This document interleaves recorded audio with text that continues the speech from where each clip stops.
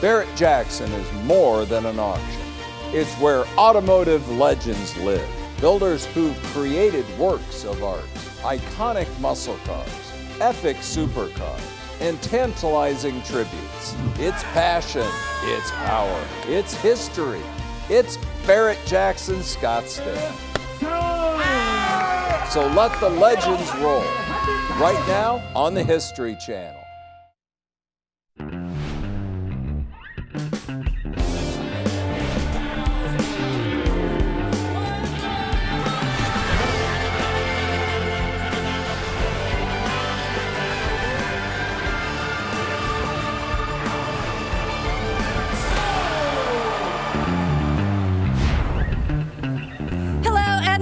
To our Barrett-Jackson pre-show. We're set up in the perfect location, surrounded by all of these beautiful machines.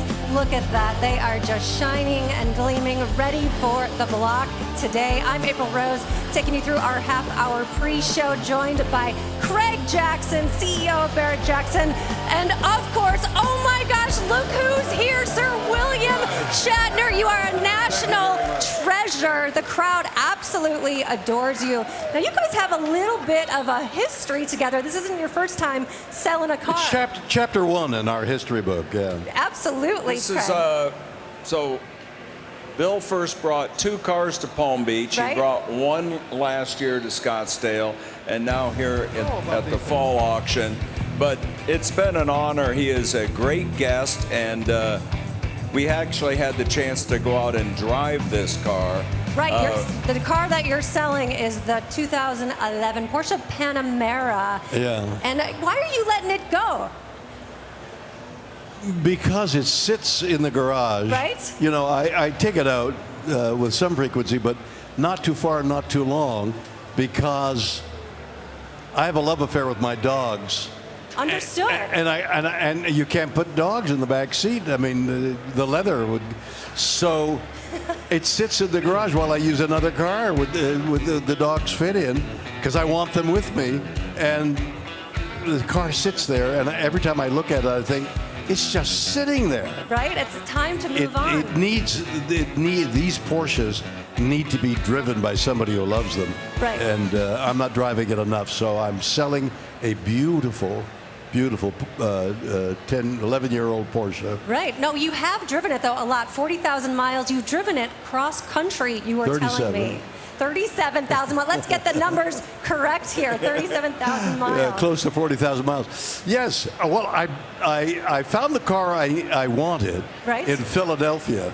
So I flew to Philadelphia and picked it up. It was strangely, it was off the showroom floor, and it fitted everything. The color, the size engine, everything about it was exactly what I wanted. So I flew to Philadelphia. My wife was in Indianapolis visiting her folks. Right. And I drove it off the lot and picked up whatever highway that was, and made it across the Allegheny Mountains. Beautiful. And I'm driving a Porsche, and there's nobody around, and a wide open highway. And I did it. I drove 140 miles an hour for about 3 seconds, because that's a felony. Have you ever gotten a speeding ticket, though? I have been not arrested. I've been stopped by many policemen. And on a journey, trying to make one gig to another gig, I'm going 100 miles an hour, thinking nobody will see at 3 o'clock in the morning, and a cop catches me.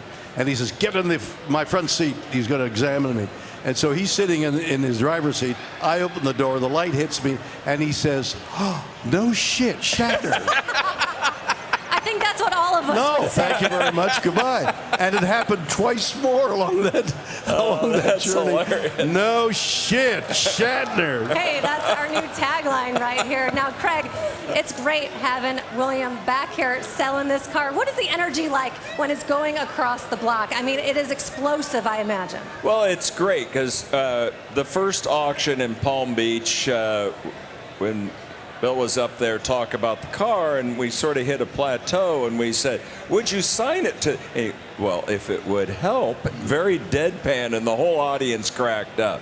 you know, driving the car around, we went up and drove Mulholland. Right.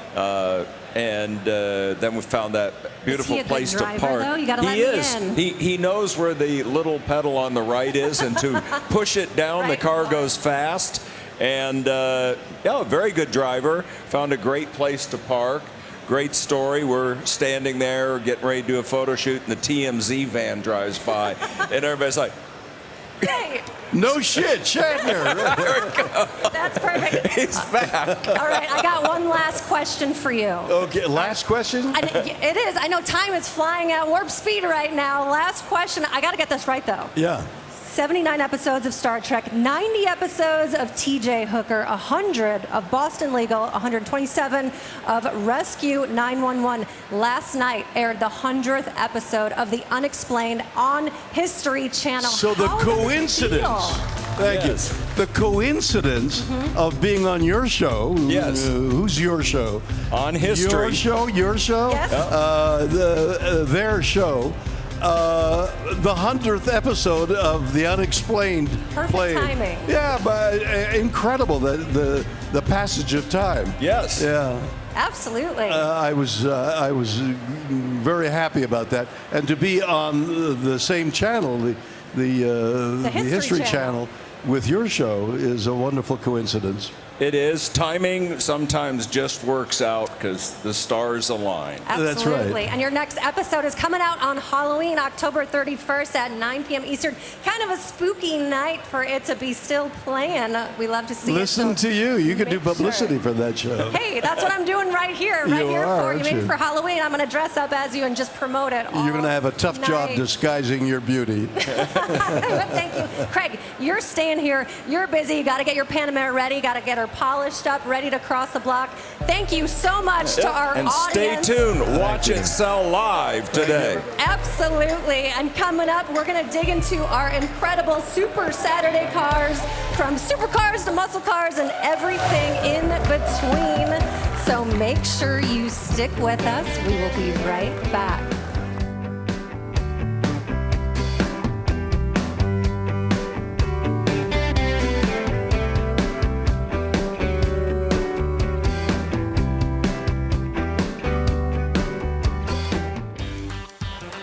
Welcome back to Barrett Jackson. We're having a great time. It's our half-hour pre-show before we head to the block. Of course, Craig Jackson is with me, and Steve Davis, president of Barrett Jackson. We've got great fans. Steve, did you turn around and look what our fans are wearing? Because we absolutely love you. We adore you. I imagine there's like a screen on your glasses, Steve, where you're just watching cars all day long, doing more research to see what you're going to buy next, right? Absolutely, April. All right, we're going to jump right to business right now. Let's get to it. We've got an impressive lineup of cars. They're fast, they're rare, and have beautiful histories, and they're all selling today on Super Saturday at no reserve. Now, Steve, I got to ask you about the 2006 Ford GT Heritage. That Heritage livery on it really does something to the values of these cars. Absolutely, April. It's not only significant in the sense that it's a very limited edition of the Ford GT, but this particular GT, not only does the Heritage Edition livery, it has the absolute incredible provenance of being still owned by Ford. Absolutely. They're building their Heritage Center as we speak, or they're collecting the cars. This car was taken from the herd to sell, to maintain the rest of the cars. But this particular car, absolutely incredible. The original owner will be the person that buys it here at Barrett Jackson, even though it has miles. And it was the press car. It was the press car, and all the miles on the car has been put on by dignitaries, PR firms, people out there trying to be impressed by Ford. Ultimately, that car is irreplaceable, and the person that buys it at Barrett Jackson, not only they're buying it no reserve, not only are they buying it with this incredible provenance, but on History Channel live, it's going to be amazing. Absolutely. We also have the newer generation, the Mark II, Craig. It's a track-focused Ford GT. We've never sold one. We have never sold one. Like they made 45 of these. They are not street legal. You belong to an automotive country club. This is the perfect car. In fact, our automotive country club here. There is one out there. So it is made to go out and run around the track, higher horsepower, lightweight car, big aero kit on it, Mark II. And this really is a throwback to the cars that won Le Mans. So absolutely. Back in the day in the 1960s, Ferrari was kicking our butts, and America came in there with the GT40. Won. They swept 3 years in a row, got America respect on that world stage of racing, and these are sort of tributes to that car. Now, Steve, I want to move on to the Eleanor. Have you ever imagined that these sort of tributes, recreations would bring so much money?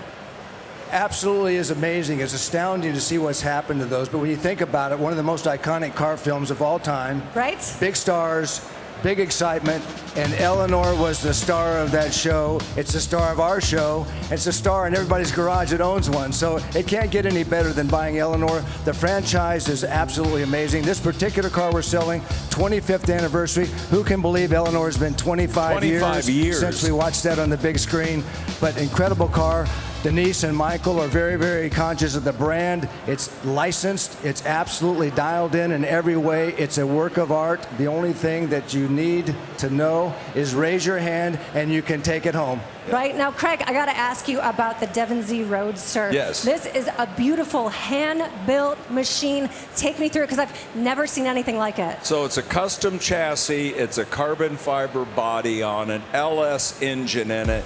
But the workmanship on it and the technology, the blend of old and new back to the original Devons, taking those same lines, putting the cross intake on it like a vintage car, cameras on it rather than mirrors, so it has a lot of high tech, and it comes with the molds. Yeah, wow. So if you want to go and make more of these, of course I was just blown away by the workmanship on this one-off car.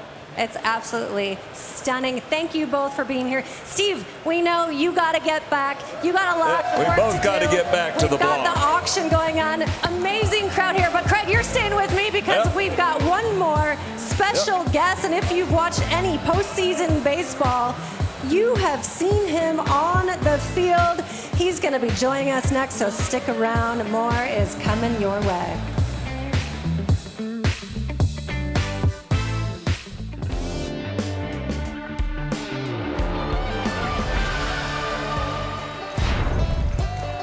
Welcome back to Barrett-Jackson. It's our pre-show before our block coverage begins. Of course, I'm with Craig Jackson. Love to see you here. Great crowd. And we have our special guest, Jarren Duran, Boston Red Sox outfielder. Real quick, before we get to the cards, I got to ask you about last night's game. Okay, was that the best ever display by Shohei? Unreal. I mean, that guy's an amazing player. I mean, to go out there and pitch the way he does and hit homers so easily, it's kind of upsets me that I can't hit homers like that. But, you know, you just got to tip your cap, and he's a pretty good player. Absolutely. Now, is this your first time at Barrett-Jackson? Yep, this is my first time. Absolutely. What do you think? What do you think of the vibe? How are you feeling about it? This is a very dangerous atmosphere. It makes me... Wait, what does that mean? I'm holding on to my wallet extra tight today because there's a lot of nice cars out here. Right, you do have your bidders pass. Do you have your eye on anything in particular? As of right now, not yet. Right. I'm sure something's going to catch my eye. That could change. Now, you are selling a car, your 2018 Denali, super customized. I mean, this is an off-roader. GMC should take notes. It's like if the Ford Raptor was with a Denali. This is like the next level. Tell me about it.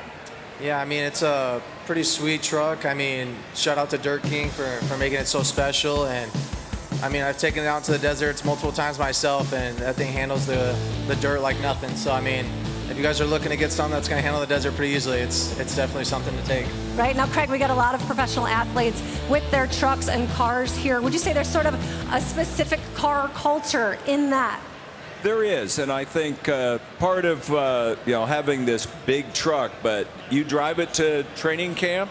Oh no, that thing would take up both sides of the road if I. But that's okay. That's what we want to see. Usually, see how small the streets are in Boston. Right. I imagine training camp, the parking lots. Is it kind of like a car show? Are you guys like showing off with your rides? Yeah, I mean, there's I know Trevor Story's got a pretty nice truck. He's got the Raptor R, and there's a lot of guys with some nice cars. So it's definitely a car show for us. But who's got the flashiest car on your team? Come on, let's give him a call out. I just say Romy Gonzalez. He's got one of the newer Corvettes out there, and it sounds good every time he starts that thing up. Yeah, absolutely. Huge car culture out there. Now, Craig, tell me about this truck. I mean, it's really cool. It's going to be crossing the block later today. Very exciting to see a customized truck. Customized by Dirt Kings. It's got extensive suspension work done to it, a lot of upgrades, and it's been taken out to the dirt. It's been used. It is a working truck. This is not just a show truck. Absolutely. No, I think that's the best part about it. Celebrity owned, and then he'll turn it into another one. And we do have a whole row of resto modded trucks over here, Broncos, you name it. We sell it here at Barrett-Jackson. So you can always turn it around and drive something off the lot. Right, Jared, do you remember your first car and what that was? Was it a hand-me-down? What are we talking about? Yeah, it was actually a Chrysler Sebring. It was my first car. So yeah, convertible? Convertible. Yeah. But what about your hair? Is going to be all blown in the wind? You got to kind of put that back. Actually, my hair used to be really short. I was a short, clean-cut guy, but I'm turning into the long-haired mullet guy now. So hey, I like that. That's a good nickname. Craig, what was your first car? I still have it. 66 Pontiac Le Mans was my grandmother's car, and she gave it to me when I was 15, and I hot rodded it up, and then I blew it up drag racing. And now I have kept it all these years. We are resto modding it as we speak, and went to the Roadster shop, got a whole new chassis, engine, drivetrain, and we're putting it back together. So I kept it for 45 years. Absolutely. Now, Jaron, do you have a budget set aside for cars? Tell me about it. What are you bringing here?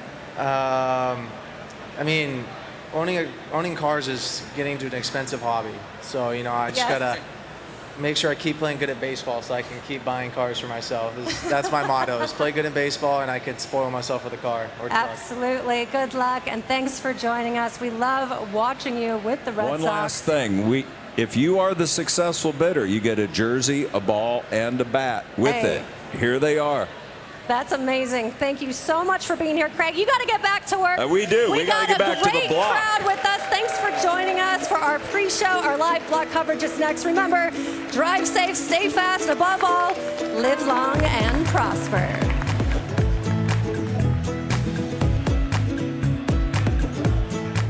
It is the day we've all been waiting for, Super Saturday here in Scottsdale. Barrett-Jackson, the fall edition. The cars are here, the people are here.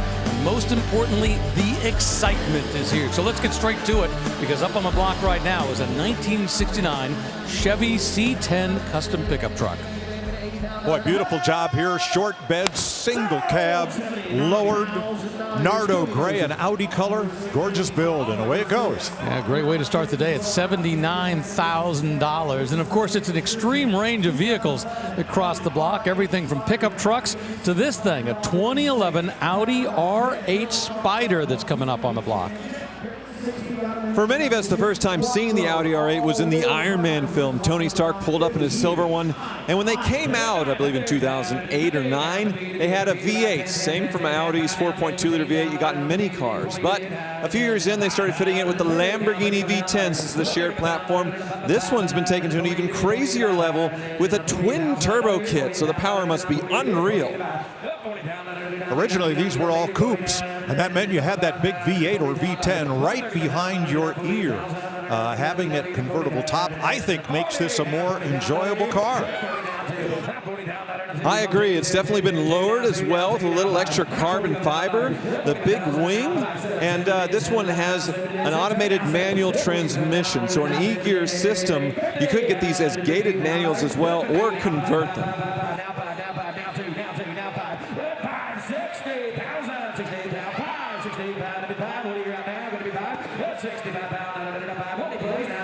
47,000 miles on this Audi R8, so it has been well loved as well as highly modified. I'm going to try and take a peek here.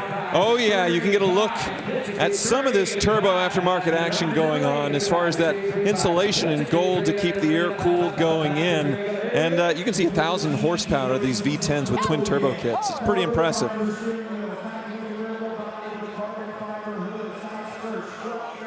Yeah, there's already not a lot of room in that engine compartment with the regular engine in there. And then when you put those turbochargers, boy, it really crams everything. And the Audi R8's recently been discontinued, so it's no longer in production. That makes it, I guess, an instant classic. I think the most desirable ones you see crossing the block are the V10s with the gated manual, because they want that row your own gear experience, which you do have here with the paddle shift. It can be converted.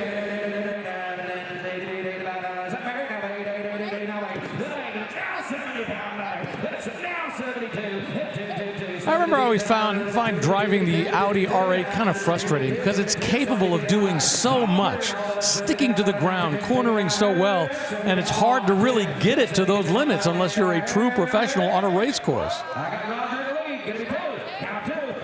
We got bidders on the block, bidders in the skybox.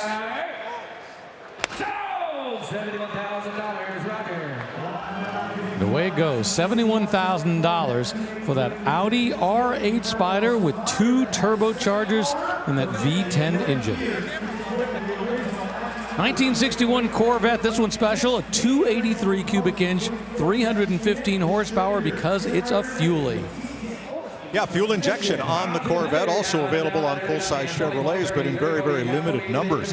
This Rochester mechanical fuel injection, it was somewhat problematic in the early years, but now there are specialists that can tune these up, make them run just great. The first styling change for the C1 Corvette quad headlights came in 1958, and then a further refresh for 1961 with the cam tail, the chopped off tail that previewed the look of the Corvette Stingray that would come to showrooms 2 years later. Second to last year production of the first generation Corvette here, where things got, well, a little less blingy, a little less chrome, sort of showing what's to come. But yeah, this one very special in the Corvette world with that Rochester fuel injection. I like that they have not done a lot of modifications on this car. Note the Steelies, the steel wheels with the little dog dish hubcaps on this one. That was the base wheel and tire combination. Removable hardtop too. I like it. And according to the consignor, this car had one owner from brand new in 1964 all the way up through 2017. So to have one person buying it and then holding it all that time is pretty impressive.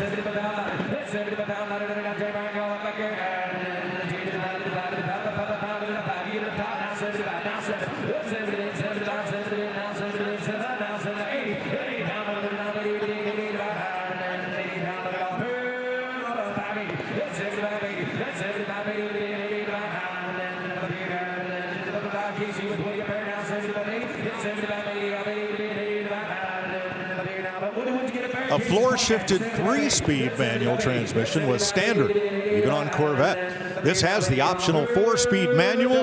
The other choice would have been the 2-speed Power Glide automatic.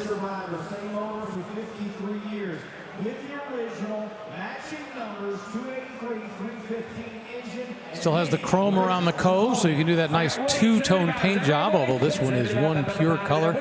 Boy, on the top and on the body, and then with that black interior. And the white wheel shows off really well.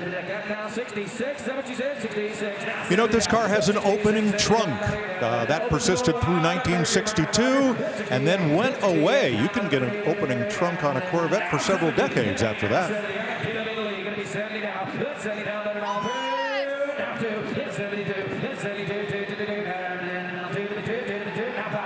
Now we've got an internet bidder involved. The lady on the lower right-hand side of your screen, she's working the internet. Someone's made an arrangement in advance to work with them. They'll pay an extra little bit in their commission if they are the winner of the car. We've also got somebody in the skybox.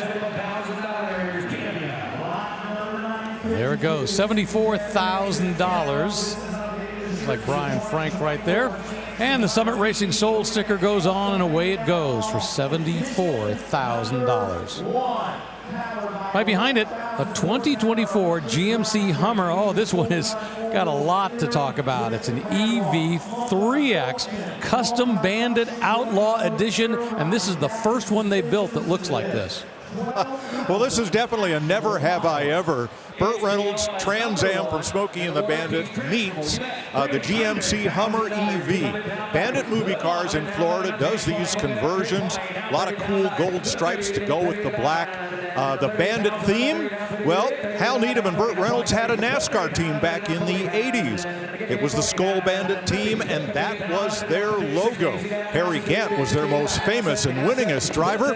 Harry will be inducted in the NASCAR Hall of Fame come this January. So, special edition, limited edition, all electric, all go. It somewhat makes sense because Pontiac and Hummer went out of business at the same time into bankruptcy. Pontiac never came back, but Hummer did, so they thought, well, let's make it a Bandit edition. I mean, why not? It definitely works.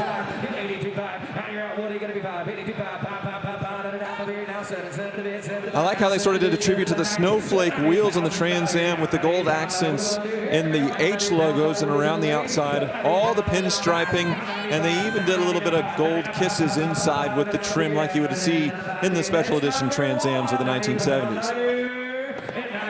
Well, this color scheme was likely first seen on the John Player Special Lotus 72 Formula One cars as driven by Mario Andretti. And it seems like every car manufacturer came up with a special edition with these colors. Mercury, Chevrolet, Pontiac, Lotus, and on and on. Still looks good today. Of course, it's interesting when you think about it. I mean, this can do 0 to 60 in like 3 seconds in full mode. And that's faster than any Pontiac Trans Am was ever able to run in these colors. Craig Jackson has one, not a Bandit edition, and he took me for a ride, floored it. I could not believe the acceleration for something this heavy. These things weigh, well, I think over 8,000 pounds. Pretty unbelievable.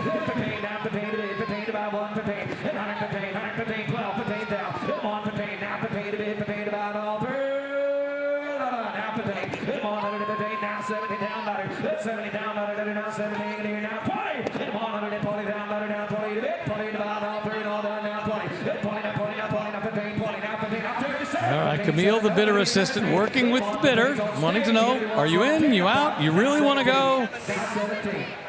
More than a few times we'll see bidders who say, no, I'm out, and then suddenly they go, no, I'm back in, I want it after all.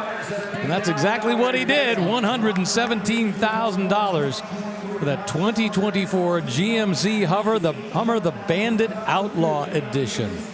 Sign right here, sir. Coming up, how about a 1954 Corvette? 155 horsepower out of that 235 cubic inch Blue Flame 6, but it's the color that makes the pennant blue.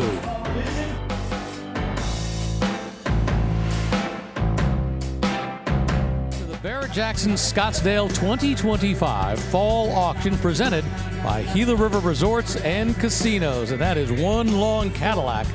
It'll be rolling up on the block before long. Out in the pre-staging lanes right now.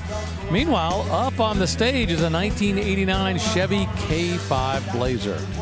Well, the vehicle history report on this one says it was involved in a collision with another vehicle, and during the repair process, they gave it a complete ground-up restoration. It's a high miler, but the way this one has been restored, you'd never know it from looking at it. Yeah, really well done. Slight lift on it as well towards the end of the run for the K5 Blazer, which came out in the early 70s and was very impressive because of that full-size truck-like ride, but a short wheelbase off-roader, and had a long life to 1991, so we're seeing about the end with 1989. A really deep, dark blue metallic with gold two-tone, and that gold tone reflected on the upholstery inside. Seating for 5 and plenty of load space. The back window drops down, as it does on all of these Blazers and Suburbans, with the tailgate instead of the barn doors. Well, that one just sold $45,000. All right, we've been talking all week about Fantasy Bid, brought to you by Dodge. Now, the overall leader at the end of this auction will get to take home a 2025 Dodge Durango GT. Now, let's take a look at the leaderboard coming into this auction. David S. has the lead. You see everybody else down below him. It's actually pretty close. So today is very likely could potentially see a swing in that leaderboard. Haven't started playing yet. We will shortly. And good luck to everybody who is playing our Fantasy Bid, brought to you by Dodge. This 1954 Corvette up on the block is one we previewed just a little while ago. Well, second year for the Corvette, and the first year you could get it in colors other than white with a red interior.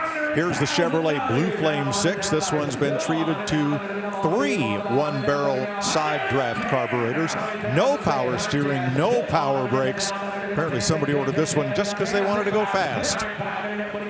We've seen a few 1953s sell the first year of the Corvette, but there were a little over 200 built total for that 1 year. So 1954, a lot more common. Criticism was the lack of power at that 6-cylinder engine. V8 came the following year. Pennant blue is an authentic Corvette color. In fact, it was the second most ordered color in 1954, where they produced 3,600 for the model year, and about 300 were this exact color. Now, this has the 2-speed Power Glide automatic transmission, which aside from a 3-speed manual was the only other choice. And this one has been treated to a beautiful restoration. There's the National Corvette Registry where they do their top flight certification. I imagine this one probably had it at one point, if not right now. I'll tell you what, we're at 6 figures, $110,000 the current bid on a very beautifully restored 1954 Corvette, and that is what it sells for. $110,000 to the folks up in the skybox.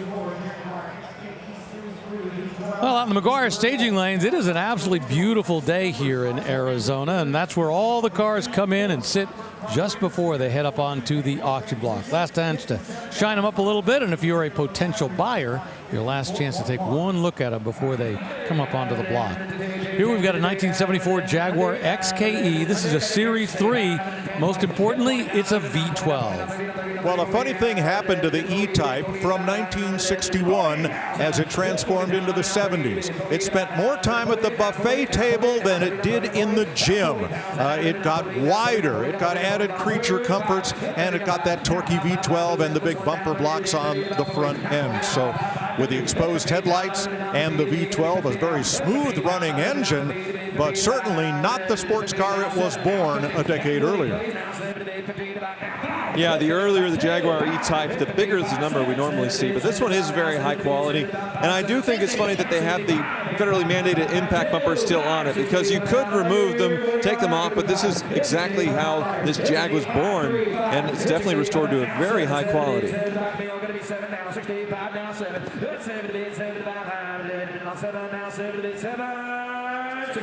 Padded dash, rocker switches, all of those became mandatory in the mid-70s in the United States. Note also air conditioning. And this V12 is hooked up to a manual 4-speed transmission. Yeah, those Series 1 between 1961 and 1967, those will almost always be the most desirable because it's the pure look, the covered headlights, and as you say, just a slimmer look. All things considered, though, sticking a V12 in here, they did a pretty good job of retaining the original look, just with a few changes in the overall length.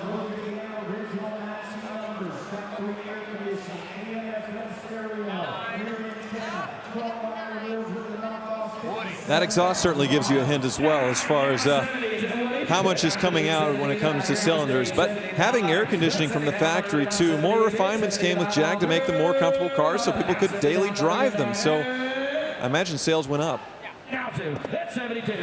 Now this is a restoration with modern base coat, clear coat paint, as is used in body shops and car factories worldwide. The days of single stage lacquer are pretty much gone.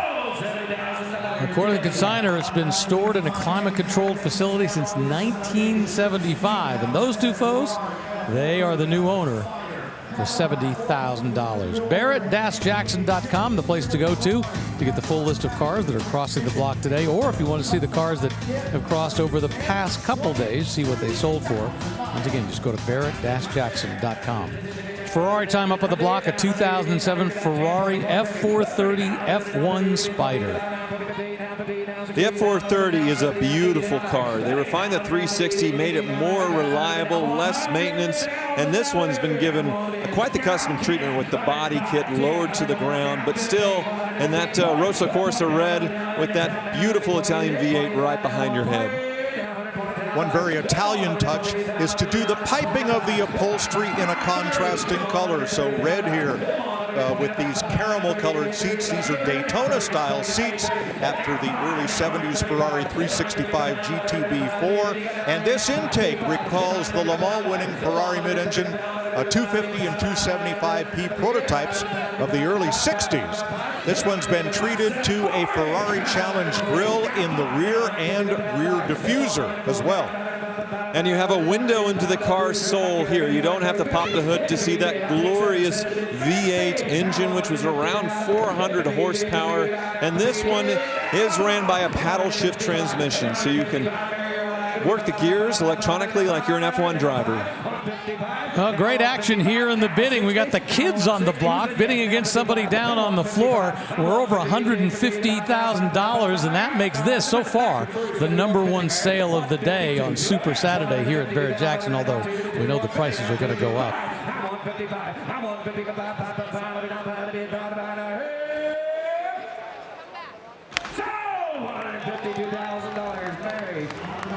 $150,000, $152,000. Those folks right there pretty happy to come away with the car, and we're going to check in with the fourth member of our broadcast team, April Rose.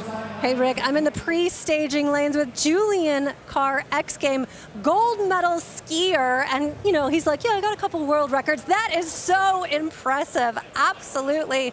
Now, you are selling your Bronco. Tell me a little bit about it. Well, my first car when I was 16 years old was a 78 Bronco, and I love them. We've done about 12 of these since COVID, and this one we spent 2 years on. This is the only factory candy apple red, factory chromatic with these cool decal stripes that I know of in existence. I love that it's the factory chromatic, because a lot of people try to put those graphic on afterwards, and you know what, it's not the same, right? Yeah, I mean, tribute cars are cool and all, but if you find the one that actually rolled off the showroom floor with the decals, that's what it's all about. And I love hunting down the rare ones, and this is as rare as it gets. We built it right, and it might take a world record of coolest second-gen Bronco title, I think.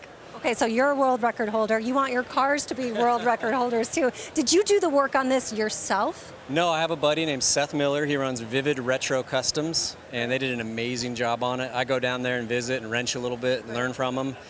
So shout out Seth at Vivid. They did a fantastic job. Yeah, it looks gorgeous. Now, you're going to have a little bit of money left over after this sells. Do you have your eye on anything else? I may or may not have my eye on my next one already in the wings. Wait, so you're not going to tell me? It's a secret? It's a secret. Okay, absolutely. I'm going to keep that secret then safe. You're going to tell me off air though, right? Okay, sounds good. Rick, back to you. Yeah, I can't give everything away during the interview. Don't want those people lining up against him. But boy, factory paint job, factory stripes, that is pretty impressive. 2002 Lotus Esprit Turbo, the 25th anniversary edition up on the block right now. Yeah, V8 engine towards the tail end run of the Esprit. Started out with 4-cylinder turbos, very long run, but over the last few years, I think 2004, the last production year of the Esprit. These are the most refined with the wide bodies, the big wings. Very cool car. And what's amazing, it has less than 24,000 miles on the odometer.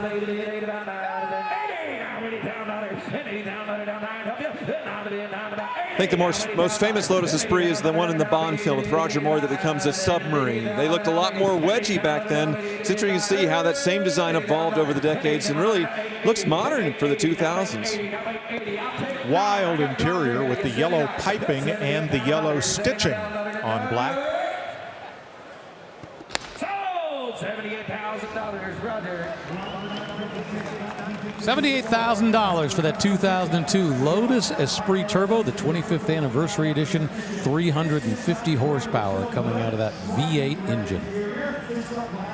Behind it, a 1956 Ford F100 custom pickup. And boy, Super Saturday so far has been quite a mix. I mean, everything from Ferraris to Hummers to pickup trucks to exotic European stuff. It's a great collection of cars today. This 56 Ford F100, now this is pretty special.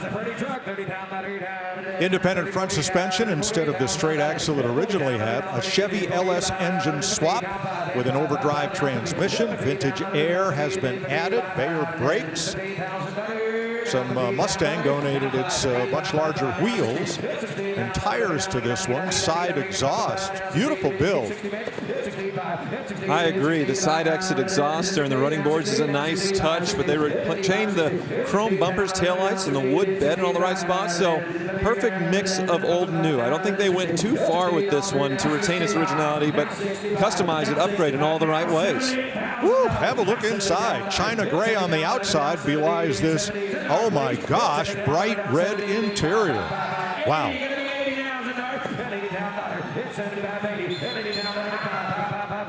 I mean, this is essentially a one-year body style. It's the last year for this particular lineup for Ford, what they call the economy line.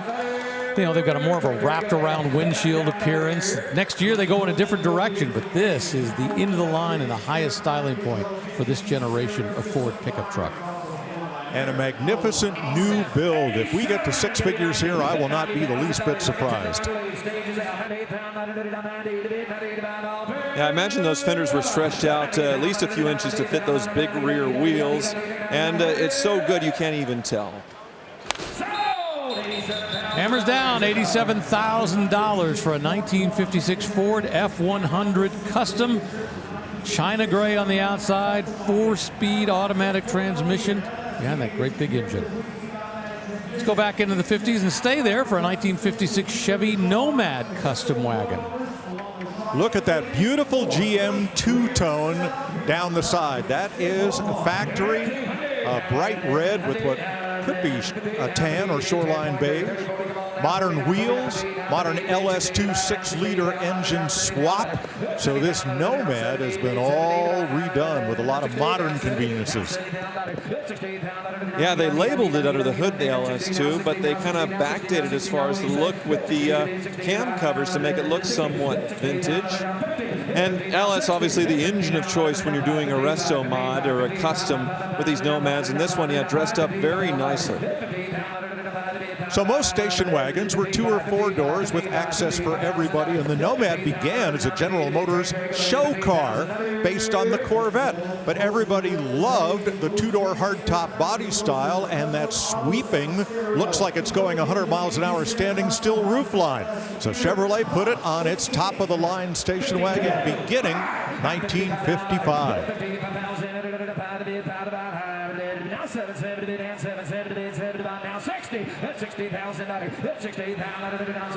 Well, Super Saturday just getting rolling here on the History Channel. We still have 6 more hours of live auction action to go, so buckle up. It is going to get crazy.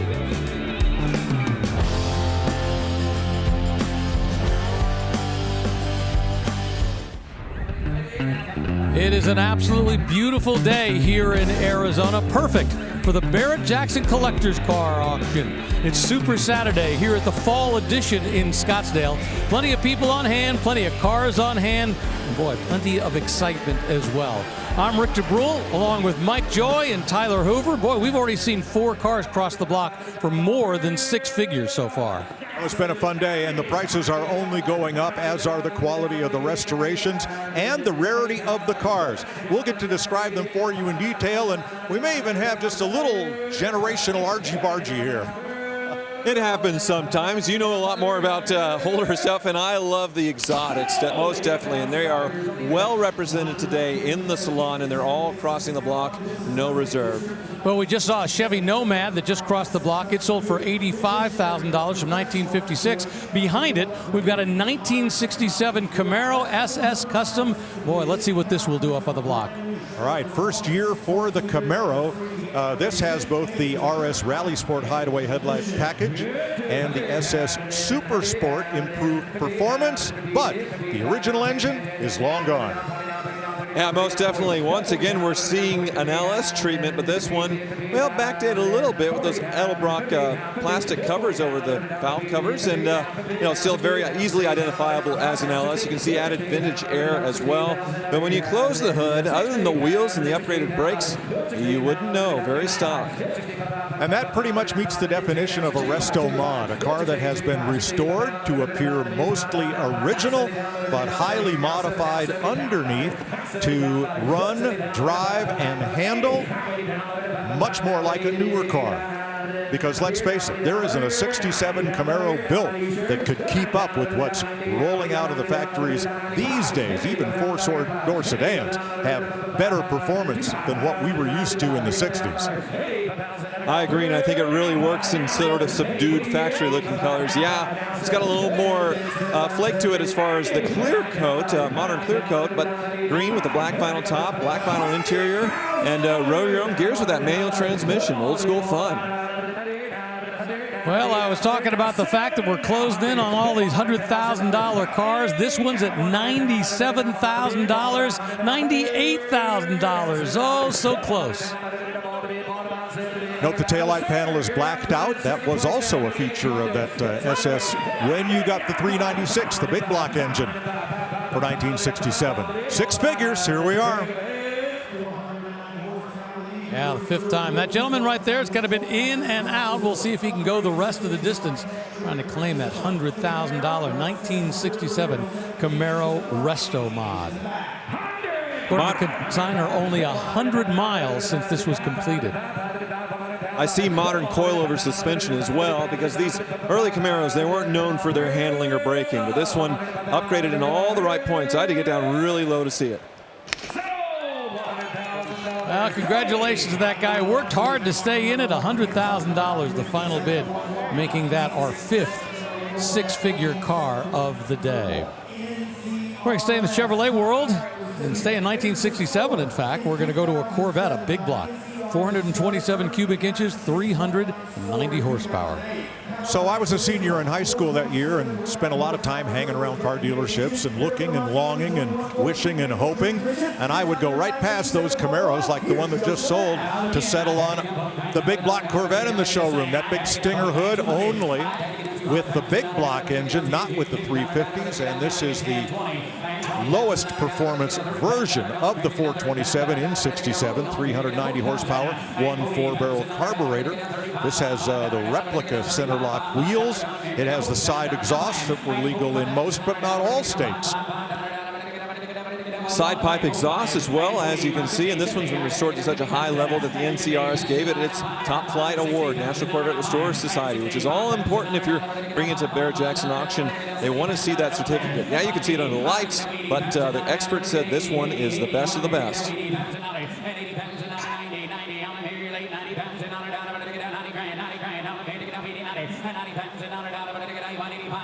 Very nice bright white paint, and compare the gloss of this to the cars that preceded it on the block. This does not have the super high gloss of a modern base coat clear coat job, so this one was probably restored to original, and looks it.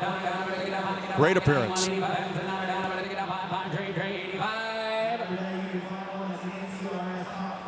Well, as well loved as these are today, you know, you have to remember, in 1967, they did not sell as well in 1966. And the reason being, everybody was looking forward to the 1968 Corvette that was going to come out. They knew it was going to be boldly different from a styling perspective. Today, we love these mid-years, especially the last year of the mid-year Corvette. But sales were actually down in 1967. By the way, on the right-hand side, see that gentleman in the bottom? Yeah, that's William Shatner. Captain Kirk.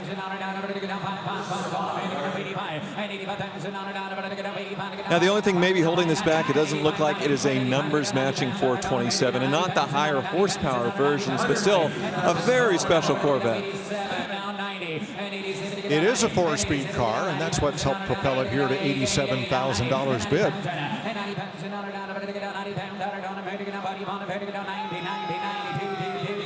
Well, you got a bidder in the skybox, so I think moved on. Now we got a bidder on the floor, trying to come up with the numbers. Remember, there's a lot of hand signals involved, trying to figure out exactly what is the bid. They've got their own way of communicating. It's critical that the bidder assistant is transferring the right number to the auctioneer.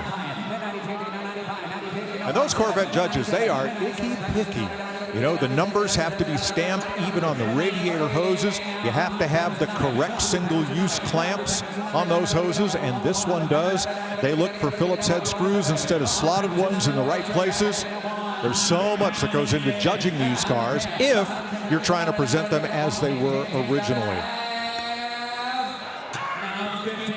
I thought they were going to hammer it sold. And it bumped up just a little bit more. In fact, a big amount. Wow, a big jump. It was kind of just slowly working its way to 100,000. To your point, Mike, a lot of people who got into the customizing of these mid-year Corvettes did it because it was so frustrating to get everything exactly right. When you customize it, you can just have fun. $110,000 for that 67 Corvette. All right, we saw William Shatner up in the skybox. Coming up, we're going to see his Porsche Panamera crossing the block. And William Shatner, well, he'll be up here on the block helping to sell it. That'll be before too long.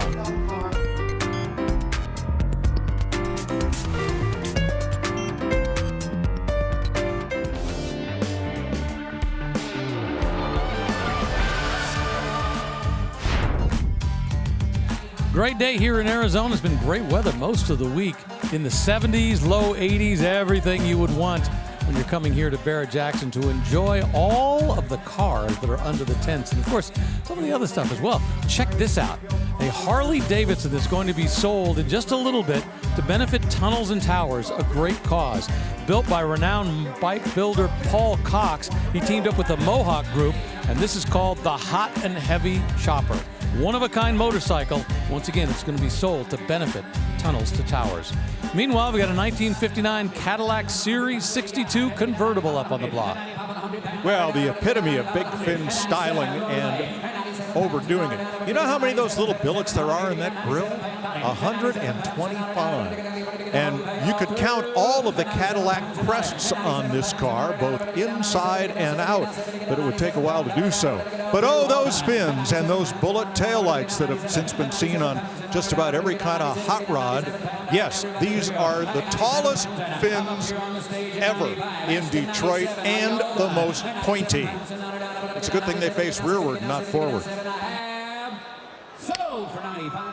Came close to six figures, $95,000 for that 59 Cadillac Series 62. And away it will go. How about a pickup truck from 1970? This is a K20 Custom.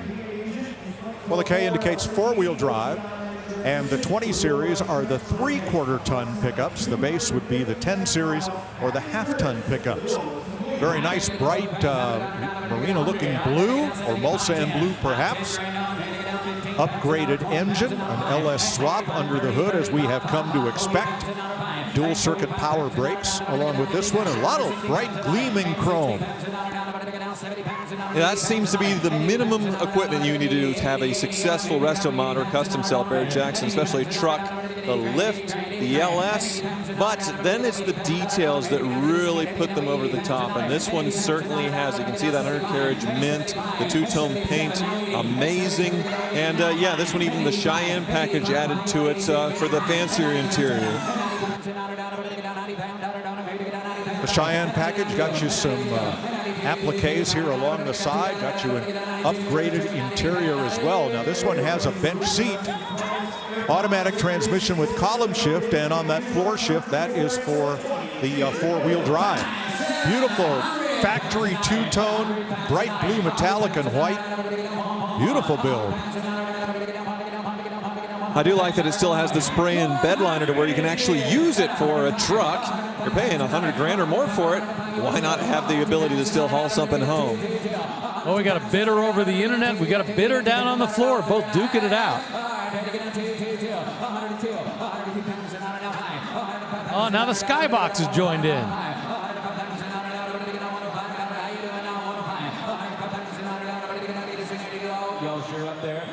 Yeah, lift maybe about 3-4 inches or so, and they've added the Fox off-road shocks you'd see in the Ford Raptor with those reservoirs to where you could take a jump and land and have somewhere for that extra fluid to go. Not that you'd ever want to do it with something this pretty. Hey, here's a cool touch.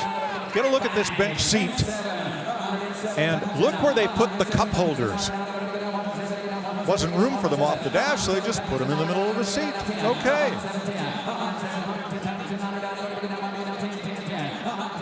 Did people not drink water in 1970? What did they do when they were in the car with no cup holders? Spilled a lot.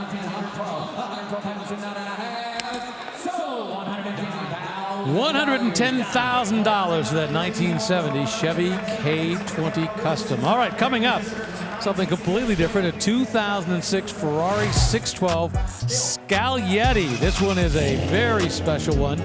That from 2006, it actually was used as a display car for Ferrari years ago.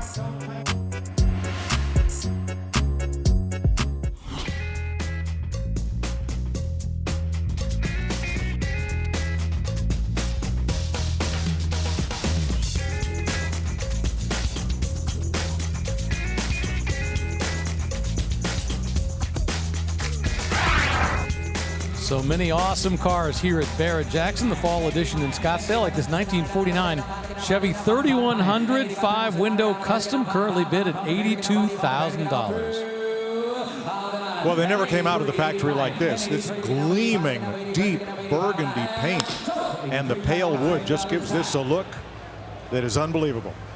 Absolutely. $83,000, that's the final sales price. Well, they'll add 10% as a buyer's commission on top of that. That gentleman will sign the paperwork and away it will go.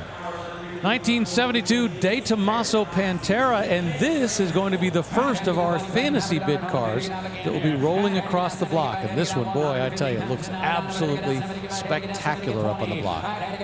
The original owner of this car enjoyed it for 45 years before it was passed on to a new owner and then underwent a full restoration, much of the work carried out by PI, that's PI Motorsports in California, noted Pantera experts. The Willwood brakes, of course, are not original, nor are these wheels, which have the look of the originals but are larger. And it is said the original De Tomaso wheels, which are very hard to come by, will come with the car. Now, this is mid-engine with a Ford 351. The trunk area has been, the trunk panels have been removed, so you get a great look at that 351 and the ZF transaxle that drives the rear wheels on this. Wow, what a build. The seller got this car in pieces, delivered in boxes from the longtime owner, and they spent 4 years putting it back together and building to this high quality level. And they chose an interesting color. I think it works. The yellow from Ford GT, so 0506, we'll have one sell today in the same color with the 2 black stripes, but here it is on the Pantera. I think it looks great. Now, after this is hammered sold, I want you to hear this thing light up and fire off, because with those big mufflers and exhaust pipes out the back, they're pretty much straight through. They don't do a lot to muffle the sound out of that 351. Boy, great bidding. This thing has just launched its way up to $130,000.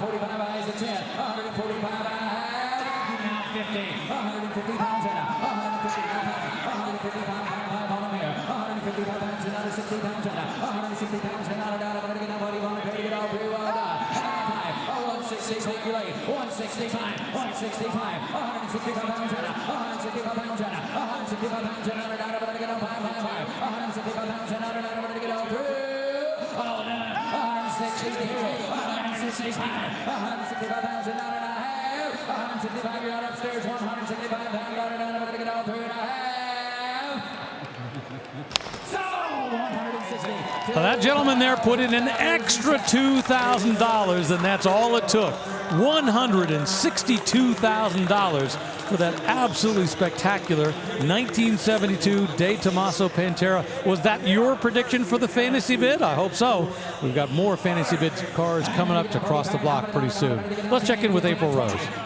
Rick, I'm in the pre-staging lanes. This is where you want to be. The party's at. You can check out all these beautiful rides on display all week long. They're making their way to the block, and this one really caught my eye. 1957 Bel Air, once owned by Hulk Hogan. Oh yeah, his wife got it for his 40th birthday. That's nice sugar mama right there. And you see that 7 back here can designate it to be 57. That's a good way to tell which year these are. And I want to show you a secret. You got your gas filler right in the taillight too. You know, I imagine Hulk polishing this chrome like he polished his championship belt back in the day. Take a look inside. You got that period correct looking two-tone interior and sort of a smaller wheel, but hey, you know, you got to make room for the Hulkster. And this one didn't stay factory quiet. It's got a 350 V8 giant aluminum radiator to keep it cool, lots of aftermarket parts to make it fast and dependable. You know, what's the celebrity history going to do for this value of the car? We're going to find out soon. I'll tell you what, that's exactly the kind of car that I can picture Hulk Hogan driving in. And like you say, having that smaller steering wheel made it probably a little bit easier to get inside. 1971 Chevy K10 Custom pickup up on the block. Well, another resto mod, and it continues the theme of trucks and cars crossing the block that look way better than when they were factory fresh. Not just looking better, it's stronger underneath as well. $80,000. All right, the next car that's going to be crossing the block is all about fun because this 2011 Porsche Panamera belongs to William Shatner. And I thumbed my way across the country, picking up Highway 66, made it to San Diego, up to San Francisco, Vancouver, back to Chicago, and I had thumbed my way across Route 66, Highway 66. Bringing it up to date, I found a car, this car in front of us, back east. I flew back east, picked it up, and picked up my wife in Indianapolis, and we drove this car along Route 66, reliving my youth and what the adventures I had thumbing across the country. My wife and I fell in love with this car. We were in love with this car. We were in love in the car, and she is crying right now that we're selling the car, that we're auctioning it off, but I have dogs and I want to be with my dogs more than I wanted the car. So reluctantly, with a great deal of sentiment, I offer this car for auction. Description change, hand to catalog. Thank you. And I got to tell you, we drove this car through Mulholland Drive, and it was a very memorable moment talking to you. And I got to tell you, he does know where the accelerator pedal is. He did tell me his story the day they got the car, opening the car up just to see what it would do. It is well loved for. It is driven by, every mile on it is driven by William Shatner here. So, with that, tell them a little bit more about the car, and let's get started. Yes, sir. 964. Well, it's a Porsche Panamera Turbo, and so that's the top-of-the-line version of Porsche's first production four-door sedan. And the Turbo done to a very high spec. This one, black over black, 4.8 liter V8, 7-speed automatic transmission. This one quite highly optioned, includes navigation. And of course, celebrity provenance. You can be your own Captain Hook, TJ Hooker, Denny Crane, your choice.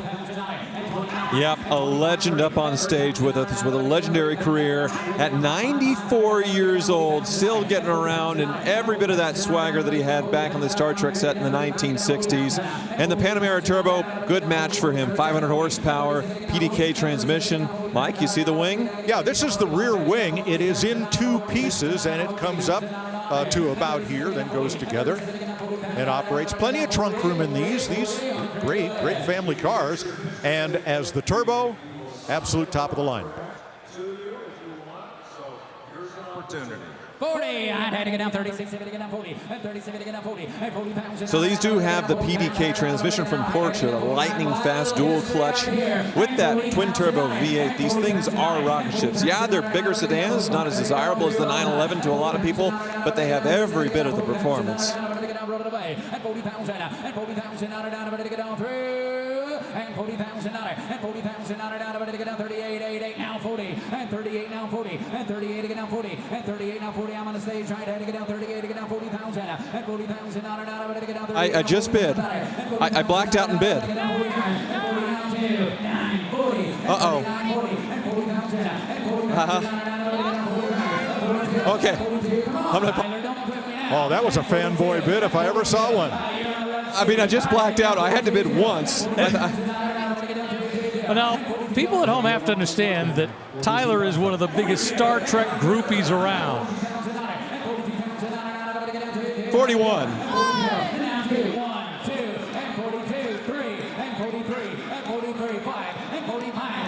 I need to stop.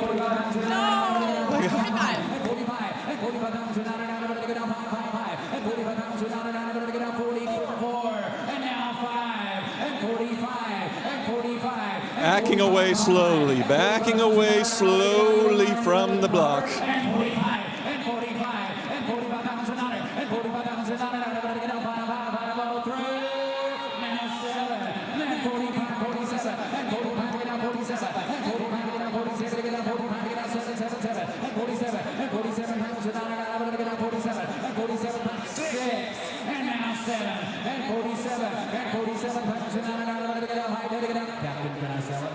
Tyler, you can get back in. There's no rule that says you can't. And April's up here. She says go for it. Yes, let's hear it again. One more time. 46. Sold. There you go. Thank you very much, everybody. Ladies and gentlemen, William Shatner. $46,000. Now let's sell a car for a great, or a motorcycle for a great cause. Logan.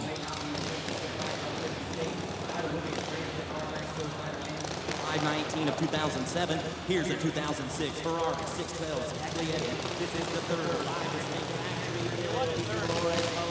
Well, they are introducing a 2006 Ferrari, but here comes the charity vehicle onto the stage.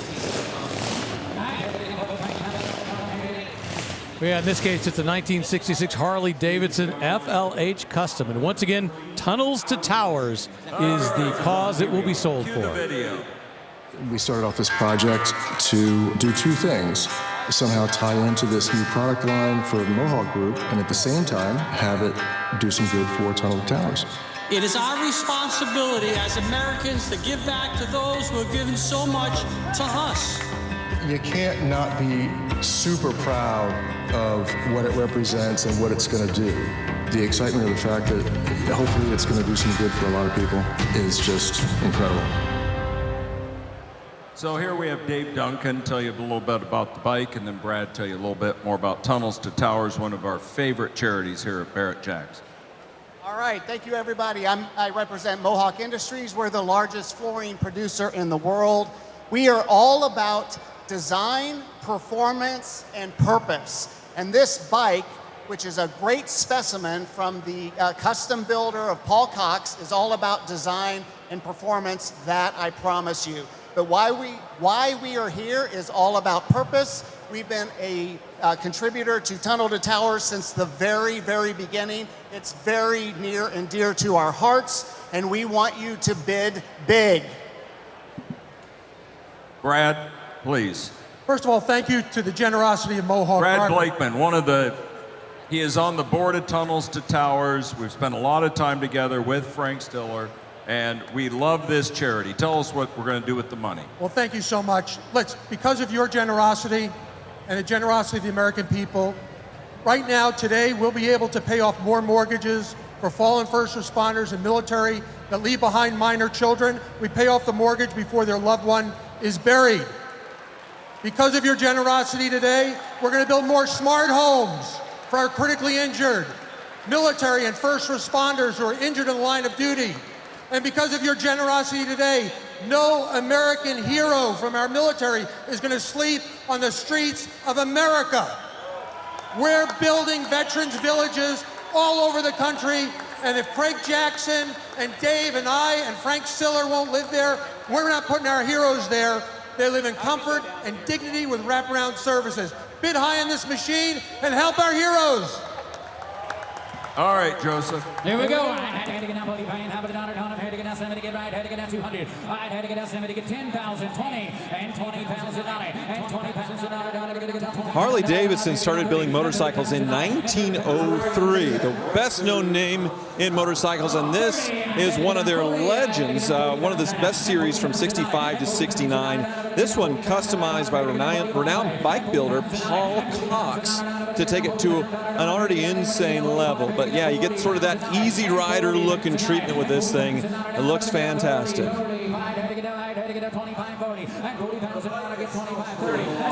Well, nobody does charity like Barrett-Jackson, and when you bid on one of their designated charity lots, your entire check goes directly to the charity. No buy fee, no sell fee. And in addition to your donation, you'll have a really cool ride right here. Yeah, this one is special. I mean, when they built the engine, they used original 1960s era motorcycle cases for the engine. Now we're over six figures where we belong. We're closing in on decent money that's all going to go to Tunnel to Towers. Such a fantastic cause, and this bike, amazing in itself. Everything was hand-formed, hammered out, the gas tank, the fenders. Straight to where we want it to go. Fine, had to get down, you want 140. Had to get down 150. Had to get down 150. Hey, you got 150. Had to get down 150 pounds in on it. 150 pounds in on it. Had to get down 145. And help me get to 150. 150,000 on it. 150,000 on it. 150,000 on it. I'm going to get down 150. 145 and 150. What are y'all done? 150,000 on it. I'm going to get down. What do you want to pay? $150,000 all through. 150. I'm all the way up in the luxury box. I'd had to get down 150 and a half. So $145,000. Well, congratulations to everybody involved in that. Remember, the check is written directly to Tunnel to Towers, $145,000 that will help first responders and members of our military as they continue on with their service. Well, coming up, a 1936 Ford 5-window custom coupe, formerly owned by Jesse James. It's been immortalized, the die-cast models. It'll be up on the block very soon.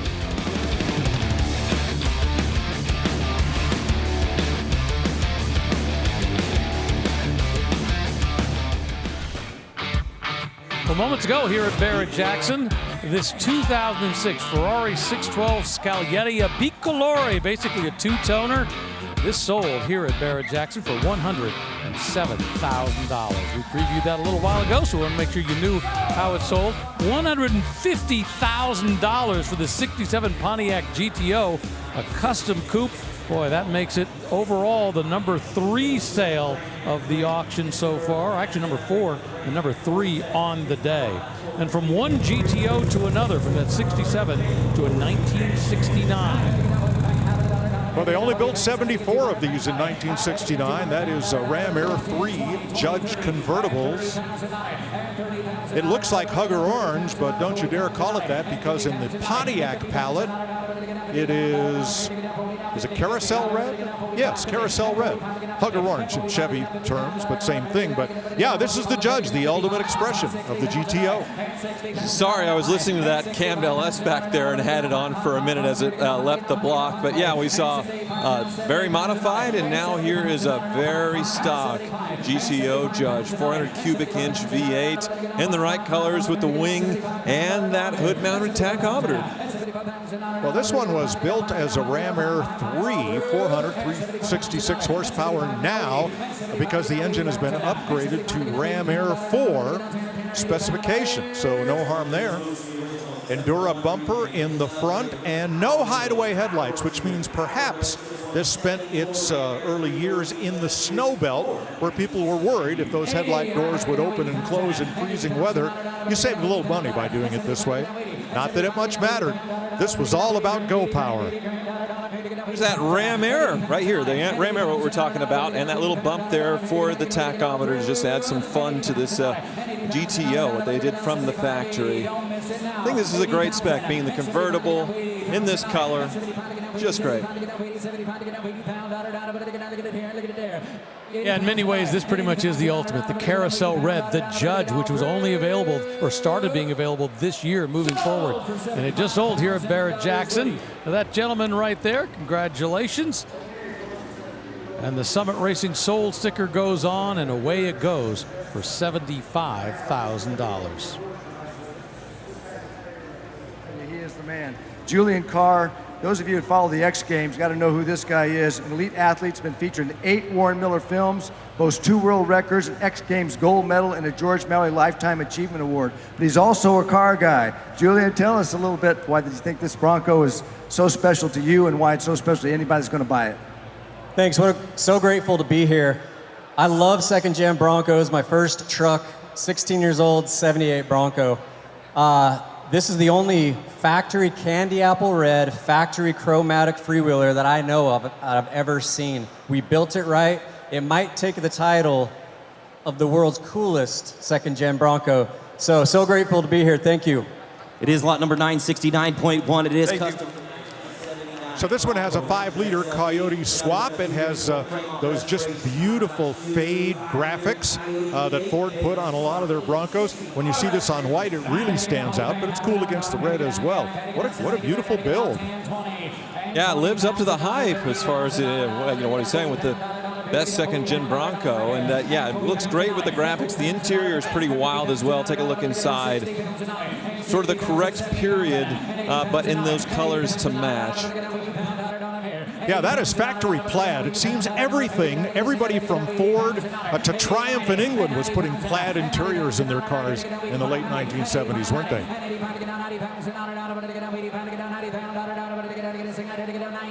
And we do rarely see second-generation full-size Broncos built to this level. We see plenty of the first generation, the smaller ones, the baby Broncos.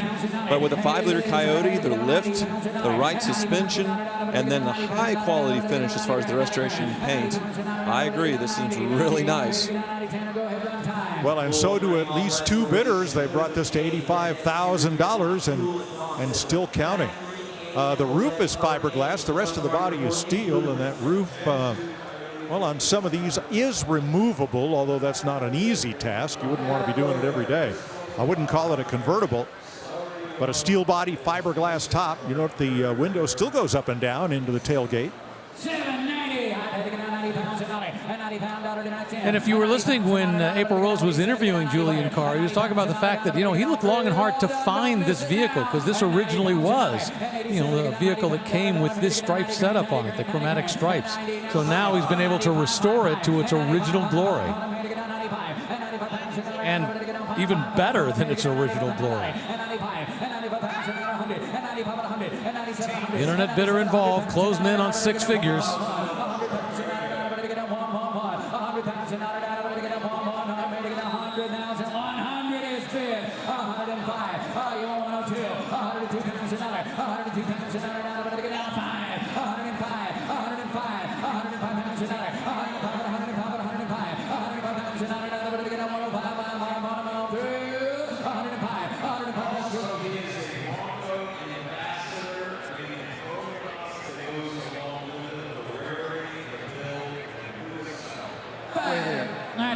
What'd you say, Steve? Go ahead.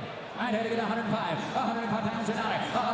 Yeah, this body was taken off, media blasted down to bare metal, repainted. The interior was completely redone. That Coyote engine, big cactus crusher up front.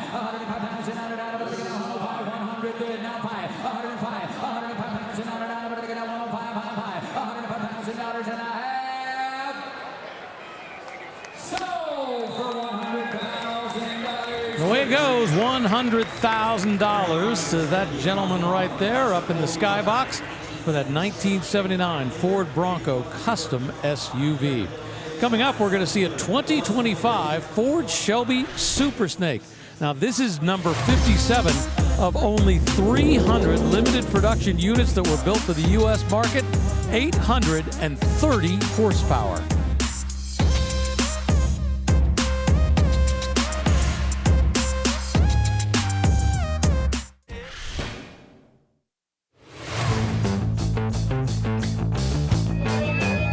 Right outside the auction block is the Dodge Thrill Ride, and for years I've been coming out with Rick and seeing what the latest and greatest Dodge has to offer. And Rick, what do we have today?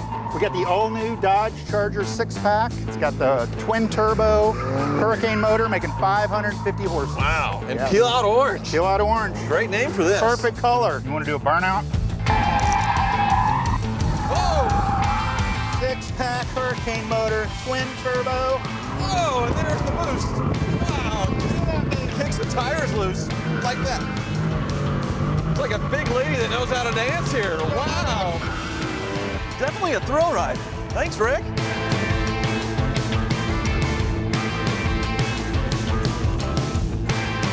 Awesome. Shaken and stirred. By the way, they also have the electric version out there as well. And boy, that does some pretty impressive drifting. My grandson was out doing that today. 2017 Porsche 911 Turbo, and we're in six figures easily. As well we should be.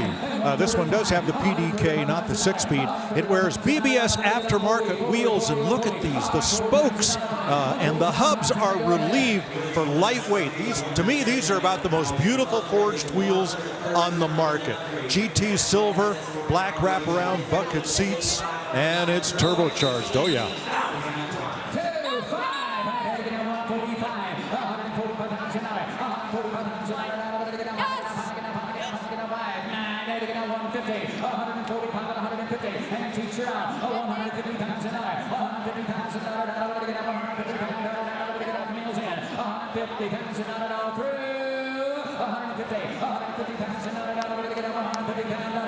Only 18,000 miles.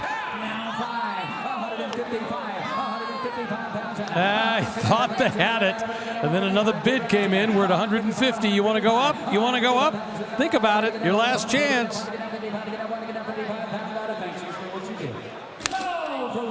Nope, Floor gets it, $150,000. That makes it tied as the number 3 sale of the day so far on Super Saturday for that 2017 Porsche 911 Turbo. How about a Corvette rolling up behind it, a 1962 Corvette Custom.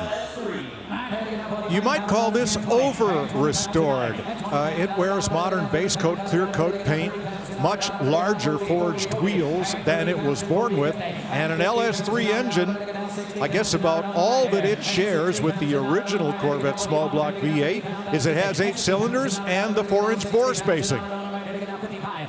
Yeah, beautifully done. This one, a 1962, so the last year of the C1 Corvette, but they backdated it to add all the chrome. All this was gone in 1962, but they wanted this to have the gingerbread of the earlier ones from the late 50s with this modern color scheme. Yes, this has the contrasting color coves, which were not available from the factory in '62. And this is titled as a 62 Chevrolet Special Construction rather than being titled as a Corvette. Not really sure how all that came to be, but what a beautiful build.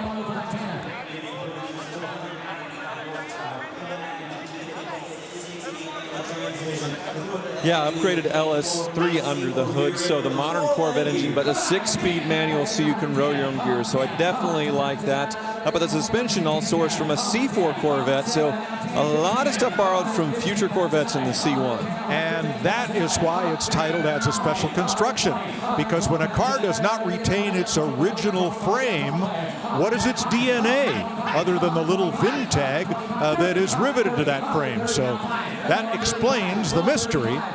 Nicely done. Well, and it's nicely moving forward fast. Just a moment ago it was around 100,000. Now we're at 140.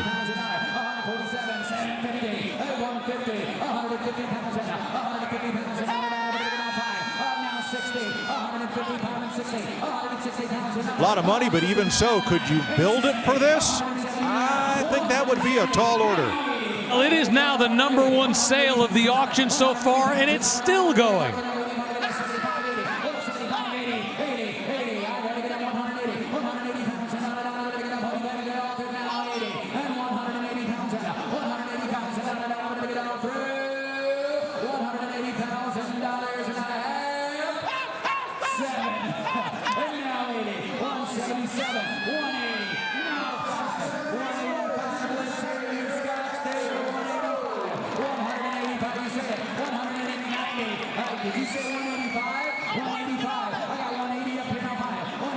This is just an appetizer for the Jeff Hayes Corvette that's coming. That's built to an even higher level.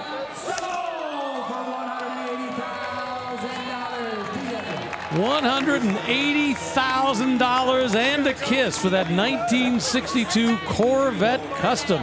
easily the #1 sale of the day here on Super Saturday. Well, we've been talking all week about the fantasy bid brought to you by Dodge. The overall leader at the end of this auction will take home that 2025 Dodge Durango GT. So let's take a look. I think it's already changed. Ron I, or is that Ron? Yeah, Ron I is now in the lead with more than 4,000 points. David, Jacob, Don, Carla, all in the running. Keep playing. You never know how the points are going to go later today. Keep playing our fantasy bid brought to you by Dodge. Good luck to everybody playing. 1953 Ford F100 custom pickup. Boy, this one is wild. This one has been treated to an FR100 camera, overhead cam engine. So, wow, I don't believe, Tyler, I've seen one of these in one of these older pickups. I agree. Mostly we see modern Coyotes. A lot easier to source than something like this. But yeah, definitely fits the beautiful treatment to this F100. Lowered straight right to the ground. And you can see some of the suspension embracing in the bed to keep this thing pretty rigid. Big forged wheels from Ford Racing. No front bumper, a rolled pan, a roll cage thing here that extends back to the rear suspension, and just beautiful silver metallic paint. Look at the exterior, underneath, inside, the trim, the fit, the finish. We could be 3 times this and you wouldn't be wrong. This is not even a deposit to build this truck to this degree. Don't miss it, it's incredible. 5. Rolled pan, quad exhaust. And how about the tail lights? That's a bit of whimsy because those tail lights are the shape of the Ford crest, the family crest that was the emblem of Ford Motor Company back then. 425 horsepower with this camera engine. And rather than the Ford stamped into the tailgate, they have the FR100 stamped in there. Bumpers deleted, and the custom, I guess the whole rear is probably custom to delete that bumper with the exhaust coming out. A lot of little touches when you look closely. It's very impressive. I'll tell you what, this thing doesn't look like it was painted. It looks like it was molded silver. $90,000 for that gentleman right there for that 1953 Ford F100. Amazing. And what's really spectacular is coming up. How about this? A 2006 Ford GT Heritage Edition. This is the 3rd Ford GT of this generation that was ever built. We'll be back in just a moment.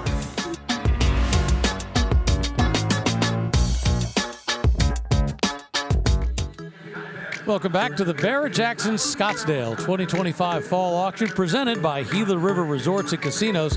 Up on the block, another 6-figure car, a 2021 Shelby GT500 Signature Edition. 760 horsepower with the stock with a dual clutch transmission, but this one's been upgraded about $30,000 in mods with a Signature Edition, and only 100 of them produced.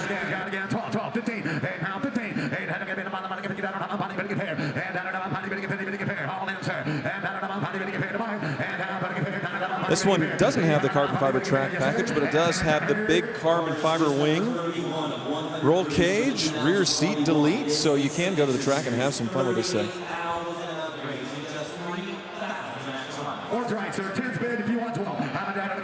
Yeah, that supercharged 5.2-liter V8, the Tremec 7-speed dual-clutch automatic transmission. As you mentioned, only 100 of these made.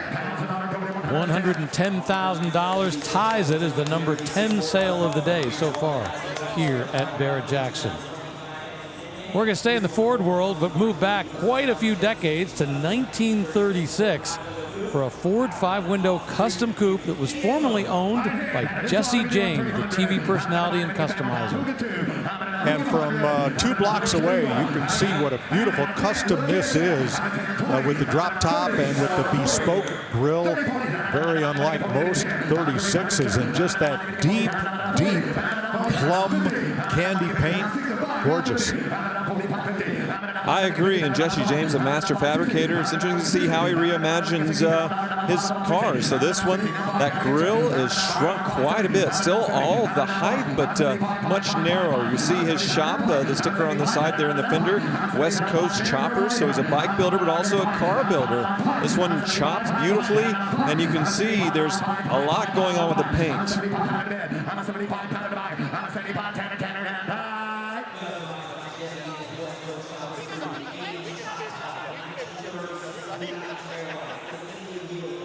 Take a look at this contrasting roof here that was chopped. So you can see there's a hand-painted pinstripe going from the regular purple to this heavy glitter, almost bowling ball look on the top. Very cool.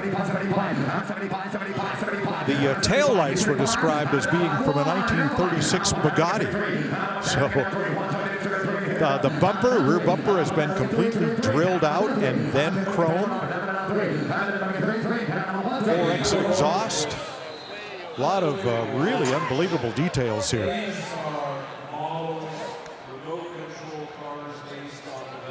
is an automotive icon right here. Greg, we're begging them to make money. 3, 5, pound it down, 3, 4, down 5, pound it down, 5, 4, 5, down 4, pound it down, 5, down 75, pound it down, 5, pound it down, 75, down 75, pound it down, 5, down 4, down 5, pound it down, full away, down 75, pound it down, 5, 5, 5, down 75, down 5, down 5, down 75, down 5, got it, pound it down 7, down 75, pound it down 7, down 75, pound it down 7, down 75, round 4, down 8, now 80, down 80, pound got it, pound it down, pound it down, going inside, and 80, 90, 80, 90, so you want to get 80, 80, pound, get 80 pound,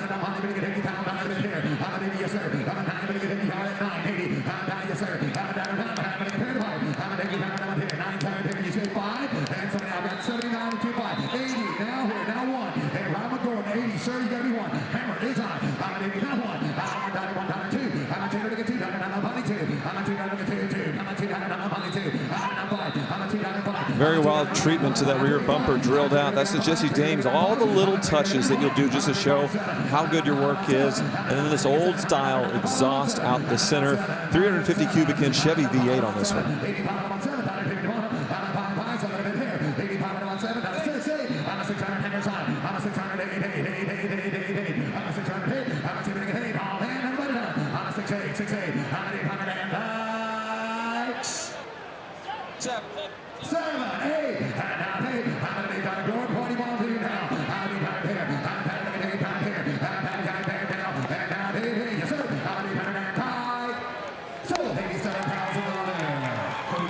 $87,000 and fist pumps from that guy. He is thrilled that he came away with a 1936 custom coupe built by Jesse James. Coming up, how about a 2025 Porsche 911 Turbo S, 640 horsepower. This thing will do 0 to 60 in just 2.6 seconds. We'll see it before too long.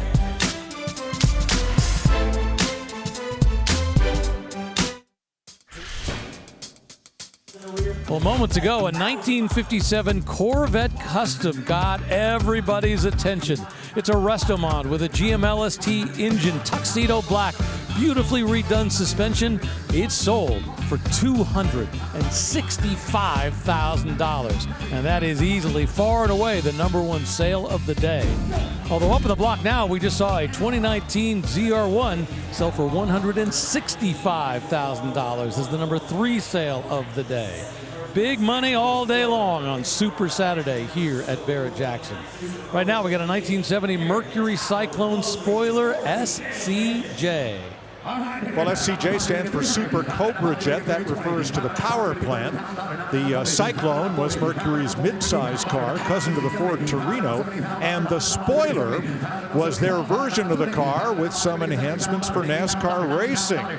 You can make up your mind if you love the gun sight grille here in the center or not. This one's had an air dam added. It has a wing, and it is the two-door hardtop, but not the fastback body style. This one does have a 4-speed manual transmission, American Racing 200S wheels, so some enhancements, but it does have the look of being mainly stock appearing. Well, get this, Mike. According to the Marty report, where they pulled a history, 341 of these were built with a Super Cobra Jet engine and a 4-speed transmission, and 31 in special order colors, and 19 completed in this. So very, very rare in the specific style of this 1 year only, very funky-nosed Cyclone. Yeah, some call it the W nose from its shape when you look at it from above on the front. It was distinctive, especially with its hideaway headlights.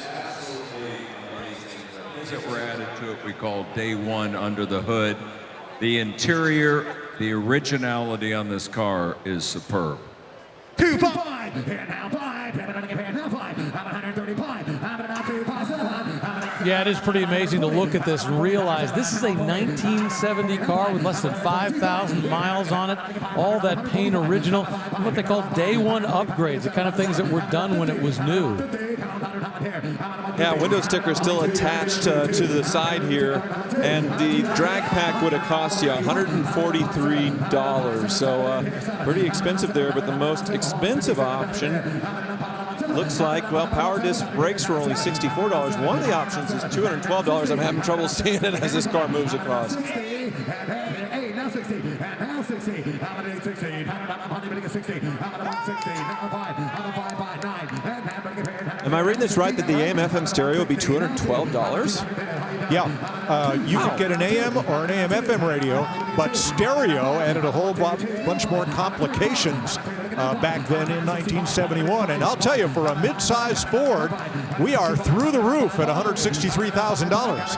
Well, it's the originality, right? This is basically, you know, a brand new 1970 car. As I mentioned, less than 5,000 miles on it. And $164,000, boy, this is big money for a real survivor. And that's what it sells for here at Barrett-Jackson on Super Saturday. Congratulations to those folks right there, because we're going to go home with something very, very special.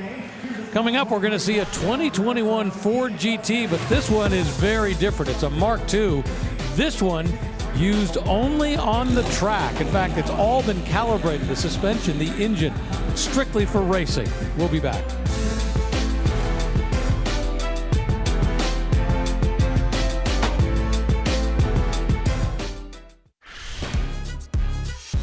Well, moments ago, a 1955 Chevy 3100 custom pickup rolled across the block.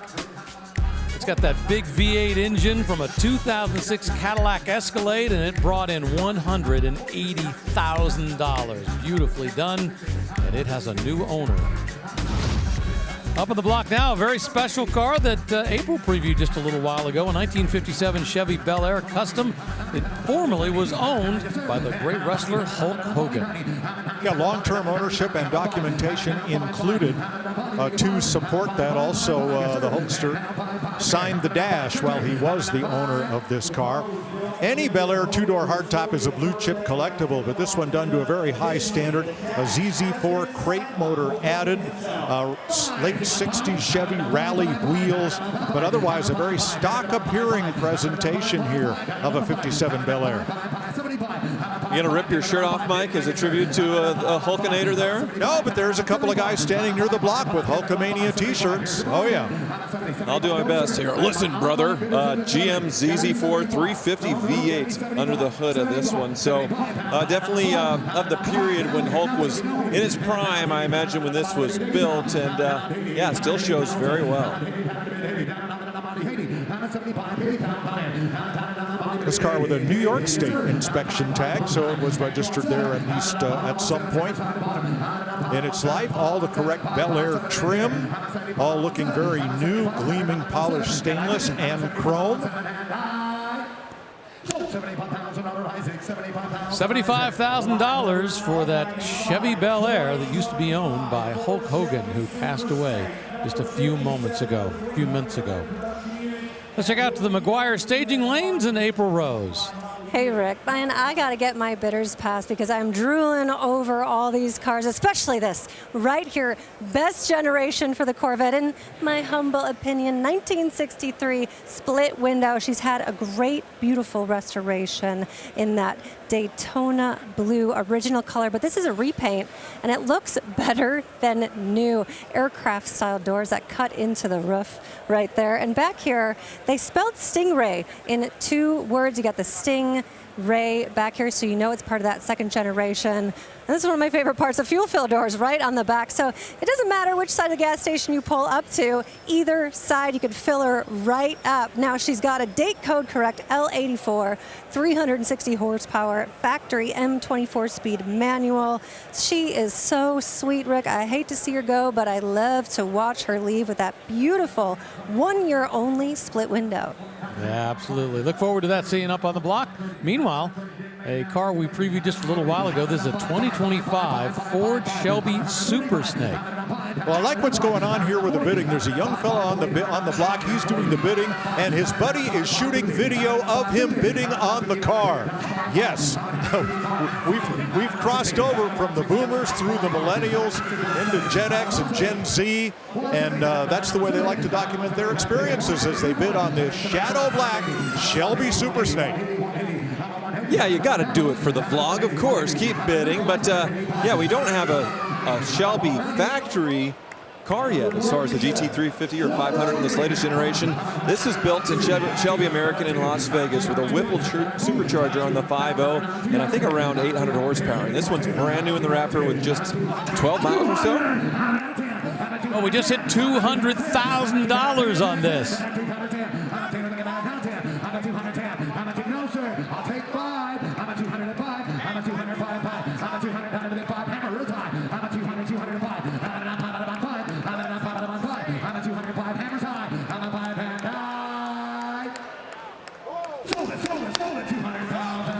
Only 300 were made. This is number 57. Congratulations to those folks with that 2025 Ford Shelby Super Snake at $200,000. Well, coming up, boy, this is one of the spectacular cars we're going to see crossing the block, a 2006 Mercedes-Benz SLR McLaren, 617 horsepower.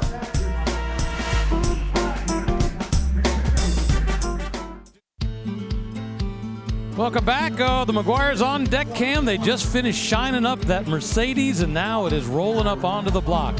A 2020 Mercedes-Benz AMG GTR.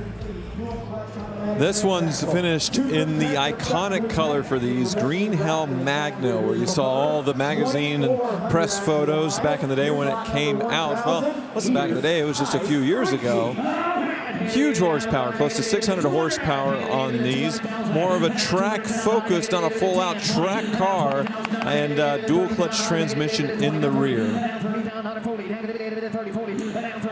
I've always loved the presentation of this on the front, the way they incorporated the original grille style from the, the original mid-50s 300 SL Gull Wings. And what a great performance car. Remember, this is very similar to the car if you were watching Formula One, back in the early part of the 2017, 2016. This is the type of car that was the pace car back then. Yeah, the R made it much more resembling of the race variant or the pace car. And yeah, this color, absolutely iconic. I do love these. They're definitely, in comparison to, say, everything else we're selling today, the SLR McLaren and the SLS AMG, it's the latest version. But I think this is a really special car. In the future, we'll see definitely some collector interest. What, at $22,000 in options alone on this thing. So you look at what it's got with 577 horsepower, that twin turbocharged. And, the engine is a V8, but it's only 4 liters, so it's not that big of an engine. Yeah, there were some complaints with that engine when it came out because they went from the naturally aspirated 6.2 liter or 6.3 V8 with an amazing noise and thought, wait, you're going smaller with twin turbos? And it still sounds just as good and performs so much better.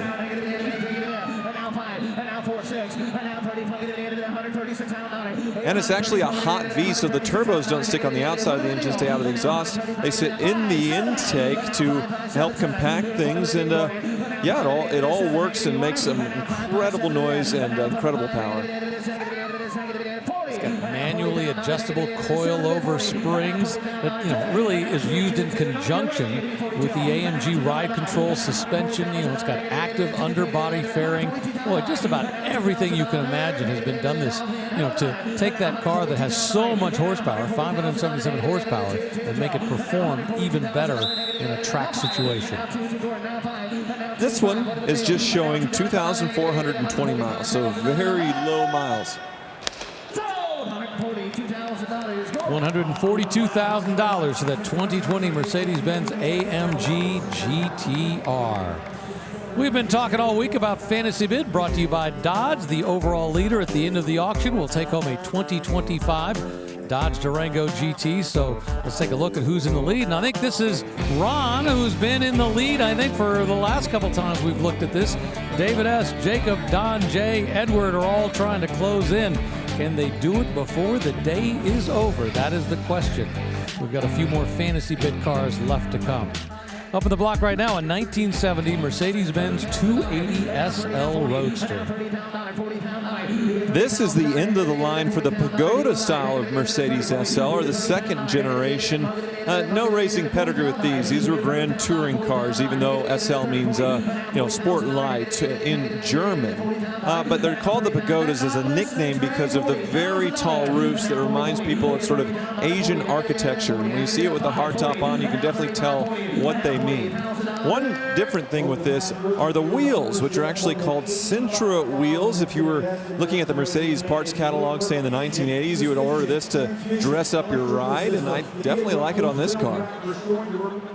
Yeah, this started in the range with the 230 SL, evolved in the 250, not nearly as many of those sold, and it ended up at the 280. And when you look at this body style, you just get a taste of what's going to happen when they evolve into the 350 SL and the 450 SL. It's distinctively different, but once again, you can see the lineage and how the styling is going to work. Yeah, this one restored to a very high quality automatic transmission. You see the beautiful Becker radio inside with the leather seating.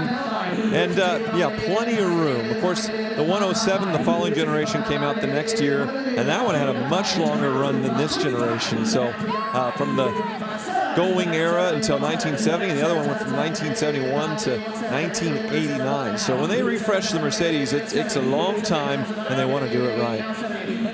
Now, according to the consignor, over the last 13 years, they've spent more than $85,000 in restoration and maintenance, doing work on the engine, the suspension, the transmission, and the electrical system. So it sounds like this is in pretty solid condition. And to be honest with you, pretty good money right here. Yeah, I agree. Really high quality here, and they very nicely integrated air conditioning into the lower part here with of course, the padded dash and such. Very well done.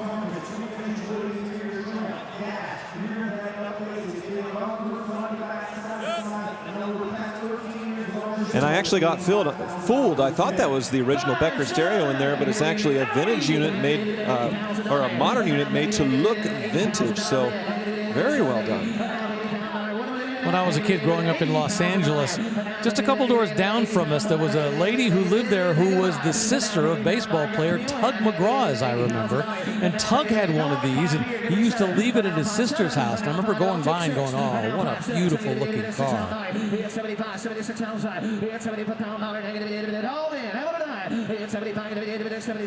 My dad would call them Pope-mobiles because of that high roof. Well, so distinctive, and you can take that top off and do it as a convertible, but it's just an elegant, fun roadster. And once again, as you mentioned, not a racing car. They didn't really race these very much. $76,000 for that 1970 Mercedes-Benz 280 SL to that gentleman right there. And we're going to take a quick break, but we will come back because it is Super Saturday. And you better have a big checkbook if you're going to show up on Saturday here at Barrett-Jackson.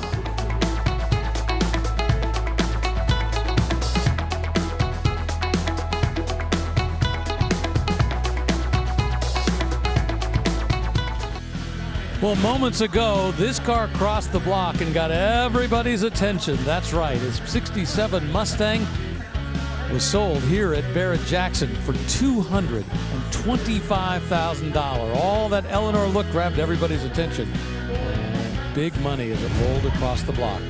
Meanwhile, right now we got a 1968 Mustang. It's a custom fastback. Well, if you're not a Gone in 60 Seconds fan, but you are a Bullet fan, here's the year for your Mustang. This one not in green, but beautifully done with a Roush 427 cubic inch V8 and 450 horsepower. Yeah, so much work done to it. It's got a 3-stage airbag suspension system. They've added power steering, power seats, power windows, power locks, everything you can possibly imagine. 8-inch screen inside for navigation. It's even got a built-in trickle charger and an extension cord connection, so it stays, you know, perfect in your garage while it's waiting for you to take it out. Definitely widened in the rear as far as the rear quarters to fit those massive rear wheels, but still not spoiled the shape. It's definitely still that iconic fastback shape, and looks like, yeah, modern coilover suspension underneath. So everything you would want done to make this modern and fun to drive looks like it's been done to this one. I do like that they put the exhaust here, little cutout hole in the rear quarter on the side. Oh, it's just so nice. Everything that's been done to the body of this. And they've smoothed out the door handles. They've smoothed in all of the seams. So it's just, you know, everything about it, once again, is smoother than the way it looked with those ghost stripes and that black finish, those big wheels. Yeah, it's just a really nice custom. Not quite to $100,000, but I think that's where it belongs. This was really nicely done. Well, here's what's blowing my mind. Full carbon fiber body. Those aren't stickers. This whole body is carbon fiber. Replace the sheet metal completely. $93,000 for that 68 Mustang with a carbon fiber body. Barrett-Jackson.com, the place to go to if you want to get more information about all the cars that are crossing the block today, and in fact cars that have already crossed the block. So Barrett-Jackson.com. From a Mustang to a Shelby GT500 KR convertible from 1968. Nothing custom about this one. Just a very, very faithful restoration of a legendary Shelby GT500 KR for King of the Road, and just a few miles since its restoration. Wow. There were only 518 KR convertibles produced for this model year, and there were only 20 built with special paint, and just 2 in this combination. Well, it's interesting, though. The consignor points out, while it was one of only 2 made in the certain color, that was special yellow. This one, during its restoration, was refinished in red with the black interior. Not sure why they did that when they had a very rare vehicle with a yellow, one of only 2 produced, but apparently they wanted the resale red, and so they repainted this one. Showing it with the top up, but this one does have the roll bar that they called the style bar, just to cover their butts as far as the legal part of it. And yeah, the hood's closed, but we saw that real Shelby serial number put over the Ford factory VIN, so this is the real deal. There's a great Warren Zevon song, Lawyers, Guns, and Money, which he wrote at the request of a movie producer making a movie of that name. And it's just a great slogan, and that's what happened with the quote-unquote roll bar in this car. The lawyers got involved, said you can't call it a rollover bar, it's not certified, it's not guaranteed, call it a style bar. Okay, and here we are.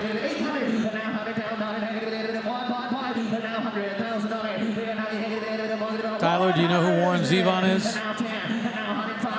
Right over my head. Okay, how about Werewolves of London? That's his classic, Werewolves of London. Yeah. But having said that, he was a kind of a quirky songwriter, singer, had only a modicum number of hits, but great, great lyrics. And one of David Letterman's favorite guests. Yep. We're at $112,000 for the 68 Shelby GT500. You know, this one has actually been restored. It's considered an SAAC2 car, meaning it's both original and restored.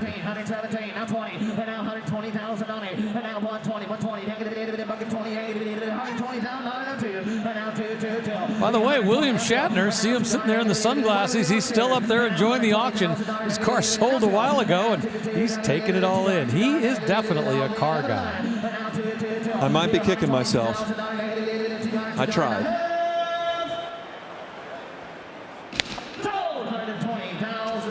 William Shatner not in on the bid, but apparently that gentleman right there. Congratulations. And the Summit Racing sold sticker goes on. Away it goes for $120,000. All right, the Mustangs and the Shelbys move along. Now it's time for a 72 Chevy K5 Blazer Custom. Boy, this one's had at least a 6-inch lift and a lot of name brand components to get it that far up in the air. The black and white two-tone, that is a factory two-tone. You could order them that way. Looks pretty sharp with that white fiberglass top. Well, we can take a look at the chassis cam, see if this is nice underneath. I'm sure it is. We'll take a look. That looks like a modern LS engine under there with the dual exhaust going back with a nicely painted drive shaft. You can see that upgraded suspension as well. The modern coilovers with that long travel suspension and upgraded axles as well. So nothing 1970 or 72 underneath except for the frame itself. Now this one has neither a style bar nor a roll bar. It's got a full roll cage inside with the down tubes right up there near the dash, big main hoop before the driver, and the protection goes all the way back. And look at all of those stir-it-yourself shifters to get this thing down the road.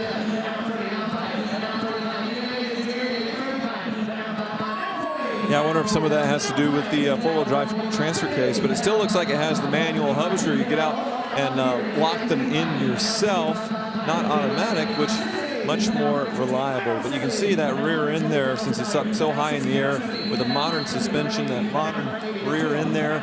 And it looks like some extra stuff to help with stability as far as anti-roll bars and things, which is great since it's up so high. Wow, 200, speaking of high. I was going to say, great bidding going on. That gentleman on the block has a phone in his ear. He's talking to somebody who's apparently bidding. Up in the skybox, we've also got somebody who's in it. They're at $205,000.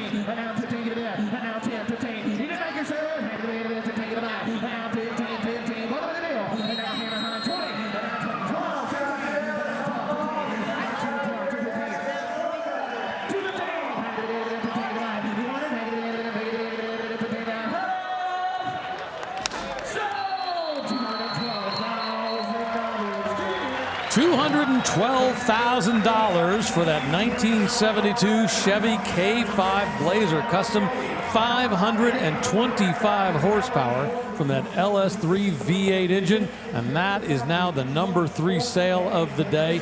You want to break into our top 10, it's going to take at least $152,000. All right, this is the 63 Corvette split window that April previewed just a short time ago. Yeah, pay close attention here because this is the real deal. It is a split window, the 1963 only coupe, and it is a Fuelie. So this is the highest horsepower. I've driven cars with this engine. Very, very tractable, very smooth performance delivery. Very unlike a 4-barrel carburetor that starts out on the front 2 barrels and then the back 2 barrels kick in with a big kick in the butt. So 21,500 Corvettes produced for 1963. Only about 12% of those had the Rochester fuel injection. And the Fuelie's got you a big bump in power, 360 horsepower in 1963, which is pretty impressive. 4-speed manual transmission on this one, and 53,000 actual miles on the odometer, but restored about 10 years ago to a very high degree.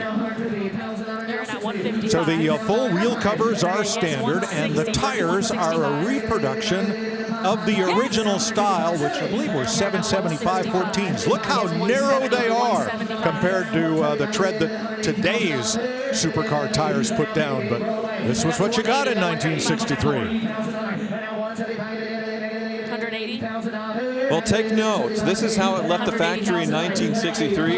And a little bit later today, we're going to see the Jeff Hayes 1963 with all of his custom touches. But still, congratulations, you got it for $180,000. I think that one just sold Do you by have any telephone more to bids with that us? lady right there, acting as the advisor for the person at home, $180,000. All right, from 163 to another. A little bit later, we're going to see this 1963 split window that was custom built by Jeff Hayes, completed back in 2017. He builds the best. It'll be on the block before too long. Let's take a look at what is about to cross the block with our Meguiar's on deck cam, and it's that 1969 Ford Bronco Custom. 5-liter Coyote crate engine. It'll be up on the block in just a moment. But right now, big money for a 2018 McLaren 720S Luxury Launch Edition. These are fantastic cars. You get a twin-turbo V8. Right behind you is the mid-engine. You can see the exhaust exiting up high. And McLaren's, they're always tweaking their models year to year, changing the numbers a little bit. But I think they got it right with the 720. And if you're complaining about the cost of servicing your new Porsche, this one last month underwent an oil change, accumulator change, a brake fluid flush, and other routine major service. The cost, over $10,000.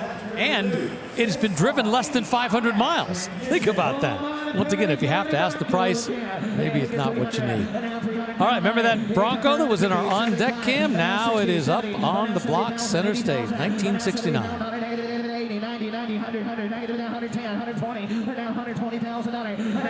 Beautiful baby Bronco here, and you can see nicely upgraded with the Coyote V8 under hood, all painted to match. So the baby Broncos, you want to see the Coyote power or something bigger from Ford as a minimum, and then a nice lift and off-road tires, and then it's the little touches that put it over the edge. Big wheels and Mickey Thompson off-road tires, fender flares have been added, as they have to many.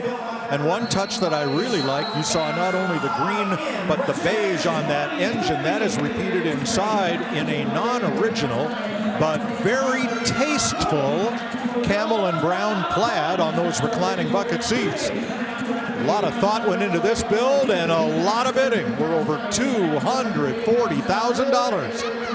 Well, let's see what the underneath of a $250,000 Bronco looks like with the chassis cam.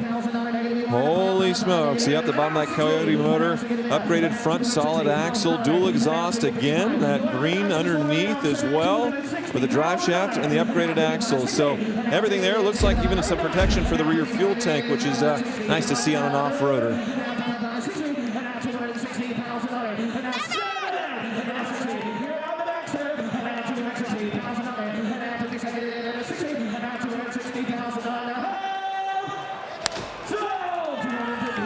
257,000 for a 1969 Ford Bronco, 5-liter crate engine, automatic transmission. That is now the #2 sale of the day here at Barrett-Jackson on Super Saturday. I don't think any of us saw that coming. All right, up on the block now is Jarren Duran's 2018 GMC Sierra 1500 Denali Custom Pickup. Jarren Duran, of course, baseball player with the Boston Red Sox. Wow, what a build. Big box flares. Looks like about a 4 to 6 inch lift. LED lights all over it. Matte finish, paint, custom interior. It's looked like they just started making modifications here and never stop. And Jarren is headed up there to the auction block to visit with Craig Jackson and Steve Davis as the bidding keeps rolling. Yeah, this would have been originally a luxurious, sedate, you know, Denali with the 6.2 liter, a great engine, but now it's been given sort of the Baja off-road treatment. Sort of a what if they made like a Raptor Denali, and I really like it. The wide body treatment looks fantastic, and you still get all the luxury Denali features.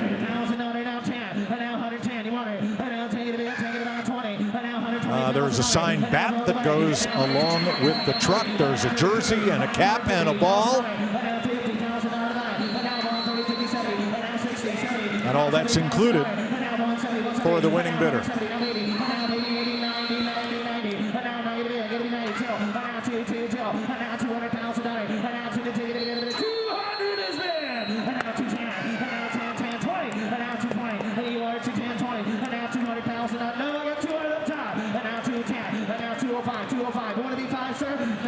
Well, Craig's holding up a bat, a jersey, saying these are included. I don't think anybody cares. They just want the truck. $200,000 for a 2018 GMC Sierra Denali Custom for Jarren Duran, the baseball player. You got to tell us one thing. Is this anything like hitting a home run? No, I mean, this is my first time at auction. This is pretty awesome, so I'll definitely be back in January. Good deal. Give him a hand, folks. Incredible Well, baseball Jaron player. Duran was on our pre-auction show that we had, and he was talking about the fact that this was a very dangerous place for him to be. He likes cars, and the fact that he just sold them for $200,000 means he's got some money to spend if he wants to come back here in January. Right now, it's a 63 Corvette split window, another one up on the block. This one, though, is not a Fuelie, so that is the key difference. Still have the 327 cubic inch V8, 340 horsepower, so about, or a little bit less. Yeah, 360 was on the Fuelies, and then about 30 horsepower less on the non-Fuelie cars. And you can see carburetor there with a normal-looking air cleaner, but otherwise, very, very nice, high-quality restoration here. This one has knockoff wheels, which is another difference from the other 1963 we saw.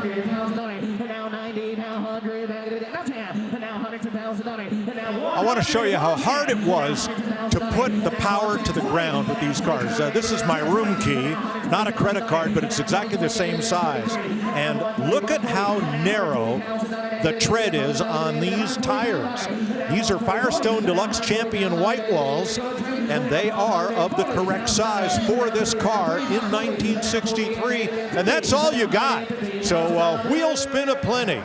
It was hard to get all that power to the ground back then. Yeah, 340 horsepower, so 20 less than the Fuelie cars. 1963, of course, being the only year of that iconic split window, and definitely one of the most desirable Corvettes out there. And of course, the reason it's the only year is because Bill Mitchell, who was in charge of styling at Chevy and GM back then, really wanted that Stingray to go from the very front of the car all the way to the back. But Zora Arkus Duntov, who was the performance guy, the engineering guy, he hated this. He thought it blocked everything, the view from the back, and it does. So it only lasted 1 year. However, there are renderings of brand new Corvettes with a split window that may make their way into production, and if they do, the rear view mirror will be fed by a camera on the back of the car so that the block vision is not a problem, and I suppose you could do that to this if needed.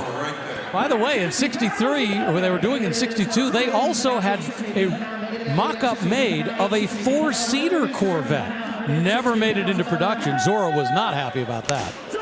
$158,000 for a 1963 Corvette split window, 340 horsepower out of the 327 cubic inch engine.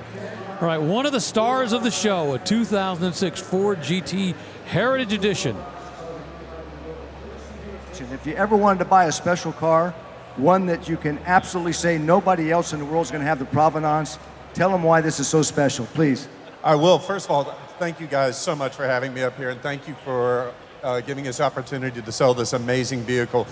This is Heritage Edition number 3, and I've got number 1 and number 2 in my Ford Heritage fleet, and they're not going anywhere. So this will be the lowest Heritage Edition that will be offered at auction. Second on the Heritage fleet, it was established about 1.5 years ago by Jim Farley, our CEO. We have 500 vehicles around the world. And I'm excited to say that every penny from the hammer price on this vehicle will go to support the fleet. In fact, on my desk back in Dearborn, I have bids in place to get our GTs in England. We have a Mark 1, a 64, we have a 69 Mark 3, one of 7 in the world, and then we have an 05 and a 16, and we're going to get them all operational and take them to Le Mans next year for the 60th anniversary of kicking Ferrari's ass at Le Mans. So, sorry, should have said that. There you go, man. I tell you, opportunity. Trey, real quick. I think Carol said that. This is 1026. Okay. Changes have been made since the catalog 2006. From what I know of Ford Motor Company, which is a bit, I do know that single-digit VIN numbers of significant Fords are reserved for members of the Ford family who still own very much of the company. It is indeed, it's a big corporation, but it is indeed a family business. So for a car with this low a VIN number to escape Ford Motor Company is really, really rare indeed. Yeah, that low number in Provenance aside, this is a very special car in its own right. 05, 06 Ford GTs are exploding in value, and the Heritage Edition, which has this beautiful paint scheme as a tribute to the Gulf livery, is the top dog in that segment. We just shot to $300,000. Oh, we're just getting started. 475, and 475 down 50, and 475, 500, and 500, and 500, and 525, 50, and 550 pounds, and on and on, to get down 550. Emma on the block is working two different bidders.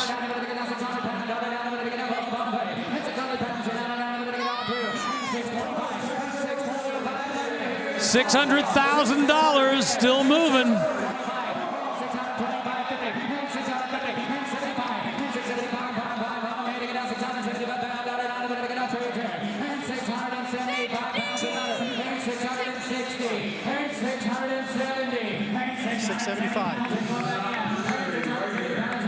$675. You want in?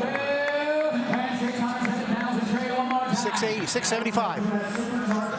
You want to do that? Now the list price on this car was under $200,000. 675. You can make your own estimate as to what the value of the car is and claim the rest as a charitable donation. Oh boy. We will be as crazy as the brakes up. You are buying it straight from Ford. 75. 675. Which means you will be the first owner of this car. Closing in on 700. And $685,000 on the phone with John. And $675,000 down 85. And 685, roll it away. Hey, hold it there. Can I get it down 685? Hey, hold it there. I got to get down $685,000 down. I'm going to get down 685. And $685,000 all through. You got it. 675. $675,000 for that 2006 Ford GT Heritage Edition number 3. Wow, what an amazing number, and I think that definitely sets a record for that generation of Ford GT. Well, coming up, check this out, a 2022 Devon Z Custom Roadster, and custom in every way. 700 horsepower coming out of that engine under that hood.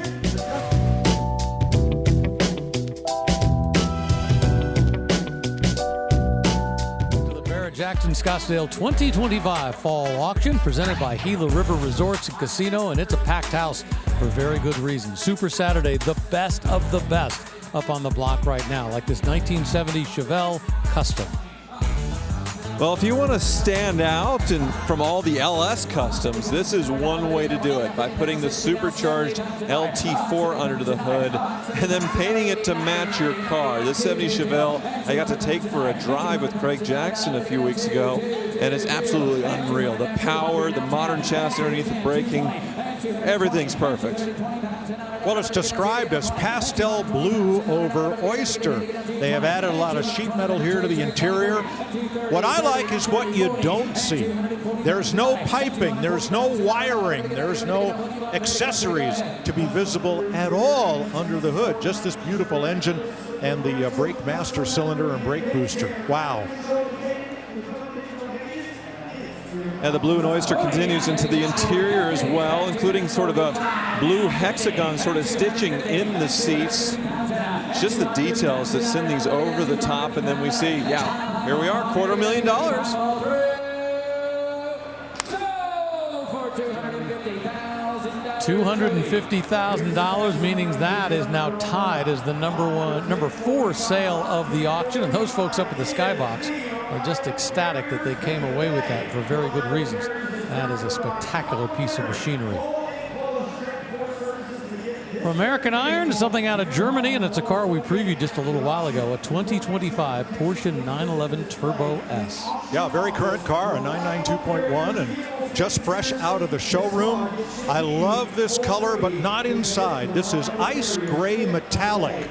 I have a 911S cab in this color, and outside it gleams, and it is gorgeous. The Matrix headlights have been added to this one. It is a Turbo S, so it has the bespoke center lock wheels. It has the carbon ceramic brakes with those yellow calipers, a two-tone interior, has the PDK transmission. Wow. Yeah, and it's really a brand new car, 2025 with 84,000 miles. The base MSRP would be about $230,000 without options, but this one does have a lot of options. I think you meant 84 miles, not 84,000. This is less than I'm sorry, 84 miles. Yeah, 84, brand new. I think you were counting thousands of dollars, and we're here at triple that number.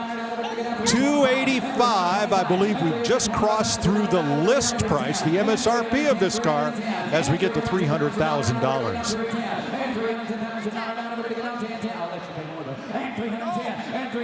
And that's what we're seeing more of with these special Porsches. Pretty much all of them are hard to get. You have to get a special reservation, wait years for them. So you can take one new off the production line, new from delivery to an auction and bring well over MSRP. Look at the detailing evident in the headlight here and the signature of those just 4 little lit up like eyelashes around the central beam. This with distance following cruise control. You can see there in the center grille. It also has a forward as well as rear facing cameras. And the seats, I'm almost certain, I'm going to have to open the door to look, I'm almost certain these are going to be the 18-way adjustable seats, and they are. Some Porsche files call these sofas compared to the lightweight full bucket seats. But if you're going to drive your Porsche on the road, this is the seat you want. Adjustable lumbar support and adjustable side bolsters at the base and the backrest. Boy, this is a beautiful spec.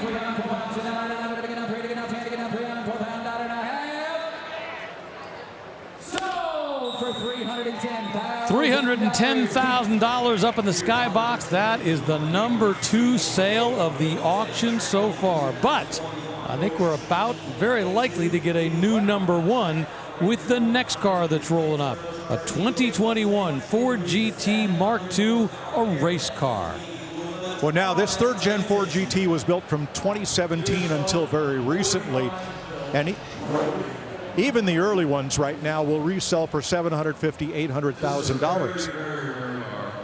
Made 45 of these, and track only type car. The end of the era for the GT, and what a car. I can't say that much more about it. When they came back in 17 to go win Le Mans on the 50th anniversary, they did it, and this is the cherry on top at the end of the run, right here. The street versions put out in the neighborhood of 600 horsepower with that EcoBoost V6.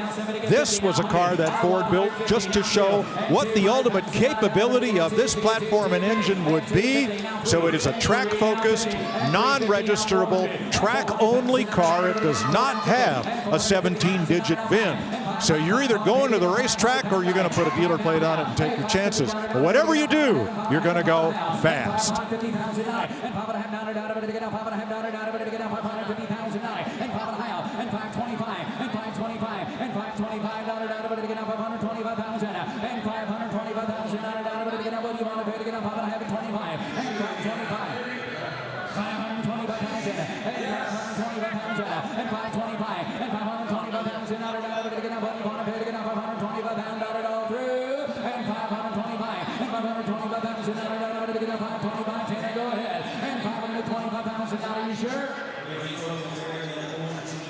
So there's so much different about this car. I mean, it's 200 pounds lighter than the original street version. It's got more horsepower. It's got a specially tuned suspension. You know, we joke that the Ford GT is a race car with turn signals. This is just a race car. And look at that big, huge wing with the swan neck supports. Wow. I am aghast that this is not being bid to twice the level of the street version.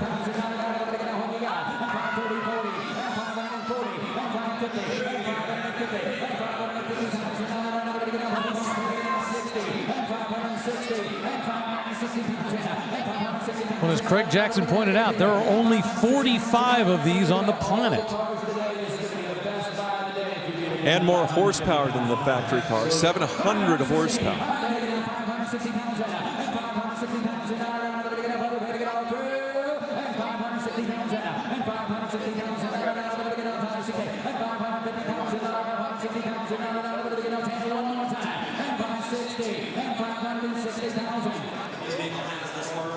The man in the burgundy shirt is Jim Wicks. He is a Shelby expert, attends all the Shelby conventions, and he represents a number of very prominent and well-heeled Ford collectors, one of whom is my wife's nephew. I don't know who he's on the phone with or bidding on behalf of, but he is a very astute expert when it comes to Fords and Shelbys.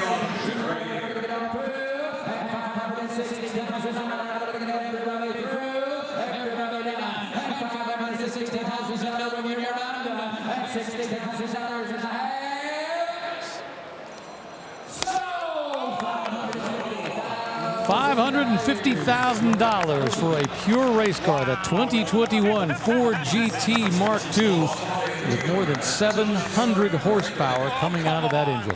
Well, Rick, you were right. I said this would go to the moon, and you said, but you can't drive it on the road, and you were right. And we see that happen more than a few times with race cars here at Barrett-Jackson because they're limited in their appeal. Now, there are special, let's call them gentleman tracks you can join now, clubs, where you can have a membership and go out and have fun, but it's still a pretty expensive thing. Once again, you can't drive it on the street. Put the mic down and you can hear it. All right, up on the block now, we got a 2006 Ford GT. That's what 700 V6 horsepower sound like. Well, the 2006 Ford GT, you don't have a twin-turbo V6. You have a supercharged V8, and that supercharger sits right behind your head, and you get to row your own gears with a 6-speed manual transmission. This one in a rare color for the Ford GT, and just 1,300 original miles on the odometer. And 450,000 now 75 and 475 and 475 and 475,000 now 500. Well, only 31 of these made with the yellow with black calipers. That's out of a total of 2,000 that were built. Red was by far the most common color choice with these, and even rarer, the rarest of the rare are the striped Elite cars. But yeah, this one obviously looks great yellow with the factory black stripes. Well, this is now tied at 550 with that earlier Ford GT Mark II Heritage Edition. I think it's the nostalgia factor of this car that appeals to a lot of people. Ford intentionally styled this to mimic the original Ford GT, born in 1964 out of the Lola Mark VI Coupe, and then built up into the Mark II that had success at Daytona and Sebring, and then went on to win Le Mans. To drive these as a street car is really easy. It's not a heavy clutch. The steering is power boosted. Probably the only tough part about it is the windshield posts. The A-pillars are wide, and you have no rear quarter vision. Well, $600,000. Boy, big money for the Skybox. They are thrilled. Congratulations, hugs all around, and this thumbs up. Boy, they just can't believe they came away. And that is now the #2 sale of the auction for our fall 2025 Scottsdale event. Wow. 2006 Mercedes-Benz SLR McLaren rolls up onto the block. I love these so much. McLaren built them at their idle facilities. They were done making the F1. Mercedes helped them out and said, hey, build this for us. We designed it, but we don't really have the capability to build something this low production and this special. Carbon fiber body, 617 horsepower V8, side pipe exhaust. Beautiful machine. The front styling of this was meant to mimic the Mercedes Formula One cars, combined with a 3-pointed star and single horizontal bar grille of the 300 SL and 190 SL of the 1950s. A very purposeful car, tremendous performance capability for its day, very, very limited build, and you just wouldn't see these out and about in Beverly Hills on a Sunday. There just weren't that many of them. And that Mercedes crest, that grille in the front, that beak is functional, actually. It is the air intake for the engine, which goes all the way back here. That V8 actually sits behind the front wheels to give it that sort of mid-engine, front-engine stance and great weight distribution. Well, these days, people are used to thinking about McLaren and Mercedes as competitors on the track. But back then, McLaren was building the car, Mercedes was building the engine. They were in love. And this morning in the sprint race, I didn't get to see it, but my wife tells me that the two McLarens took each other out in the first corner. Well, there were actually a couple other cars involved in it, Nico Hulkenberg and Lewis Hamilton. But yeah, the bottom line is two McLarens collided. There's going to be a story to tell about that. Once again, $290,000, the current bid coming in close to $300,000. But, well, it's a very special car. And this one very low mileage as well, 3,000 miles. I don't think I put too many zeros in that one. So very, very low mileage on this one for the year. And 310 and 310,000 down, but to get everybody through and everybody done. 310,000 down, but to get down, sold for $300,000. Logan. Well, fist pumps. Those folks are ecstatic because they get themselves a 2006 Mercedes-Benz SLR McLaren. And the Summit Racing sold sticker will go on to this McLaren with a price of $300,000, meaning that this will be the number 5 sale of the day. They'll put the Summit Racing sold sticker on right there, and away it goes. All right, for something really exotic to something very custom, a 1961 Corvette Custom Topless. Well, this is a Brian Frank creation, let's say. And yes, the body and chassis started out as a 1961 Corvette. So much has been changed, including the LS swap under the hood, but also a whole lot has been done to backdate this and make it look as if it's a car from the 60s, including these cam covers, which just look like the valve covers of a small block V8. Now, this is a topless roadster because the convertible top would hide under here.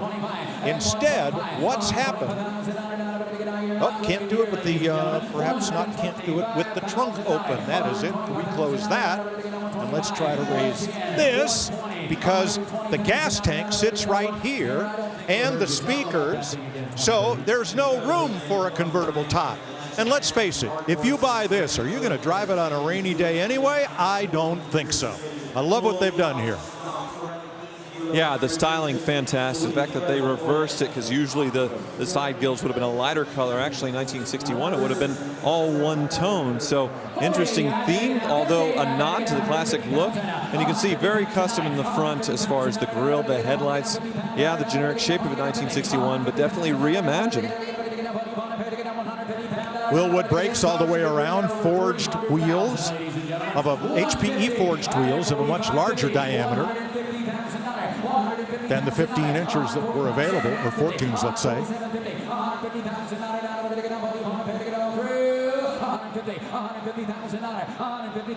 relative at 150, now 75, 175, 160, 160,000 down, to get everybody through, everybody done, $160,000 and a half.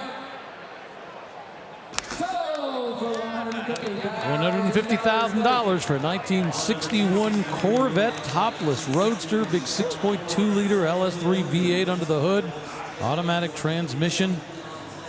Away it goes. Barrett-Jackson.com, the place to go to for all of the information about the auction, the full list of cars, and you can even do research on cars that have sold in previous auctions. Right now, we've got a 63 Corvette Custom Split Window, very special car. This was built by Jeff Hayes back in 2017.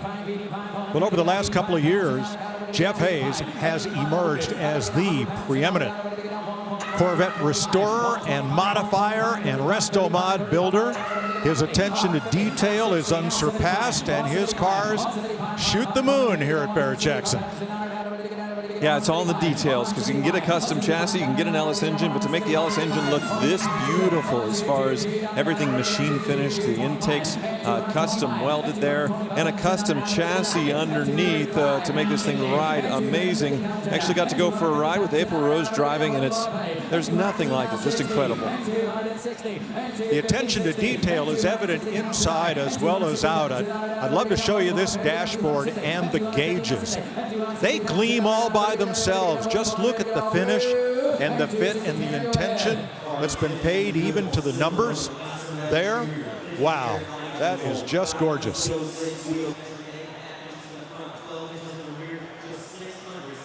You know, the thing about Jeff Hayes is, number one, he specializes in Corvettes, but number two, he's been doing it for quite some time. So over the years, he has perfected what he does. And this goes back to 2017, and the cars that we'll see, he's got 2 of them coming up in January, really take it even to a higher level.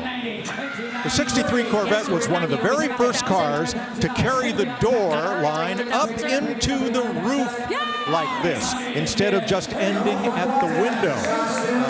Made for a little quieter ride going down the road. But this car's making a lot of noise on the block. Congratulations, you got it for $300,000. $300,000 for that 1963 Corvette. Now let's sell a car for a great cause. In 2018, Barrett Jackson started this journey with something called Driven Hearts. It was an initiative that my wife Carolyn had started, and I donated a 1988 white 35th anniversary Corvette like this. It was bought and sold several times. Actually, it ended up raising around $1 million. Subsequently, another car was donated to us, and it has been redonated. This is that car. This partnership is ongoing with the American Heart Association. The American Heart Association has been around for 100 years. They have built, yes, trying to save lives. Now, they have built the largest, most trusted research program in the nation. They have funded $5 billion to help figure out a cure for heart disease. Heart disease kills 1 in every 3 Americans. Greg Mousy, great friend of Barrett Jackson, died of it. Lost a lot of great people. This #1 killer. And it's a mission we believe in. Joseph. Ladies and gentlemen, let's do it. Well, this car has quite a history. Many veteran watchers of Barrett Jackson will remember Dave Ressler, a Corvette dealer from the Upper West, who would bring a lot of cars to Barrett Jackson. He would always wear a sport coat the same color as the car he was selling, wave it around, toss it in the car as a prize. This was Dave Ressler's car. And here it is at 7,000 actual miles. It's been enjoyed and preserved, and now it's going to sell for a great cause with all the money going to charity. That's on a 35th anniversary, so 35 years since the Corvette came out in 1953, and they did an all-white sort of treatment to it. This one, manual transmission as well, so very cool C4 Corvette for a great cause.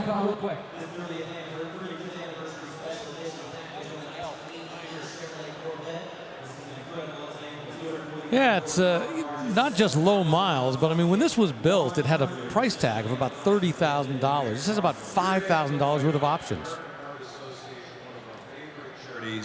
The amount of our great customers that we've lost to heart disease, including my mother, that's why we need to raise a lot more money for this charity. Thank you.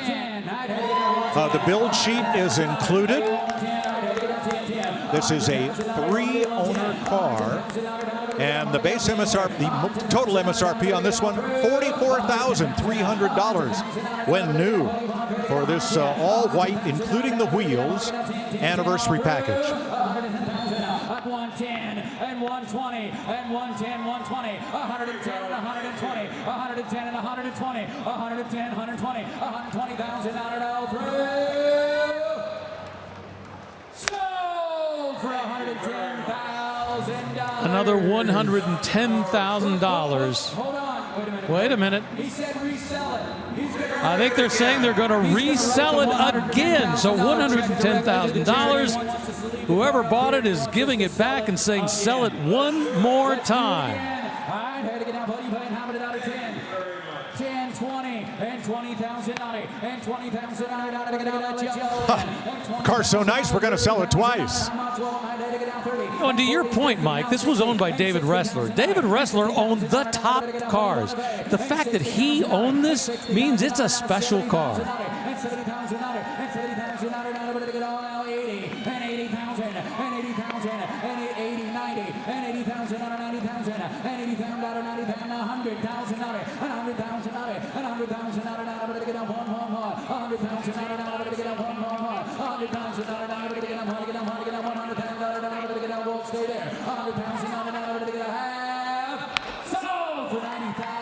$90,000, a combined sale of $200,000, every penny of which will go to the American Heart Association, helping a great cause. And that gentleman up there made a difference in a lot of people's lives today.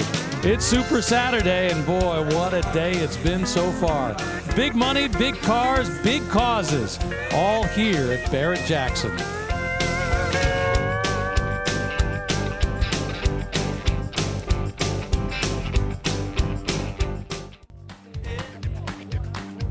Back here in Scottsdale, the fall edition 2011 Mercedes-Benz SLS AMG Gullwing, currently bid at $140,000, $142,000. Now, Mercedes brought back the Gullwing doors for this car that were present on the 300 SL Coupe of the 50s. And to do that, they had to convince the government that they had a way to open these doors if the car were to flip over. And they did. There's an explosive charge that would blow the doors open if that was necessary. Fortunately, it never has been on this car, which has been treated to a blackout package. And not only that, but a wide body package, totally custom body kit on this one to give it an even more aggressive stance and that big carbon fiber wing, and showing about 28,000 miles. So driven and enjoyed some. $150,000 for the 2011 Mercedes-Benz SLS AMG Gullwing. All right, we've been looking forward to this car for a while. A 68 Ford Mustang licensed Eleanor, 25th anniversary edition. Authorized car by the owner of the franchise, Denise and her company. And we got a great treat here. Chuck Pacherny was the actual stunt coordinator for Gone in 60 Seconds, the movie. Chuck, tell them a little bit about what that was like, very quickly, as time is valuable and we're burning it up. Let's make it happen. Steve, thank you very much. Guys, I was the stunt coordinator and also the stunt driver for the Eleanor in Gone in 60 Seconds 25 years ago. Today being Toby Halicki's birthday, he was the one that started the whole franchise, along with Denise Halicki, his wife. The car is an amazing car. We went through probably 8 or 9 of them on the show. This car is a special car that didn't compare to any of those. It was way and above those cars that we had. So enjoy, and like I said, the experience was amazing to drive this machine. Thank you, Chuck. And again, folks, the car is absolutely incredible. Tanner, go through some of the specs, but again, buying it as a absolute real deal, authorized 25th anniversary edition from the folks that made it all happen. Tell us real quickly about the car. Well, hard to believe that it's been 25 years since Nicolas Cage and Angelina Jolie made that great movie.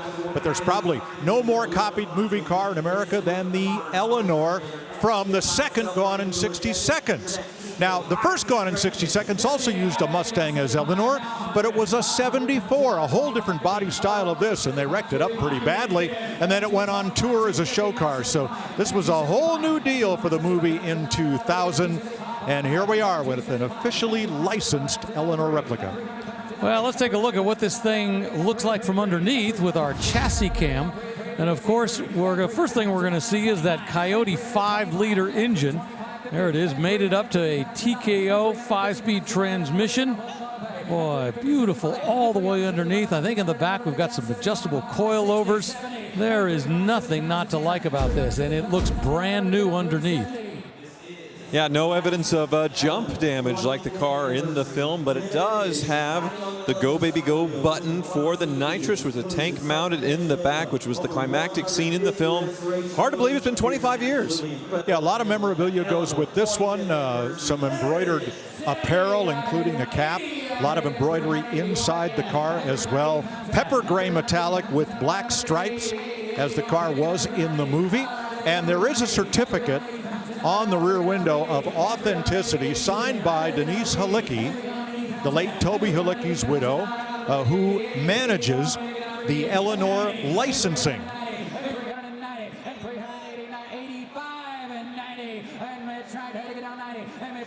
By the way, have you ever seen the original Gone in 60 Seconds? You know, it's kind of a B movie. Toby Halicki was the star. Most of his family and friends were in the movie. But in the very beginning, it says starring Eleanor.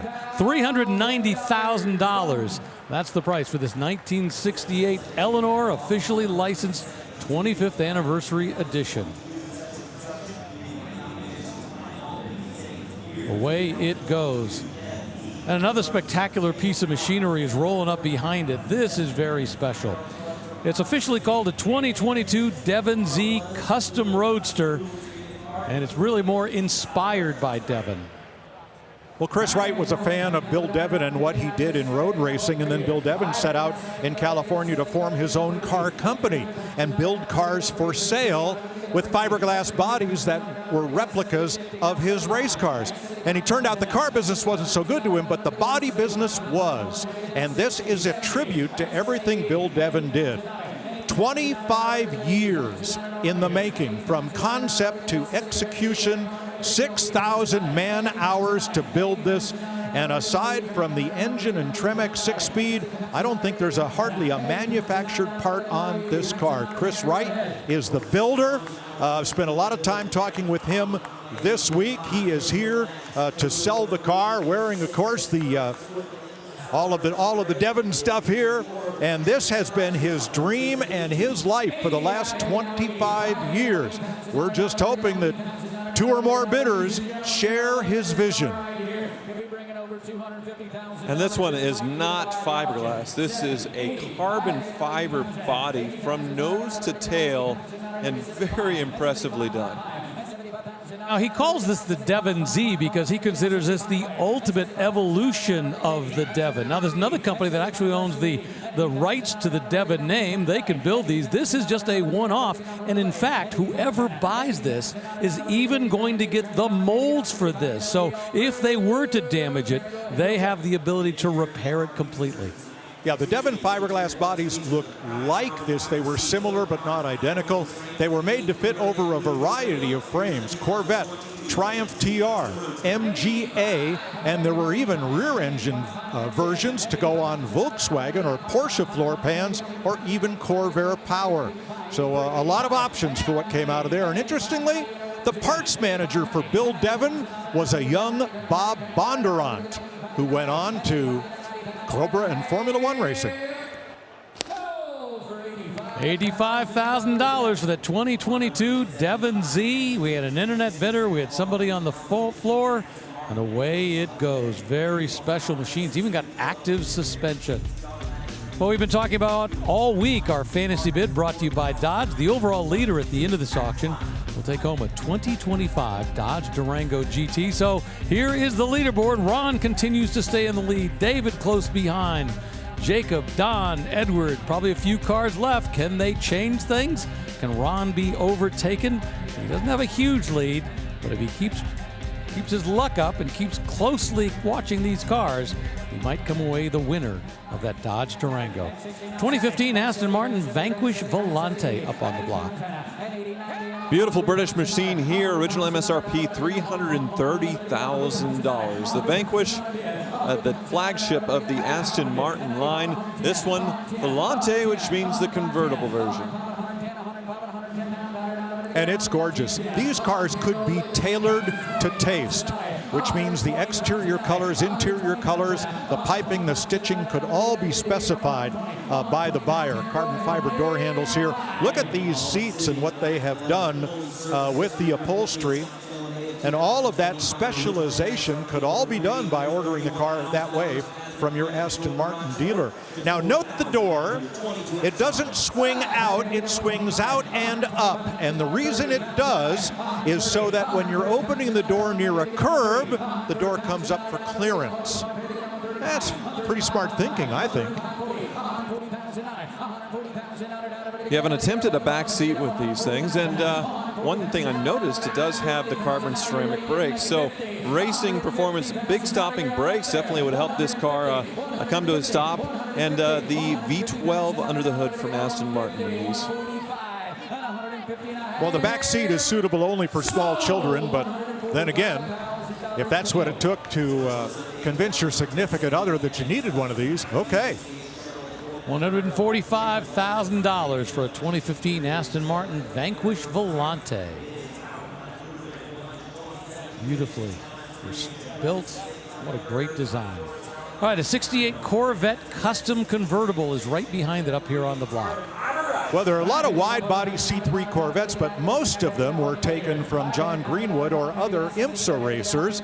This is not. These are just your traditional fender flares to get out there and cover the much wider wheels and tires that have been added to this one. Look at that beautiful gleaming teal paint, even in the engine bay and even in the plaid of the upholstery. Wow. Yeah, LS engine, but given the vintage treatment with that individual throttle body fuel injection there. Very cool, and even the racing stripes going under the hood as well, which looks to be a lot of carbon fiber bits, at least with the bumper and the spoiler and some things. So we got fiberglass and carbon fiber here. So they have added a rear diffuser, as on modern race cars, underneath the bumper. But look what they've done with the exhaust. They've relocated it to above the license plate light, I would say kind of McLaren style, and put it right on a center line with the tail lights. That's pretty cool. Another thing that's carbon fiber is the drive shaft. They really wanted this thing to perform, get a nice lightweight drive shaft that doesn't have any resistance to get going. Every little bit helps when you want to win that drag race.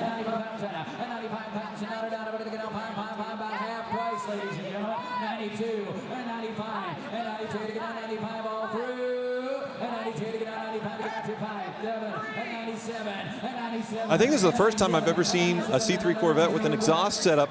The dual pipes out the middle, sort of like it's a McLaren or like a European supercar. That's really cool.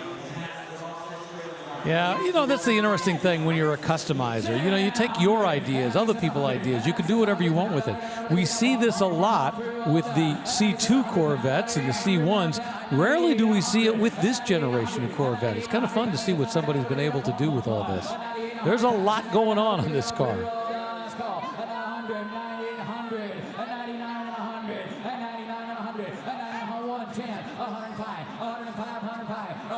I feel like whoever was designing it just said yes. You want this? Yes. You want this? Yes. There was no. $100,000. That's what it takes to buy it. That gentleman right there, 1968 Corvette. But that doesn't even come close to our top 10. That would take at least $250,000. It's been quite a day so far here on Super Saturday. Don't go away, because we have a lot more fun stuff and expensive stuff yet to cross the block. You never know what's going to rock the block at Barrett-Jackson.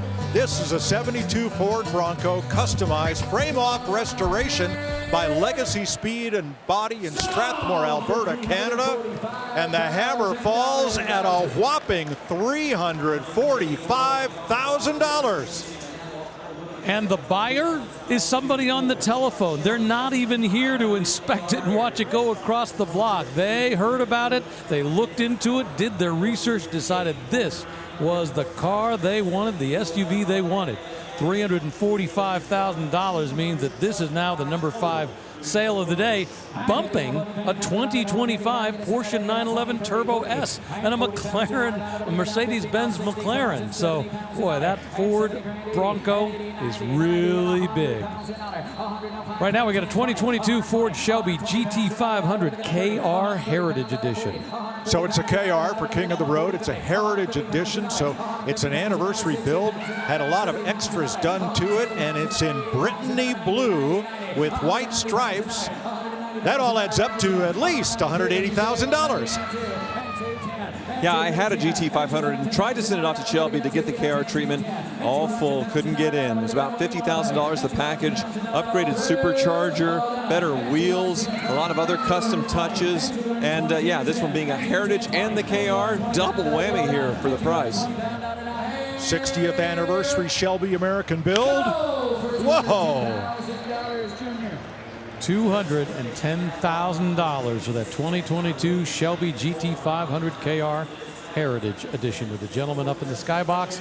But again, doesn't even make our top 10. That'd take $257,000. But we just saw a Bronco get a lot of attention. Time for another one. This is a 76 Bronco Custom. Well, they've had cool pastel Broncos all in a row, all in the salon, and all just a little bit different. When the Bronco was first introduced, you could get it as an open car as this one. You could get it with a single cab roof like a pickup truck, or a full roof like an SUV, which was the version that survived for many years. The other two were dropped. Yeah, this one nicely upgraded with the Coyote V8 engine, that pastel purple. Very unique cut rear quarters with the lift and a white interior. I'd say almost a Barbie spec on this one, but it's a pastel purple instead of pink. Look at this. Barrett Jackson is going bonkers for Broncos. Yeah, we're at $250,000, $250, $260, $270. And 300,000 and 300,000, 10 and 20 and 300, still going. And 30, 50 and 350 and 50 now 60 and 360 rolled away 360,000 now 75, 85 and 385 and 385, 400 delay and 400,000 and 4 now 25 and 425 and 425 and I have sold for $400,000 for a 1976 Ford Bronco, beautifully customized. What a day it has been here on Super Saturday at Barrett-Jackson Scottsdale. Quality vehicles just never disappoints at the world's greatest collector car auction. You know, there's nothing quite like it in the collector car world.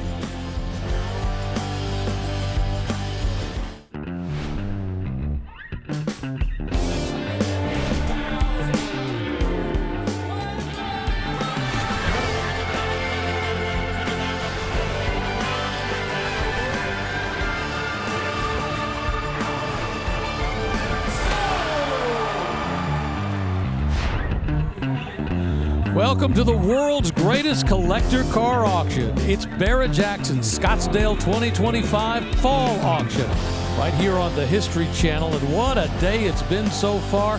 You want to break into our top 10? It'll take at least $265,000. And we just saw a Ford Bronco rock the block at $400,000.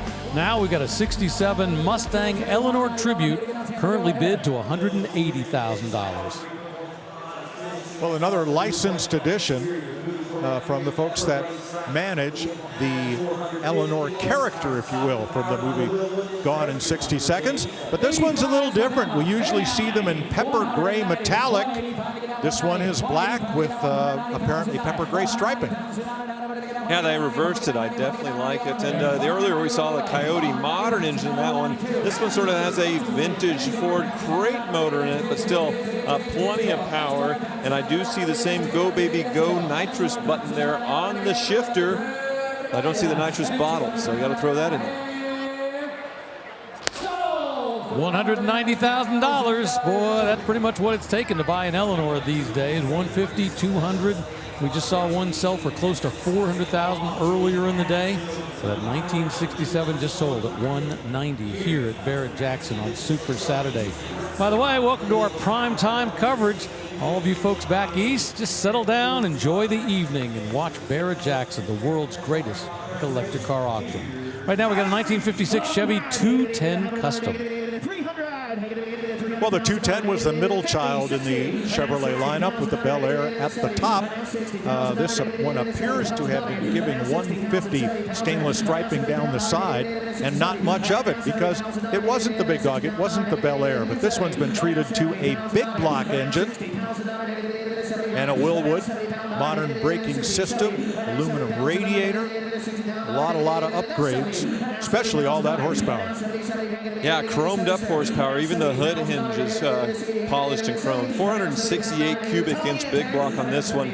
You can see they shaved the door handles or sort of inset them for that extra custom touch, but otherwise, yeah, left all the chrome pretty stock on this thing. Just chose a beautiful deep maroon color.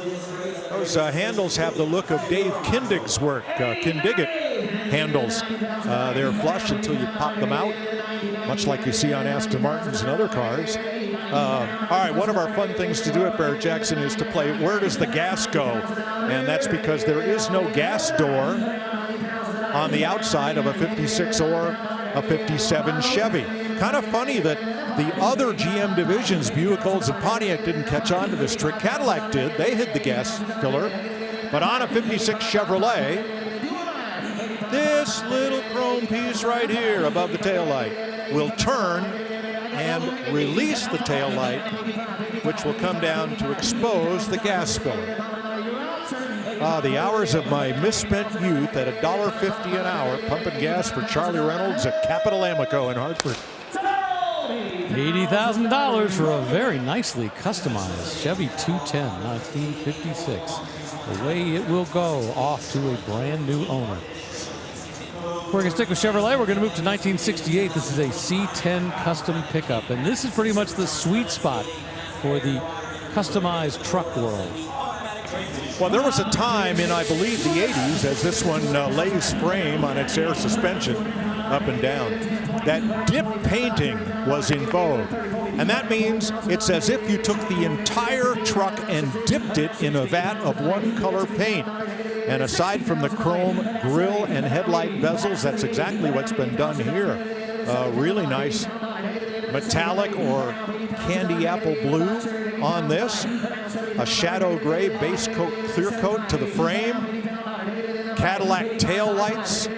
Flush mounted glass all the way around. So no big molding here around the windshield or back glass. It's flush mounted. A bespoke interior with bucket seats and a raised bed, and even a rear spoiler, as if this was a NASCAR Craftsman truck racer. Yeah, very cool. So many details. That Magnuson supercharged LS under the hood, a great choice. The side exit exhaust. You can see the bed is raised to hide the lowered suspension. Spindles, 2.5-inch drop spindles in the front. And the cool part, the interior, they decided to go with 50s Impala dash and instrument binnacle. Haven't seen that before. I love that. 1959 and 60. A full-size Chevrolet, and very similar to what was in the Corvette of that era. I like it.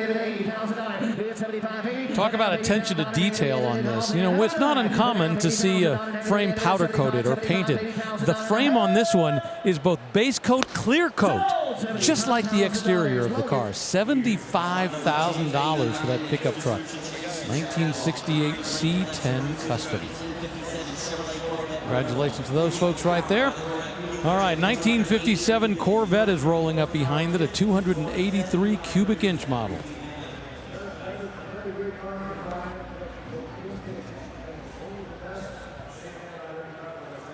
He does.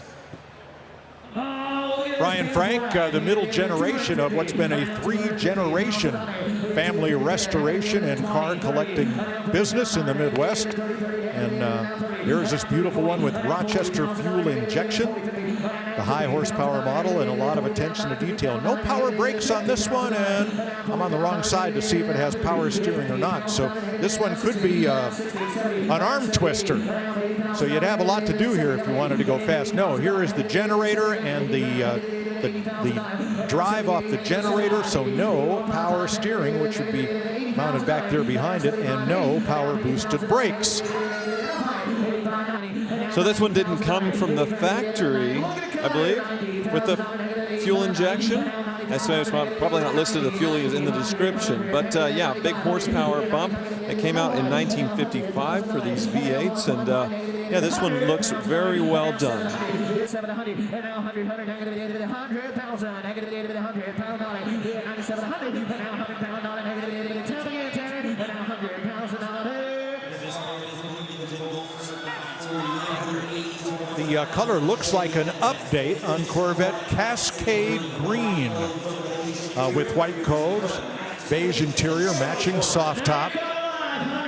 And it was judged at Chevy Vet Fest, earning 982 points out of 1,000 and earning Bloomington Gold certification. And all that provenance and that judging follows the car and will help retain its value going forward.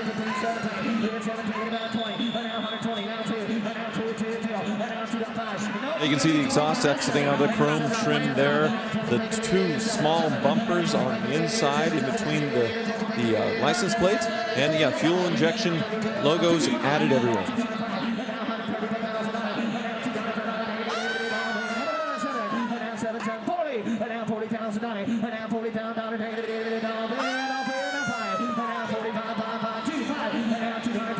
this does retain the factory 3-speed transmission with a floor shifter, as on all Corvettes.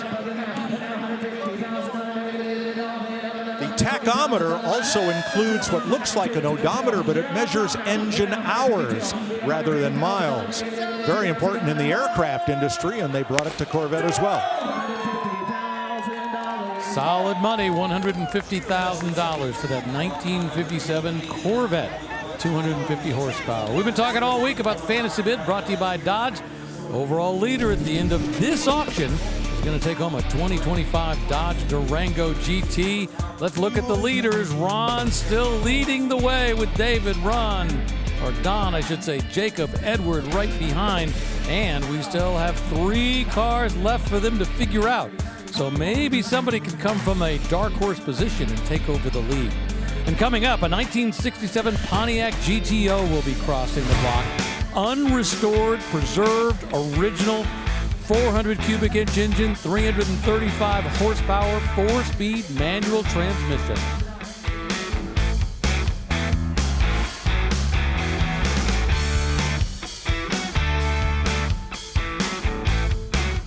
Well, sun's starting to go down, but we still have hours left of our coverage of Super Saturday here at Barrett-Jackson. And let's check in at the McGuire staging lanes where April Rose has something interesting that she's found. That's right. In the world for Broncos, sometimes you want to be a scout. Check this out. 1968 International Scout is a little customized. The builder put this grill in, and I love that he put the logo in there so you know exactly who he is. You should look him up because this is a fantastic job. It was a barn find. It sat in an abandoned gas station for 25 years. So this is the original color. There's just a clear coat over it so you can still see that patina showing through. You got the V there marking that it was born with a V8, and take a peek inside because you got digital everything, vintage air. I love the wood wheel, and that roll cage is actually tied into the frame. Come on back here, you got your massive 35-inch tires to get through, well, to get through anything. And back here, the builder cut this out. Storage for your tools or anything you want to. You can lock it in there so no one can steal it. Now, she's got a 5.3 V8 drivetrain from a 2016 Rubicon. All the right stuff. Can't wait to see what it's going to sell for, Rick. Yeah, it looks old on the outside, new on the inside. Great build. I'm glad that somebody was able to save that from what could have been destruction. Up on the block now, a 1971 Chevelle Custom. Yeah, they've done an awful lot here. Look how they've incorporated a front air dam into the bumper. This one's also been dip painted, and it's had a little radiator air exit added there in front of the cowl induction hood. TMI interior added. Nice big wide center console, rally gauges. Sharp presentation. No chrome, none to be seen here.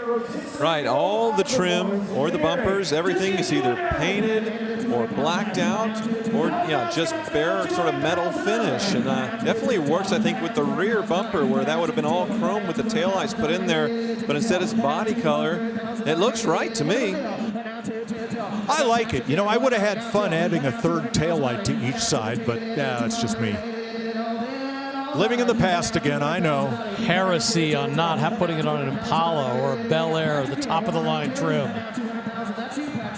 Those men on 200's been stuck at 190 for a while. I have a feeling that's where we may end up unless they can find one more bidder. You see the bidder assistant talking to that gentleman in the skybox, wanting to know, does he want to go up one more notch?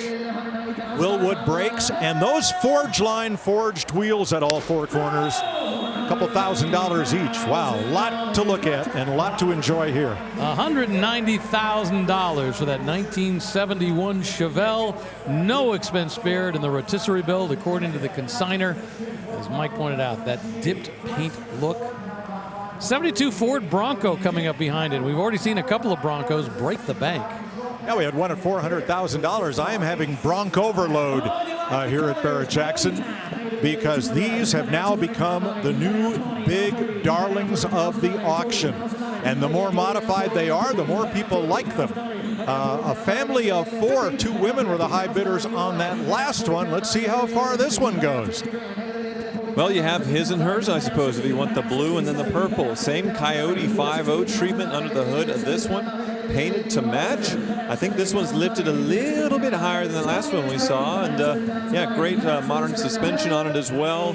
So this one, yeah, built maybe a little bit more with off-road in mind as far as it being up higher and the white roll bar, but otherwise the same, very high quality. Not much original Ford here.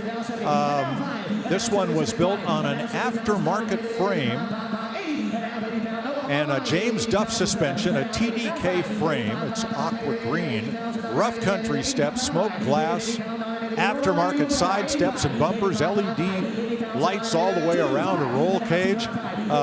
Some of these parts are available at places like, I guess, 1-800-BRONCO. You could get a lot of these parts, but the key is putting them all together in a fashion that works and can be driven daily and enjoyed. That's where the magic is. I was looking underneath and noticed what is making this different, because the suspension doesn't look lifted. The body looks lifted from the frame. They do have like a 2 or 3 inch spacer where the body mounts to the frame to get the cab up higher, and makes for a cool look. And yeah, it's a lot of bits and pieces that you have to buy, but then you also have to buy the donor vehicle. These days, this generation of Bronco have gotten pretty expensive. This one's an aftermarket frame. It might be a repop body as well. As I say, you can literally build one of these brand new from the ground up with parts that are being manufactured today. Well, that's true, very true. And this one's titled is a 1972 Ford Special Construction. $90,000 for a 1972 Ford Bronco. And she is thrilled. High fives. They came away the winners. She gets to go home in that Bronco. She is dancing. All right, a 2023 Dodge Challenger SRT Demon 170s up on the block. The Demon 170 was the top dogs with the SRT package on the Challenger. Unbelievable horsepower with these things out of the supercharged Hemi. Over 1,000 horsepower with them. And yes, this one's set up to go drag racing from the factory. It has the slicks added, narrow body in the front, wide in the rear, and they were instant collectibles. Were these the cars that Dodge created the ad saying, sorry NHRA, because NHRA said anything that would run under 11 seconds had to have a roll cage and a lot more extra safety equipment, and these broke the clocks, didn't they? I think they did that already with the Red Eyes. So then they just kept going. The Demon 170, next level. I think the acceleration, it was the fastest accelerating production car in the world at the time, with way under 2 seconds 0 to 60. Well, this one only has 21 miles on the clock. Let's see, at a quarter mile of the time, that's 84 passes down the drag strip. Looking at this one. Okay, 42 passes and then the return road. Looking at this one, I'm kind of doubting that it actually went down any quarter mile drag strip. It looks just too perfect.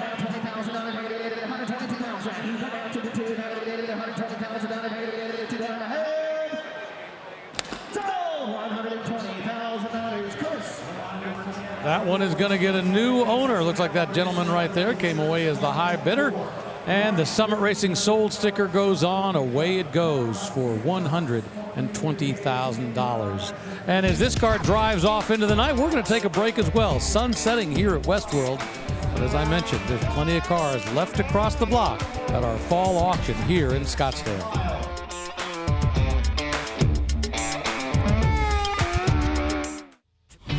Another new feature here at Barrett-Jackson is the Fan Zone, a great place to relax and enjoy lounge-style seating, a variety of food and beverage options. There's live entertainment from DJs and a DJ truck and interactive exhibits, including a Golden Tee golf tournament. So much to do here at Barrett-Jackson. The reality is, this is so much more than just a car auction. There is so much to see and do here. I have some good friends who always want to come out, and they're not even car people. Up on the block now, we got a 1946 Ford Custom pickup truck. Well, when this truck was a mere 78 years old, it was rescued from a field where it had sat for decades. And since then, a couple thousand hours have been put into the metalwork alone over the last year and a half. And then it was given this gorgeous custom flamed paint treatment. Wow. Now that's old school cool right there. Those are very, very realistic flames. And scallops and just, oh, that's just gorgeous over gleaming black paint. The metalwork on this is incredible. I would never have guessed that this was an out of the field find. Yeah, totally a reimagined front end on this Ford. Shaved handles. They didn't chop the roof, though, which is interesting. But yeah, reset the taillights there. Beautiful build. Wow, from rusting in a field, rusting away to $115,000. I love the story behind it. I love the fact that it was rescued, and I love the fact that those people appreciated all the work and were willing to spend big money on it. Credit Mike LaValle for that metal and paint job. You've seen him on some TV shows. That is just gorgeous. Well done. Up on the block, a 67 Ford Mustang Eleanor replica. Well, this one, no pepper gray or stripe, but it does have that iconic Eleanor body kit on the 67 Fastback. Under hood, old school 427 Cobra V8, which I really like. Still has air conditioning added, all the power touches you would want. But yeah, much closer to what the GT500 would have had back in 1967, I assume, with a lot more performance. Yeah, that's what I see here is a GT500 with that R-code type front apron. Of course, the added turn signals from the Eleanor and the side pipes. But those scoops to feed the rear brakes, you know, that was all part of the Shelby package along with the spoilers for the GT500. So very interesting build. Now, the seats on this I find quite interesting because those metal grommets, I believe you call them, those are to vent the seat, and they are an homage to the seats in the original Ford GT40, which were similarly constructed. That's pretty neat. Yeah, side exit exhaust integrated into the rocker covers there, and blacked out chrome, or maybe there's still a bumper there, but it's blacked out to match the paint and those iconic Shelby taillights. Memory kind of fails me, Rick. Help me out here. What year Thunderbird contributed its tail lights to these Shelbys? Was it 66? I think it's 64, 65 in that range. 64, 65, 66 in that range. By the way, Mike, just talking about those little round grommets, they're great unless you live in Arizona and it's a summer day and the grommet is now 190 degrees when you get in the car. It's great to have the venting, but boy, it's quite a shock when you first get in. Yow.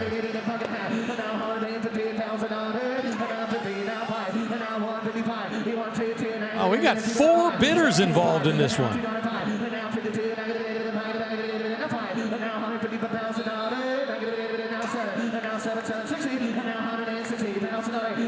Internet, skybox, block, floor.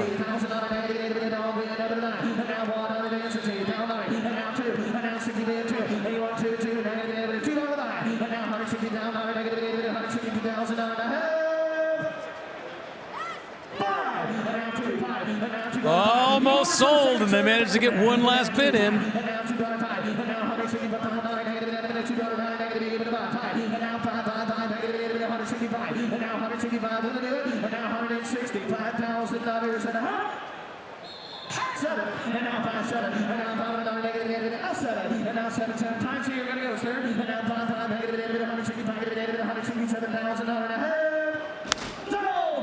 Tell you what, you got to have nerves of steel if you want to play this game. $165,000. This is reality TV. Real people spending real money for real cars. We're not guessing what these things are worth. This is the real deal.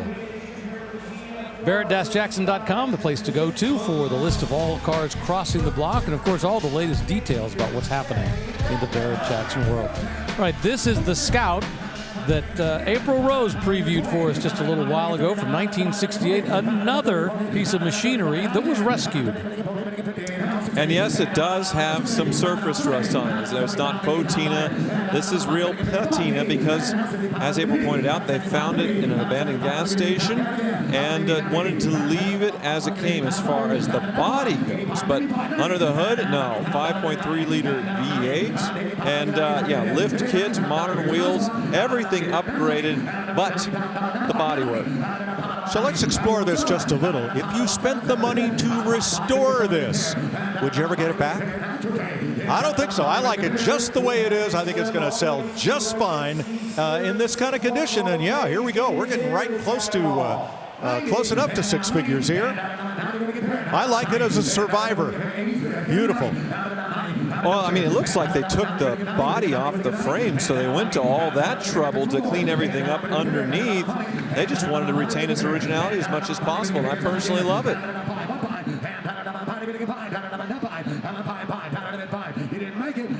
Well, as we often say, they're only original once. And as soon as you start trying to change things, well, you change one little thing and make it look brand new. Oh, no, now we got to fix this. Well, now we got to improve this. Well, now this looks awful. I guess we better replace it with a new one. And where do you stop? So I love what they've done here. That's what Craig Jackson was talking about when he was fixing a few things on his Bugatti. And fast forward, it's completely restored and being shown at Pebble Beach, his beautiful 1930s Bugatti. Everything kind of starts in snowballs. Well, this one they decided to leave it alone. Oh, they backed it up to $70,000 now. I just love the fact that finally scouts get what they deserve, the appreciation that they really rightfully have. I mean, a lot of people consider these the original SUVs.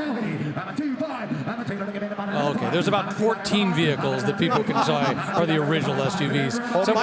Somewhere out there are Jeepster guys going, but wait! Yeah, my dad was out in front of things with a two-door Jeep station wagon, all-wheel drive, and that was a great SUV. I think it was a 1952 or 3, but success has many fathers. Well, failure is an orphan. And when I said some people, I meant the International Scout Club. $72,000 for that 1968 International. All right, coming up, we're going to see a 1969 Camaro Custom. Boy, it's got a 427 cubic inch ZL1 performance engine, 430 horsepower, and a 4-speed manual transmission.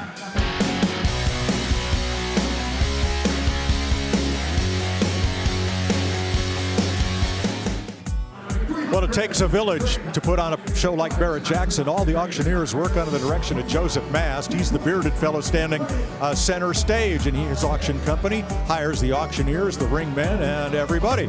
But the man with a microphone is something else. That is Shane Ratliff. He has been here for 3 decades, longer than I have, and was just inducted into the National Auctioneer Hall of Fame. Shane Ratliff's going to sell this beautiful Pontiac GTO, and we're going to listen in.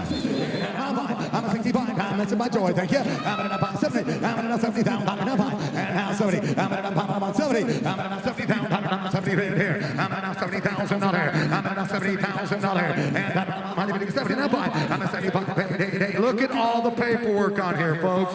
All of it comes with it. You're not looking. I've got that up. 70. I've got 7 already. Got 5. Now wait. And now 80. And now 80. I'm at 80. I'm at 80 buyer. I'm at 80. I'm at 5. Down again. 85.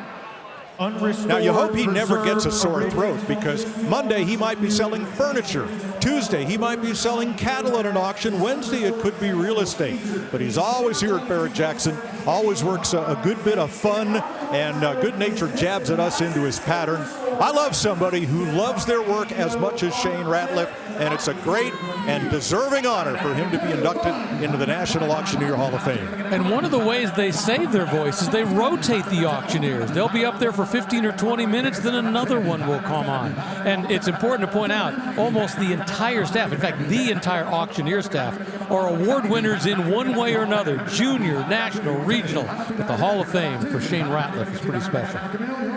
Meanwhile, we got a 67 Pontiac GTO, very original. In fact, back in 2017, there was an issue of Hot Rod Magazine that said, is this the nicest unrestored 67 Pontiac GTO on the planet?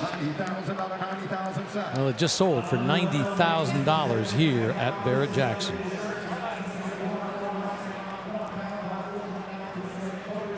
Joseph Mast putting the microphone back together, making sure everything works. Joseph Mast standing next to Shane Ratliff, who's doing that. 1971 Ford Mustang Mach 1, 429 cubic inches, 370 horsepower. Well, before we get to the car, the movie Gone in 60 Seconds, we all remember Nicolas Cage and Angelina Jolie, but Toby Halicki's original movie used a Mustang that looked very much like this. And that's why Eleanor in the original movie couldn't be considered a continuous character through all of these sequels of Gone in 60 Seconds. So the car was different, so, oh well. This is cool, though. Very rare combination. Very cool, yeah. In the film, the car didn't end up looking like this, though. It was completely just destroyed, but still driving. This one, very special with that 429 under the hood. 1971, a big change in styling with the Ford Mustang. Not as popular, but, you know, I personally like it. 17,000 miles on this one. Build sheet and invoice are included, and even a receipt for the check that was given to the original selling dealer right here. So yeah, pretty cool. Good bit of provenance. I love it when this kind of original paperwork accompanies the car, because much like fine art, the value of some collector cars is in part determined by its owner history and the provenance that accompanies it. And every car has a story, and the question is, what is the story? How did this car only get driven 17,500 miles since it was brand new in 1971? $62,000. That is the sale price for that car right there. Congratulations. Let's check in with April Rose. Hey, Rick, this is what you've been missing all your life. 2017 Wrangler. Oh, she is so cool. Look at this wench, okay? 10,000-pound wench. You could pull yourself out of anything. LED headlights. I love these custom hood pins right here. Tons of upgrades on the suspension. You got your coil-over shocks coming down. She's long because all of those wheels individually get power, baby. 40-inch tires. You got your custom roll bar back here with a really neat design. Also these smoked out taillights. Custom bumper back here. Did I say custom? Because she is custom. And it's a Hemi, baby. A lot of power. 392, which is the big one, 485 horsepower. Willwood brakes all around. Rick, a lot of money went into this build. Let's see what it happens when it crosses the block. Yeah, I actually just saw one of those similar to that driving in my neighborhood the other day. Not often you see a six-wheeler in your own neighborhood. 72 Chevy K5 Blazer Custom up on the block.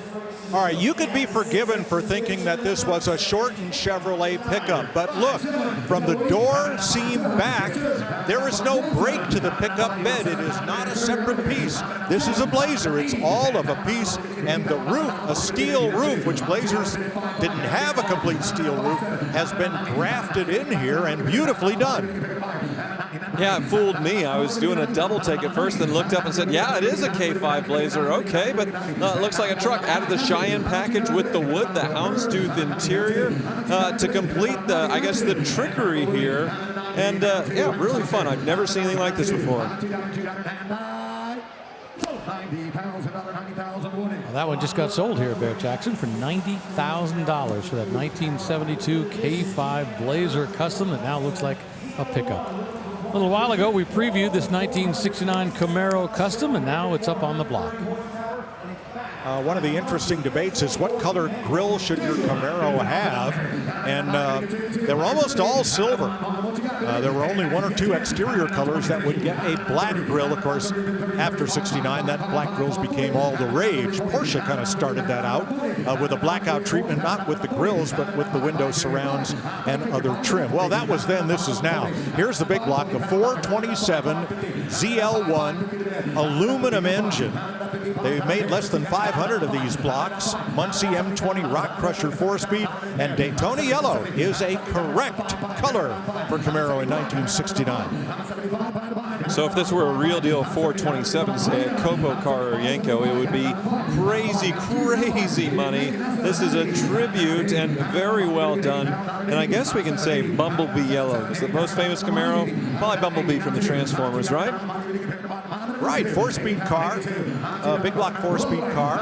Aftermarket gauges have been added here. No center console, so the shifter just pops out of the carpet.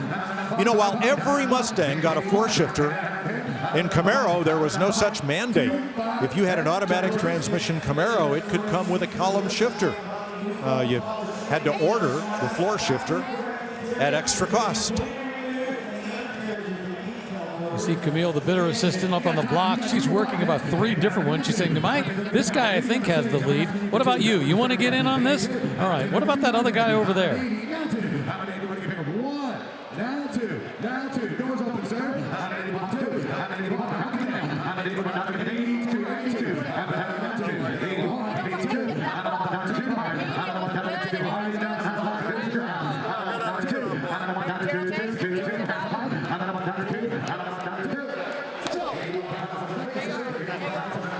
That guy's been busy today. He's been involved in multiple bids. I think he's come away with multiple cars as well. $81,000 for that 1969 Camaro Custom. All right.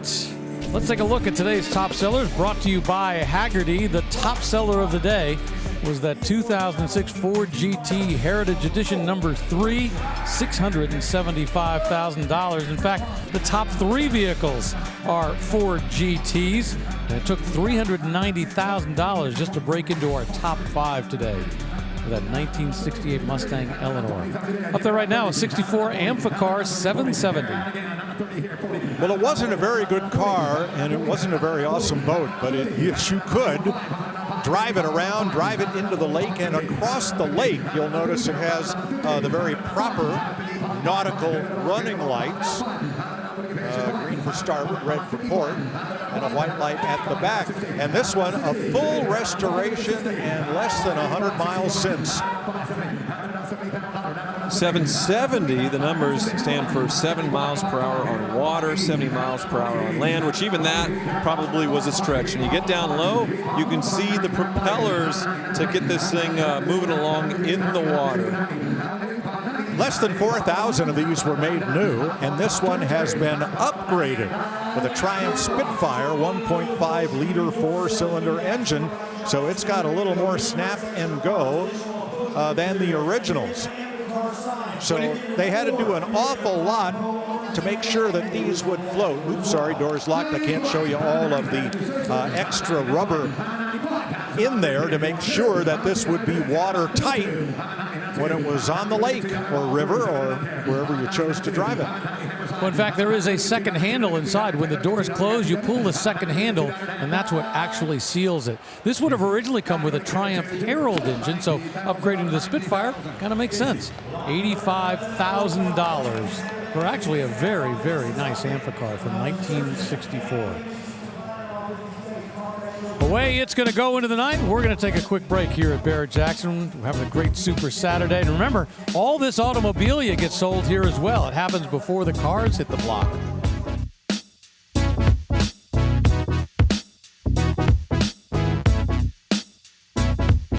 Into the staging lanes, and through that big door, you're in the auction hall and just about 6 cars away from center stage here at Barrett-Jackson, where every one of these cars will find a new home at no reserve. Like this 55 Chevy Bel Air Custom convertible with just 50 test miles since completion. Yeah, custom is the word. All kinds of work has been done both underneath and out on the outside as well. A lot of the chrome and some of the badges have been stripped off, so it's much cleaner. And under the hood, we've got an aluminum LS V8 engine. Of course, it's so appropriate that it should have an engine like that, because 1955 was the year that Chevrolet came out with the V8 engine, started putting them in cars just like this. Pretty stock looking nose with that hood ornament and the grill and all that stuff, but then you see the shaved door handles and that very thin trim strip there going down the back. And yeah, that LS engine, very nice under hood. Just sold. $78,000 is the hammer price for that 55 Bel Air convertible. We're going to stay in the General Motors theme and advance one decade to 1967 for this GMC K10 Custom pickup. The It's okay. That means it's a 4-wheel drive, but this one, boy, nicely redone just about every level. It's got a 6-liter LS V8 engine, 4-speed automatic transmission. But it's important to point out that one thing they've done here is very interesting up front. See this bow tie? Well, this is a GMC, but they've rebadged it on the outside. Put the bow tie here. They've got the Chevrolet lettering up here. So just for fun, they've changed the branding on the outside. Same goes on the tailgate. Says Chevrolet on the back with the wood stripped CST package on this one, so it would have been the nicer trim interior. And this one they went with a completely different bucket seat in there. And once again, we see cup holders integrated into the center seat. There's the 4-wheel drive transfer case levers on the floor. Very nice rig. At first glance, you might think, oh, Hugger orange, but this is high voltage orange. Just looks a little bit darker than what you would see on the Hugger orange from that era. But a very appropriate color for a Chevrolet rebranded truck. Yeah, sitting a lot higher than stock, obviously the 4-wheel drive. And I see 4-wheel discs. You can get down low in the back, and they upgraded to disc brakes in the rear. Interesting tire choice. They're going with the wider tire than the wheel to where they kind of poke out. And yeah, really making it kind of like a mud bogger off-roader. Yeah, inside, they haven't done a lot to the dash, just painted it up, and they've redone the seats. And of course, we talked earlier about the cup holders that are just kind of planted into the seats themselves. But everything is looking really nice with this. They haven't gone over the top. It's a really pleasant restoration. Underneath, though, it's almost perfect, brand new. Urban legend, probably spread by GMC dealers, had it the GMC pickups were made of thicker, stronger sheet metal than their Chevrolet cousins. But the truth is, they traveled down the same assembly line side by side, and you can see this was a GMC pickup that's been rebadged as a Chevrolet. Kind of to prove the point, it was all the same parts, just different badging. $81,000 is the hammer price for that GMC reborn as a Chevrolet K10 pickup. Now the quest for treasure continues on the History Channel with The Curse of Oak Island. Lucky Season 13. It premieres November 4th at 9 p.m. Eastern Time. Here's a look. There's a real treasure here. Welcome, everybody, back to the quest. The strategy this year is to figure out where did that treasure fall into the solution channel. The Oak Island story is alive and well. Well, let's get going. The treasure has gone even deeper to the money pit. That could be sitting in a pocket around 210 feet. There's a body of evidence from Lot 5 that spans centuries. How do you explain that? We know that people were in the bog doing something. What we got here? This is something substantial. This is a silver Portuguese coin. There's treasure on that island. Here's the proof. This may be what lies below in the money pit. You know how close you are to the one thing that will tell you the whole story. We're not going home. The Curse of Oak Island. New season, Tuesday, November 4th at 9. Only on History. Wow. Can't wait. Can't wait for that. All right, back to the block. It's always Bronco o'clock at Barrett-Jackson. Here's a 69 that's been wildly customized. Well, I'm trying to figure out what is Ford Bronco on this thing. Obviously, the front grille and the headlights, which have been narrowed to give room for this massive Baja-style off-road suspension, but this isn't a Bronco frame. It looks like it's something tubular, and definitely not a Bronco body. What a crazy thing.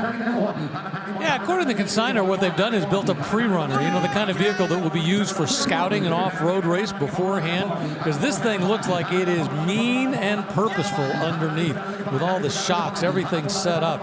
It is got one goal in life, and that is to go off-road. It almost looks too nice, though, to be honest with you. A couple of bidders liked it to the tune of $94,000. Wow. All right, let's get back down to earth and down to the paved road with this 1977 Pontiac Firebird Trans Am. Well, 1977, this was the look, right? Smokey and the Bandit. Now, the big debate is which headlights do you like the best? I personally prefer these, you know, where the quad headlights are set into the grill. Of course, the year before, it had a different look. Later, it would have the quad headlights out on their own. You can kind of decide which way you want to go. But, you know, the downside to this generation of Pontiac Firebird is it looks amazing. It's got great look, great appeal. Unfortunately, under the hood, it just doesn't have as much performance. Yeah, it's got a 400 cubic inch engine, but it just doesn't have an awful lot of horsepower. So this one may have not been a special edition from the factory, but they added all that. And the special edition was the pinstripes, the gold snowflake wheels, the gold accents, much like the Burt Reynolds film and Smokey and the Bandit, their car. And that film, second highest grossing movie in 1977, behind only Star Wars. So key difference between this one and the Smokey and the Bandit car, no T-tops on this one and no CB antenna. You know, Hal Needham was the genius behind Smokey and the Bandit. And he told us once, yeah, critics hate my film, and I laugh at them all the way to the bank because audiences love them.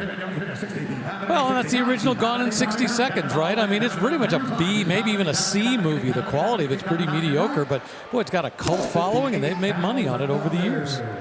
I think somebody got a nice buy right there at $58,000 for that Pontiac Historic Services documented 77 Trans Am.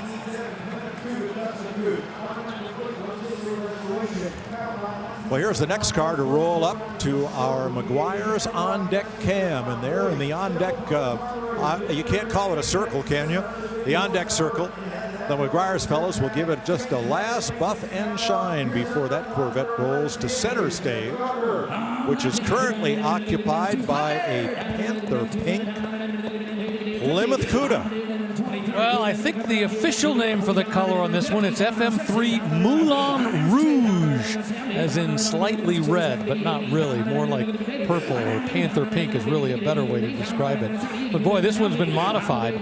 That 440 cubic inch, 493 stroker V8 is now pumping out 750 horsepower. You would never guess it from looking at it because it looks very stock underneath. And this one, they downgraded the badges. So you see the 383 badge on the Staker hood and in the hockey stick in the back. So with the hood closed or open, it looks like mostly a stock car, but obviously 700 horsepower. It would surprise a lot of people. Yeah, in many ways, this is a classic Restoman, right? From the outside, you're going to think, oh, okay, it's kind of neat paint job, but it's pretty much just your basic Cuda with a 383. But once again, when you realize the engine's been reworked with massive horsepower, they've also added four-wheel slotted disc brakes, all kinds of extras, suspension upgraded.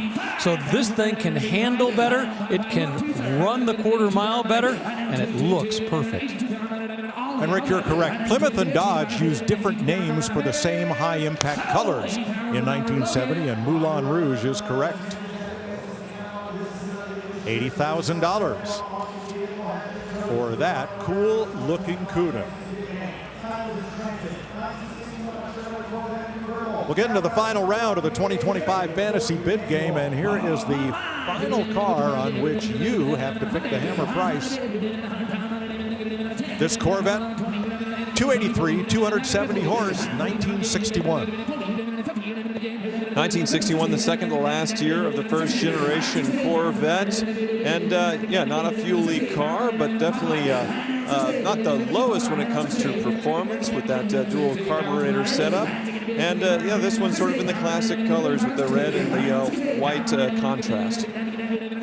Yeah, no racetrack naming for this red. This is simply Roman red. You know, we always talk about the first generation as the C1 Corvette. I always like to divide it up because really we have two generations. We have the original body style, which ran from 53, 54, and 55.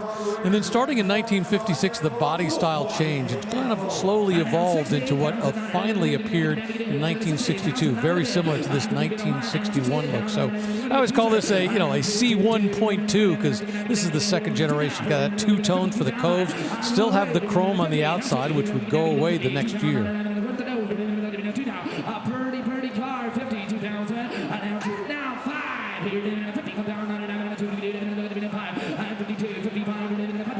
Now, I can't help but notice, and I hope the driver doesn't mind, but he is a bigger boy. And as you can see, the driver's door has to sit open because he can't close it. And he's sitting very close to the steering wheel. And this is where Restomage really come into play, because a lot of people do not fit in these first-generation Corvettes. So when they reimagine them with smaller seats, more interior space, it really makes all the difference as far as comfort and be able to go down the road. Was $62,000 your fantasy bid for that 61 270 horse dual quad Corvette? I hope so. And thanks to everybody for playing the fantasy bid game.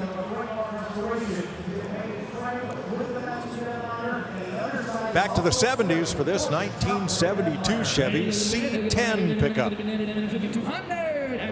Last year for this generation of the Chevrolet truck, it went from 1967 up till 1972. 1973, the grille would change slightly. You know, now it's kind of flat all the way across. In 1973, it would have more of an indentation that would cut back right here. But for many people, this is the purest version. Of course, what you see under the hood is nothing close to original. A 6-liter LS V8 engine, made it up to a 4-speed automatic transmission, had a frame-off restoration. By the way, that color, Porsche Chalk Gray. Well, Porsche just calls it chalk, and if you want to look at all of the special colors that have ever been on any Porsche, the website is renbow.org, R-E-N-N-B-O-W. It's kind of a play on the word rainbow, but all those paint-to-sample colors are there, including chalk. Everything high quality with this one, as far as they tucked away and hit all the wiring and the engine bay, the paint job and trim all looking fantastic. But they put in that spray-in bed liner, which I really like to see, so you can actually still use this thing as a truck if you wanted to. Just do everything. Go to car shows, haul home a refrigerator, and that's what I love about these custom trucks. Tell you what, there is absolutely nothing not to like about this truck. Every time I look and see something else, boy, I like it even more. It's got 4-wheel disc brakes all the way around. I love the houndstooth interior. Everything seems to have been done to a really high degree. I guess the only question is, do you want a gray truck? If you don't want a gray truck, we'll move on. But once again, look inside this interior with this houndstooth. Boy, the dashboard just perfectly done. Has not been over-restored, not over-customized, just right.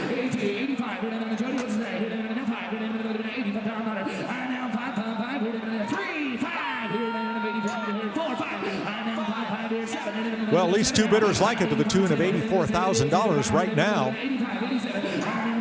Appreciating the quality of the build and maybe even that chalk color. Look at that stance. Beautiful the way that thing is dropped over that oversized wheels and low-profile tires. All LED lights, beautiful gleaming stainless trim and chrome. Oh, a lot to like here as we're closing in on 6 figures late in the going here for Barrett-Jackson Falls Scottsdale. In our final hour, and we're still selling cars for over $100,000 and trucks. I can see why with this one. You know, the point you made, the stance is just right. The wheels look good on it. The paint is perfect. This one looks like it was just completed. I'm not sure how many miles are on this build, but it is not much. $115,000. And they are pretty ecstatic about their new 72 Chevy truck. All right, time to pass the Grey Poupon. Here's our first Rolls-Royce of the weekend, a 2013 Ghost. The Rolls-Royce Ghost is supposed to be their more reasonably priced car, sort of based on the BMW 7 Series chassis. And by reasonably priced, the base MSRP, $300,000. Still enormously expensive because of the high-quality finishes, the V12 engine, that spirit of ecstasy there on above the grille. And this one, very low mileage, only 36,000 miles. One thing I love about them is the wheel caps. You can see all the Rolls-Royce logos are pointed in the right direction. They have gyros inside of them to where they're always right side up. Think about this. The original sticker price on this car was nearly $310,000. I mean, $115,000 is a lot of money, but it's barely a third of what it cost. And of that $310,000, $53,000 was for options. One of those options are the wheel centers. They are set up, they are weighted so that the RR in the wheel center is always completely vertical. So they rotate, not with the wheels, but they maintain their kind of gyro position. So you can always read the RR, there it is, perfectly up and down. That's an option you can even get today on a Mini Cooper, believe it or not. All right, we're going to open the doors. You see it from the front, and then you see the suicide doors that open into the back, where, of course, the people paying all the bills, that's where they would sit. Right? Right, Tyler? Even has lunch trays where you can pass the Grey Poupon. Oh, and it smells so good. Well, this rich leather. Woo.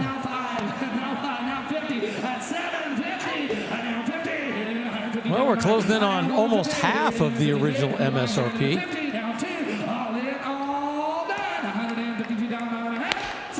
Sold $150,000. Well, here comes Godzilla to the auction block, and it's our Hagerty Fastbacks car. A 1995 Nissan Skyline GTR V-Spec. This right-hand driver was only available for purchase in Japan and Australia with its 2.6-liter inline six, but this one's been treated to twin ceramic turbos, and from 276 horsepower stock, this one puts out over 800 horsepower. Yeah, these are just amazing platforms to tune and customize, and yeah, unbelievable horsepower, reliable horsepower on these inline sixes. This one also stands lowered just right, but yeah, take a look at the turbo sitting right here on the driver's side. To otherwise maybe stock internals, they can really handle that kind of power from the factory with the engine. But yeah, otherwise the look very much JDM VIP spec, and yeah, starting to find their way to the United States. It's a great celebration among JDM enthusiasts. This is what's called a Motorex car, and as I recall, Motorex was an importer back in the 1990s and early 2000s of Skylines. The idea was they would import them and legalize them for the United States, but as I also remember, there was quite a bit of controversy associated with them, but they were tuning these to a great degree. The question is, were they legal? That was the complicated issue. We did finally get a GTR in the United States starting in 2009, and that's finally just now gone out of production. This one, hey, we've hit six figures. We're close. Phone bidder, floor bidder. We're at 98,000 bid.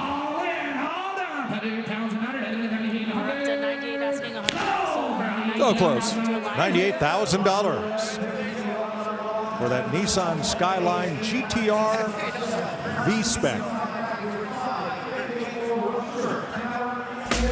Into our final hour, but still, dream rides to cross the block here at Barrett-Jackson Falls, Scottsdale.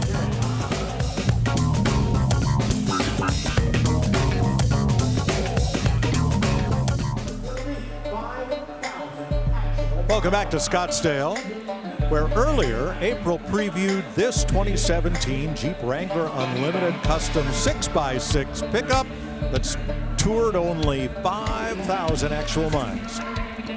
Yeah, it doesn't just have, 6 tires. It is 6-wheel drive, meaning it has a differential up front, 2 differentials in the back.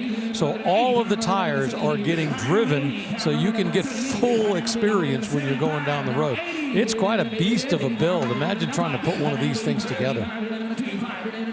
Yeah, they started with a Wrangler on this one, not a Gladiator, the truck version, and upgraded the engine to the 392 Hemi V8, which in 2017 you could not get. They never thought they could fit a Hemi V8 into a Wrangler, kept saying no, no, no, even though that's what people wanted, and then finally did, and they are, well, instant collectibles. So here's somebody in 2017, at least in the year, model year, fitted it with that, and then of course, well, the extra axle. Who could forget that? Fellas, we went from $0 to $100,000 there in the space of about 30 seconds. Yeah, probably a little faster than this would go 0 to 60, but still. You know, the great thing about this was built as a SEMA truck. $110,000. Patrick's bidder up there in the skybox with the big wave of the towel to get the auctioneer's attention and handshakes all around. How much does celebrity ownership affect the value of classic cars? Well, we're about to find out, because this Ford Bronco custom SUV, formerly owned by comedian actor Kevin Hart and featured on Jay Leno's Garage. Well, this is really fun. We've seen Kevin Hart come to Barrett-Jackson and buy cars before, including a Jeff Hayes Corvette. The celebration, absolutely wild. So he definitely has good taste, and you can see it here in this Ford Bronco. Lifted just right, big fender flares and cut rear quarters, upgraded suspension. Very cool. And to your point, Mike, this isn't being sold by Kevin Hart. This is formerly owned by Kevin Hart. So does this add to the value? Does it add a little bit to the value? Would it be more if Kevin Hart was selling it? Almost always is, especially when somebody like Kevin Hart would come and be here on the auction block. And of course, we've seen him multiple times here at Barrett-Jackson buying cars.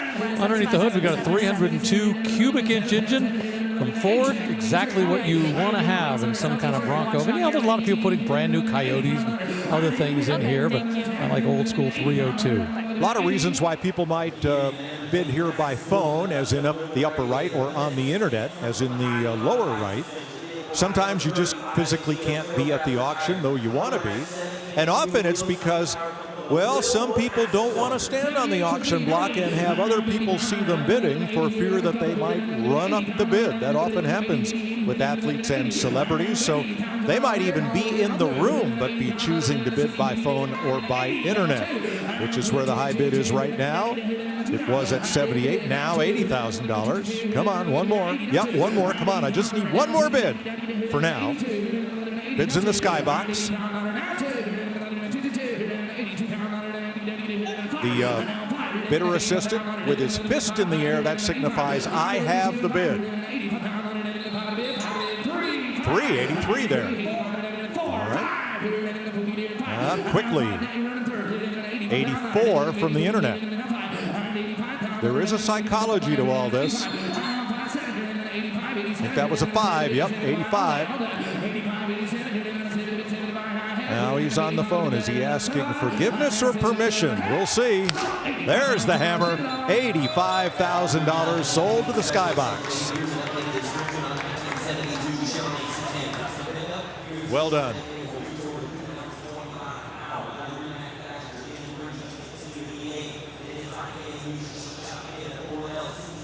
Lot 1118 is a 1972 Chevrolet C10 custom pickup. Yeah, lowered with a nice stance on this one. Hood is going up, and what do we got? Well, looks like a modern LS engine, but dressed up with that same root beer brown that you see on the outside in the two-tone. Very clean under there. Wow. You know, it's funny, my first thought was root beer brown as well, but according to the consignor, it's deep espresso metallic. There's no shortage of names and shades of colors in this world. We just were painting our house and had to go through about 1 million different names before we finally came up with the right one. Well, it's all marketing, Rick. Don't you think you could charge more for deep espresso than you could for root beer? Absolutely. I mean, these days, coffee is the way to go. Interesting, they've done a lot of work on this, but they did not convert the rear to disc brakes. Still has the drum brakes in the back. And liner, once again, inside. They didn't spray in a bed liner. They've got nicely done wood, though. Boy, I tell you, the wood that they've treated is so dark, it almost matches the color paint as well. Nice touch. Yeah, high gloss wood and high quality interior, that black houndstooth. But I am seeing a bit, I think, of some rhino lining in the interior, so maybe some extra sound deadening as well to upgrade it. Vintage air, so you have all the modern comforts in this old truck. Yeah, for those of us who live in Arizona, we appreciate when somebody goes through, in this case, it's Old Air Age, Old Air Products air conditioning that they've put in there. All right, we got two bidders on the floor. They're both sitting in the front row, and they're about only a couple of seats apart. but they're not looking at each other, and there it goes. $90,000 to the man sitting on the aisle. Here's April. This is so sweet. 1960 Biscayne. I love the look of these tail fins. They've sort of flopped over right here. Call them the bat wings. This is my absolute favorite look. This is a 2-year body style. You got your Chevy Cross flags right on the back. Take a look at this trunk. It is so massive. I mean, you could fit your entire house in there. Down here, you got your two-tone styling all the way through the back fender. And take a peek inside. That's a solid steel dash right there. Old school vintage air, period correct. Vinyl seats and cloth inserts right. Coming all the way up front. Take a look at that power. Her heart, she's got a rebuilt 348 V8. Air conditioning, power steering and brakes. I mean, Rick, they don't make them like they used to, do they? Oh, that's nice. Those cross flag emblems on the grill and on the trunk indicated a 348. That's what that was born with, and there is the emblem. And about that steel dash, April, you could pay about another $25 and get a padded dash on your 1960 Chevrolet. Well, Halloween is almost upon us. How about going trick-or-treating in a 2011 Rolls-Royce Ghost? Yeah, this one is very interesting because they've really darkened all the rear windows. This has what they call the theater package in it, meaning it's got the screens in the back of the seats. And as a result, the combination of the darkened windows, the theater package, it's almost like your home theater. Hey, Rick, Tyler, can you show us the Starlight headliner? That's the real party trick of the Rolls-Royce Ghost. All right, so come on in here. Oh, let's see. I don't see it in. Oh, it doesn't have it in here. It's got a sunroof instead. It might not be turned on. Now, the consignor, the seller, he's a friend of mine, and he told me about how he got this one in South Florida, repossessed from a rapper. And it had a bright gold wrap on it that was very ostentatious that he peeled off and found a nice car underneath. So clean Carfax and all that stuff, but had one very flamboyant owner that couldn't make the payments.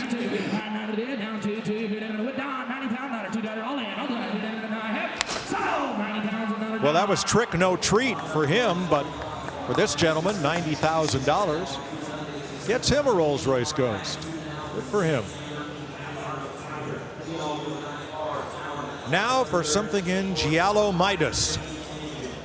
A golden yellow 2006 Lamborghini Gallardo Spider.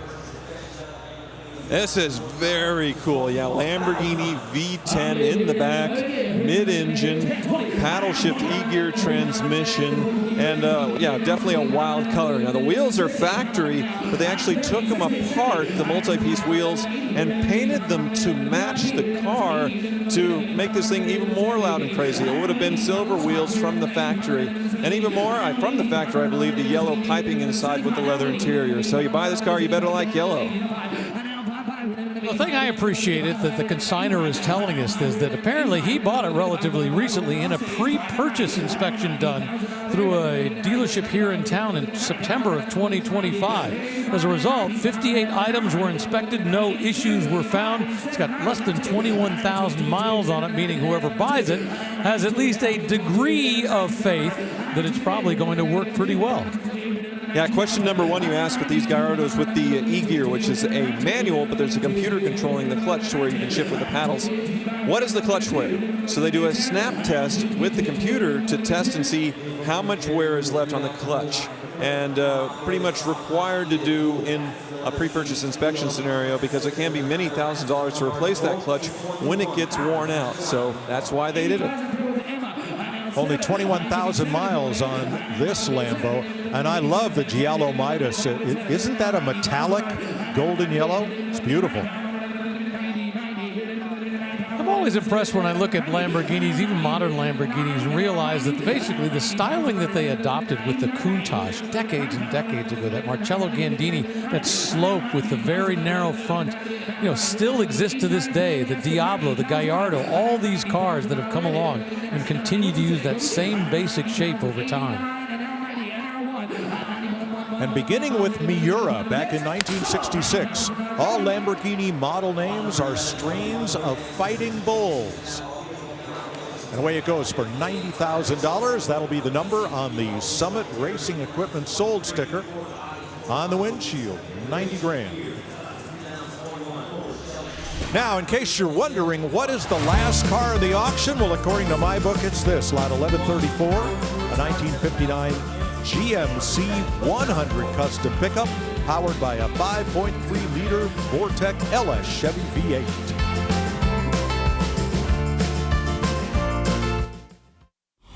A new feature here at Barrett-Jackson Scottsdale is the Collectors Club Hospitality Pavilion. Just off the midway and adjacent to the staging lanes, this space is open to the public and offers guests an exclusive place to enjoy a front row view of the action with a jumbo screen that broadcasts the live auction while relaxing in comfort and enjoying ample seating and premium beverages.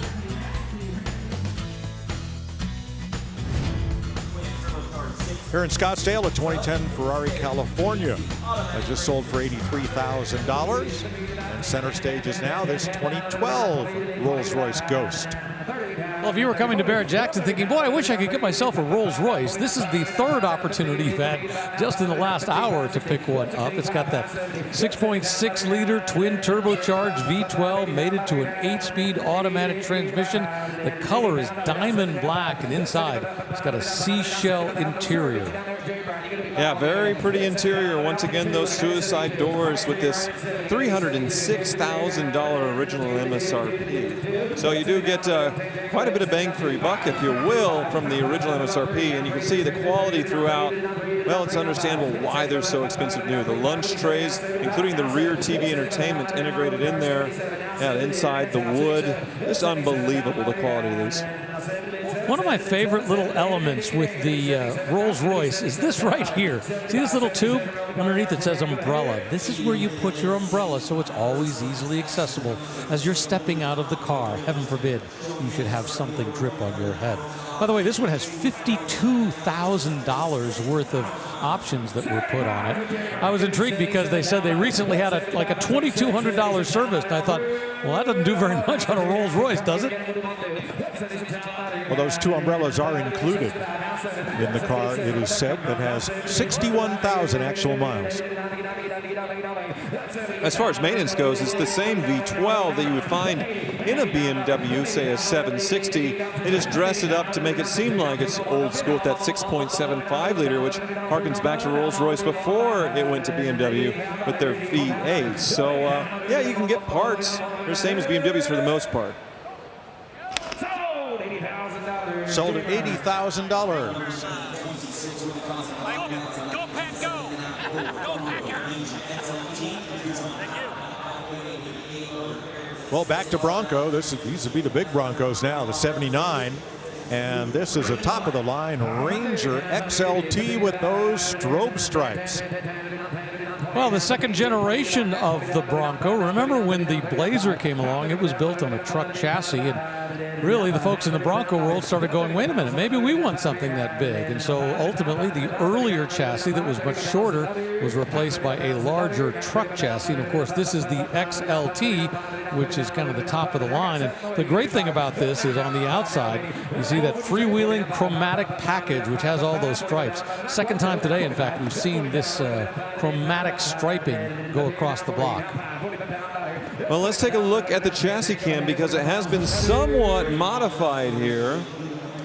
And yeah, we do see that solid front axle with a very big lift. It's a long ways away from the body, but overall it looks very clean. Definitely an aftermarket exhaust and a few upgrades to the suspension, but otherwise just pretty stock, clean, and tidy on this thing.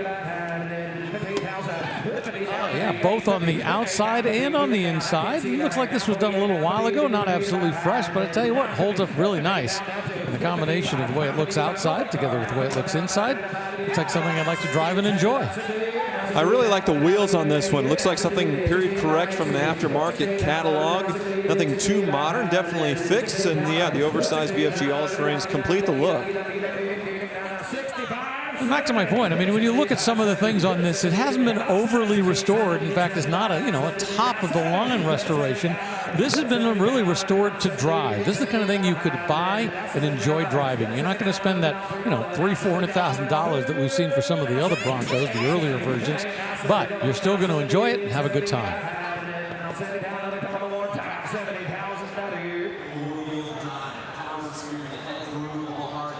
I like that chromatic package. Those are tape stripes, but wow. And I thought I saw a rendering of Ford maybe bringing those back on the full-size Bronco in 2026. Well, everything old is new again, sooner or later.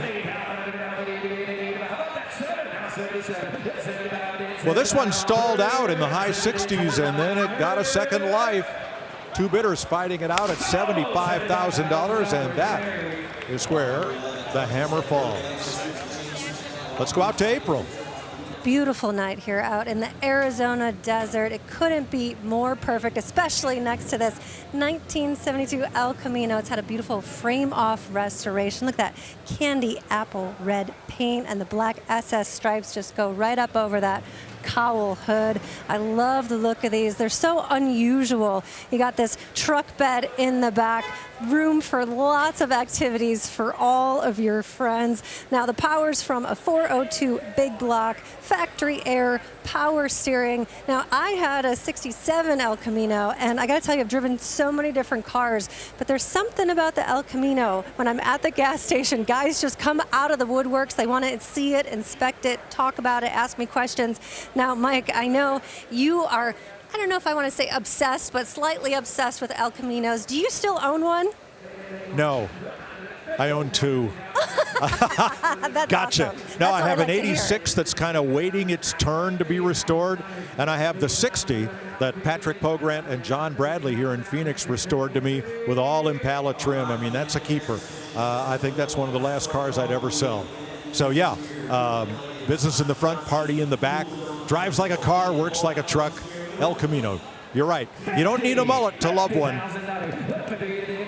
Here's a 2013 Bentley Continental GTC convertible. Yeah, beautiful. You see the red B logo to signify that it's the higher performer there. Beautiful blue paint job. This one does have the V8 though, not the W12, and 500 horsepower, so still plenty of power. I love the nautical theme of the interior on this one.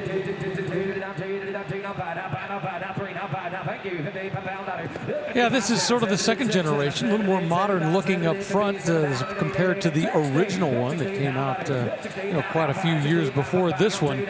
And this one has an interesting thing that it's pointing out on the vehicle report. It says it has a potential odometer rollback that happened way back in 2016. Now, the reality is, the car is driving fine. You just can't trust the odometer that you're going to see. So if you like the car, if it drives well, enjoy it. Boy, I love that deep sapphire blue paint. Looks like that one sold to a phone bidder. Nope, sold right here on the floor for $63,000. Bidding against a phone bidder. Still a lot of cars to cross the auction block as we're having a lot of fall fun at Barrett-Jackson Scottsdale.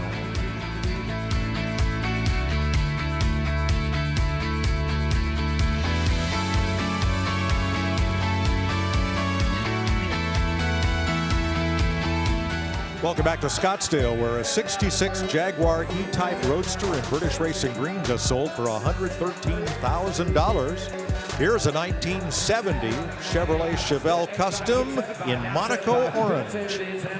Well, if you came to Barrett-Jackson thinking you were going to take home a 1970 Chevelle Custom and you haven't bought one yet, you better put your bidder's pass in the air, because I like this one a lot. And the reason I like it is it's in some ways very original. From the outside, it presents as stock. But what they've done is they put a 454 under the hood. They've made it up to a 5-speed Tremec transmission. So very much a classic resto mod. Looks very stock from the outside. The custom work was just from a performance perspective. Now it has a new owner. There's the happy group, $70,000. We'll send it to its new home, along with the 10% buyer's premium. That number goes on the sold sticker, and away it rolls. And center stage, its place is taken by a 2022 Jeep Wrangler Unlimited Rubicon 392. 392 means they were able to stuff the Hemi V8 in here. 392 V8s, which they said they would never do, but somehow they figured it out. So this one's been upgraded. So the original MSRP, $86,000, but then you see the lift, the wheels and tires added about another $20,000 to the original sticker price of this thing. And they sort of became instant collectibles. I don't think they build the 392 Wrangler anymore, just did it for 3 or 4 years. And this one looks pretty fresh, but it's got about 20,000 miles on the odometer. So it's been run in. It's been used well over the last 3 years. But in terms of the way it looks, boy, it pretty much looks like the way it did when it rolled off of the showroom floor. 470 horsepower coming out of that Hemi V8 under the hood. And as you mentioned, all those accessories to make it just a little bit nicer. It's interesting, though, the Hemi's back in the trucks. It's probably coming back in the new Charger or Challenger. Will it come back again in the Jeeps? This was a pretty extreme thing that they did for a few years. It was really popular, but I'm curious if they'll do it again. All right, Camille has a bidder on the stage. Ty has one down there in the on the floor area where those high top tables are there to help folks out.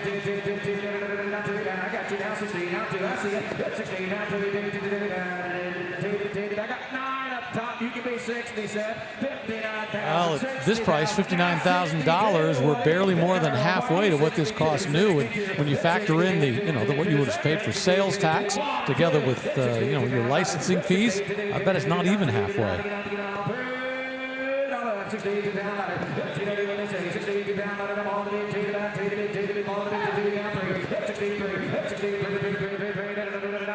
Just shy of 20,000 miles on it, too, so low mileage for a used car.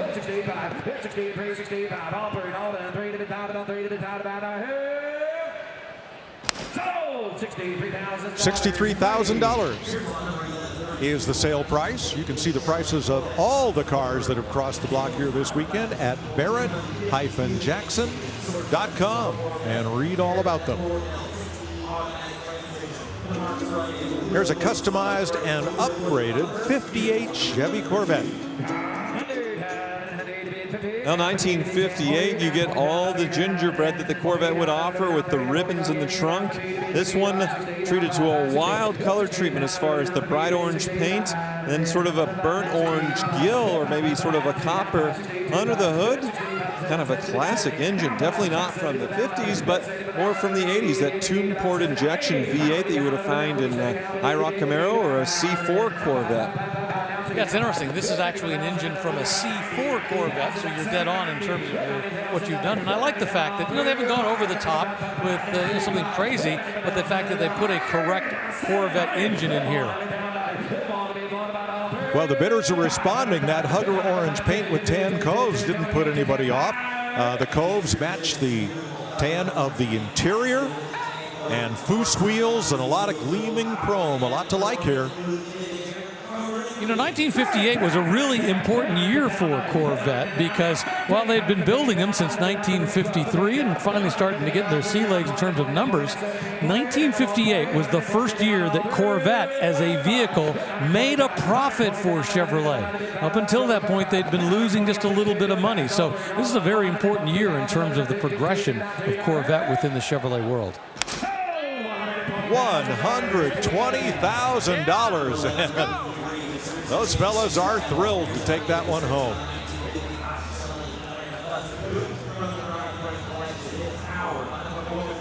Well, let's back things up about 3 years and stay in the Chevrolet vein for this 55 Bel Air.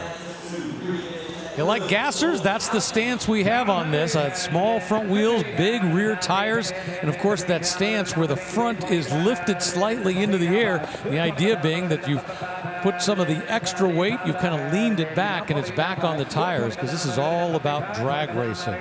Underneath the hood, we've got a 327 cubic inch V8 engine paired up to a 4-speed manual transmission. Yeah, kind of the gasser theme inside of there as far as like a period correct hot rodding. You've got a 327 in the 60s, stuffed it in there. Offenhauser intake. Yeah, all done so very period correct. This one offered by the Brian Frank collection.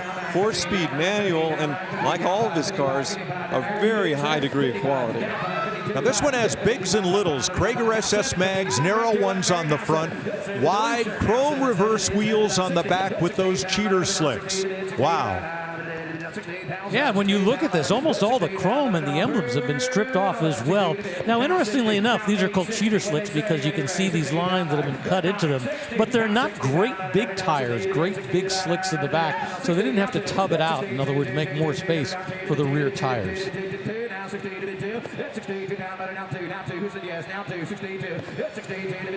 Interesting with this gold look to it, and it's kind of an interesting gold. It's not a bright gold. It's, you know, kind of got a, well, just almost a little touch of green into it.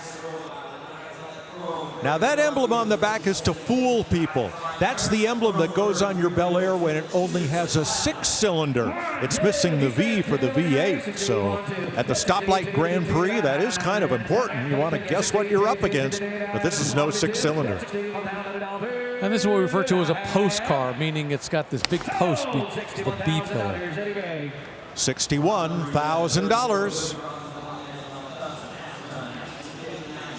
That's the hammer price. Now, earlier I said this was the last car in the auction. It was the last car in my book.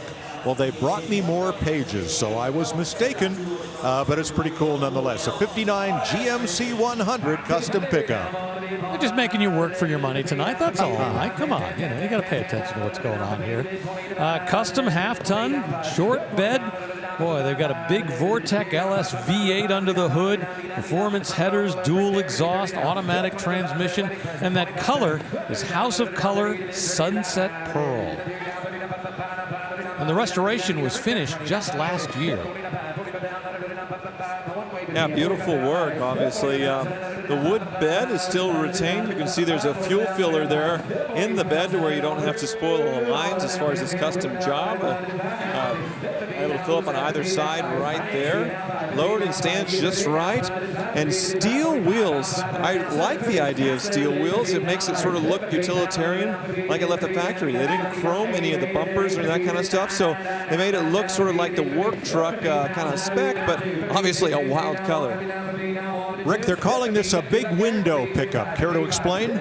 Yeah, what we're talking about is the big window in the back. Instead of having a smaller window that would have gone up here and potentially a small window here, this has the one that wraps all the way around. When you think about the complexities of the glass for this particular era, because you've got the wraparound window in the rear, we also have a wraparound window in the front. They would get away from that really big wrap in just a few years. I like it. Prevents blind spots for the driver. And it's really interesting to look at the evolution of the Chevrolet truck. Think about just a decade earlier from 49, and then think about 69, how much more squared it was. I love that sunset orange pearl. And those folks love their new truck for $55,000. It rolls off the block, and another one will roll up right behind it. That's the way it goes here at Barrett-Jackson. Absolutely. Of course, I'm with Craig Jackson right now and our winner, David Smith. Oh my gosh. I heard it came down neck to neck to this last car for the fantasy bid. How did you do this? Like, what kind of guy math is going on in your head? You know, I watch a lot of auctions. I pay real close attention to the car prices, and this was a tough one. I mean, it was really tough. Came down to the last car, and 50 points separated first and second place. Right. I know you've been entering every single year that we've been doing this. What is it about this year that made it so special? You know, just I think the diversity. The cars that were chosen, they seem to get harder and harder throughout the season, and coming down to the very end, I wasn't sure. I mean, I was leading coming into this, and it was tough to hang on to the end. Right. And Craig, this is such a cool competition. What do you think of how it all went down and played out? Well, we do intentionally try to pick more oddballs and cars that are harder to find. So it's easier and it progressively gets harder. And that you start to see who's going to be who's in the running. Right. And it played out exactly like we would have liked it. I don't like F1 when we know the champion 4 races before the end. When it's neck and neck at the last part, That's what we hope for. Absolutely. Way more fun to watch. Craig, hand him the keys. Congratulations, your new 2025 Dodge Durango. You're going to have a lot of fun. Thank Dodge for it. Rick, it's a back to you. partnership with Dodge. The 1966 Ford Mustang Custom. Very custom for a coupe. Performance crate 363 cubic inch V8 with 507 horsepower. And it was built on a TV show called Weak to Wicked in 2017, and obviously done to a very high quality. From the factory, this would have been a T-code, so an inline 6, so why not upgrade that engine, which is what's been done here. Pretty wild color. I like the tinted windshield as well with the trim around it removed. Gives it kind of a sinister look along with the oversized billet wheels. A lot to love about this with that competition orange, slightly larger tires. They've even put in electric power windows in there. So, and look at that gas tank looks brand new. It looks fresh. So, you know, it's a pretty fresh build, although it says it was built in 2017, but it doesn't look like it's been used on the road at all since then. You can see on the back it has sort of that quick race fill tank that you would see on Mustang race cars, or a lot more common you see it in the Shelby Cobra replicas. 507 horsepower, and away it goes for $47,000. Well, it is the moment of truth we've been talking about all week, the fantasy bid brought to you by Dodge. So let's take a look at who is going to take home the grand prize, a 2025 Dodge Durango GT. The winner is David S. Ooh, look at that. Ron got knocked down. Don, Elijah jumped into the top 5. Edward, congratulations, 5,757 points. Has just earned that gentleman a Dodge Durango GT. Congratulations. And April Rose, guess what? She's already found him. Absolutely. Of course, I'm with Craig Jackson right now and our winner, David Smith. Oh my gosh. I heard it came down neck to neck to this last car for the fantasy bid. How did you do this? Like, what kind of guy math is going on in your head? You know, I watch a lot of auctions. I pay real close attention to the car prices, and this was a tough one. I mean, it was really tough. Came down to the last car, and 50 points separated first and second place. Right. I know you've been entering every single year that we've been doing this. What is it about this year that made it so special? You know, just I think the diversity. The cars that were chosen, they seem to get harder and harder throughout the season, and coming down to the very end, I wasn't sure. I mean, I was leading coming into this, and it was tough to hang on to the end. Right. And Craig, this is such a cool competition. What do you think of how it all went down and played out? Well, we do intentionally try to pick more oddballs and cars that are harder to find. So it's easier and it progressively gets harder. And that you start to see who's going to be who's in the running. Right. And it played out exactly like we would have liked it. I don't like F1 when we know the champion 4 races before the end. When it's neck and neck at the last part, that's what we hope for. Absolutely. Way more fun to watch. Craig, hand him the keys. Congratulations, your new 2025 Dodge Durango. You're going to have a lot of fun. Thank Dodge for it. Rick, it's a back to you. partnership with Dodge. Wow, congratulations. I tell you what, I spend a lot of time at auctions, and it's hard for even people like me. $110,000 for a 67 Chevelle Malibu that just rolled off the block. But you say you're not into 67s, you prefer 66 Malibus? We got one of those too. Well, you probably prefer this engine as well. Blueprint engine, small block, 400 cubic inch V8. Dyno tested at 502 horsepower. So lots of power, but this one's the Resto mod, pretty subtle at the SS badging as far as that 427 not available though in 1966. So interesting ad there, but same with the red pinstripe down the side, matching the red line around the tires. And 1966, the key difference between that and 67, the wraparound taillights. So in 66, they hadn't done that yet. It was going to be mandated, but in 1966, still hiding inside, so you couldn't see it around the outside corners. And the interesting story is this has actually gone through a couple of restorations. One of the previous owners actually kept it stored for about 20 years, and then the current owner picked it up. And he invested more than $80,000 in a full mechanical restoration, which I think is where that 400 cubic inch, 502 horsepower engine probably found its way into it. So an awful lot of work has been done to keep this Chevy Malibu custom on the road and in this condition.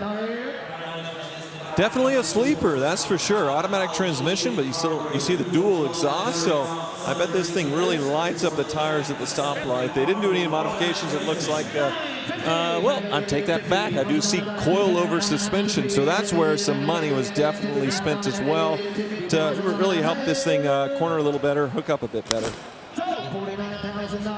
$49,000 for that 1966 Chevelle Malibu, all 502 horsepower coming out of that 400 engine. We are going to take a break here at Barrett-Jackson in Scottsdale. We are in our final hour of coverage. It's been a great run so far on Super Saturday, but don't go away because I know there's still some pretty amazing cars yet to cross the block.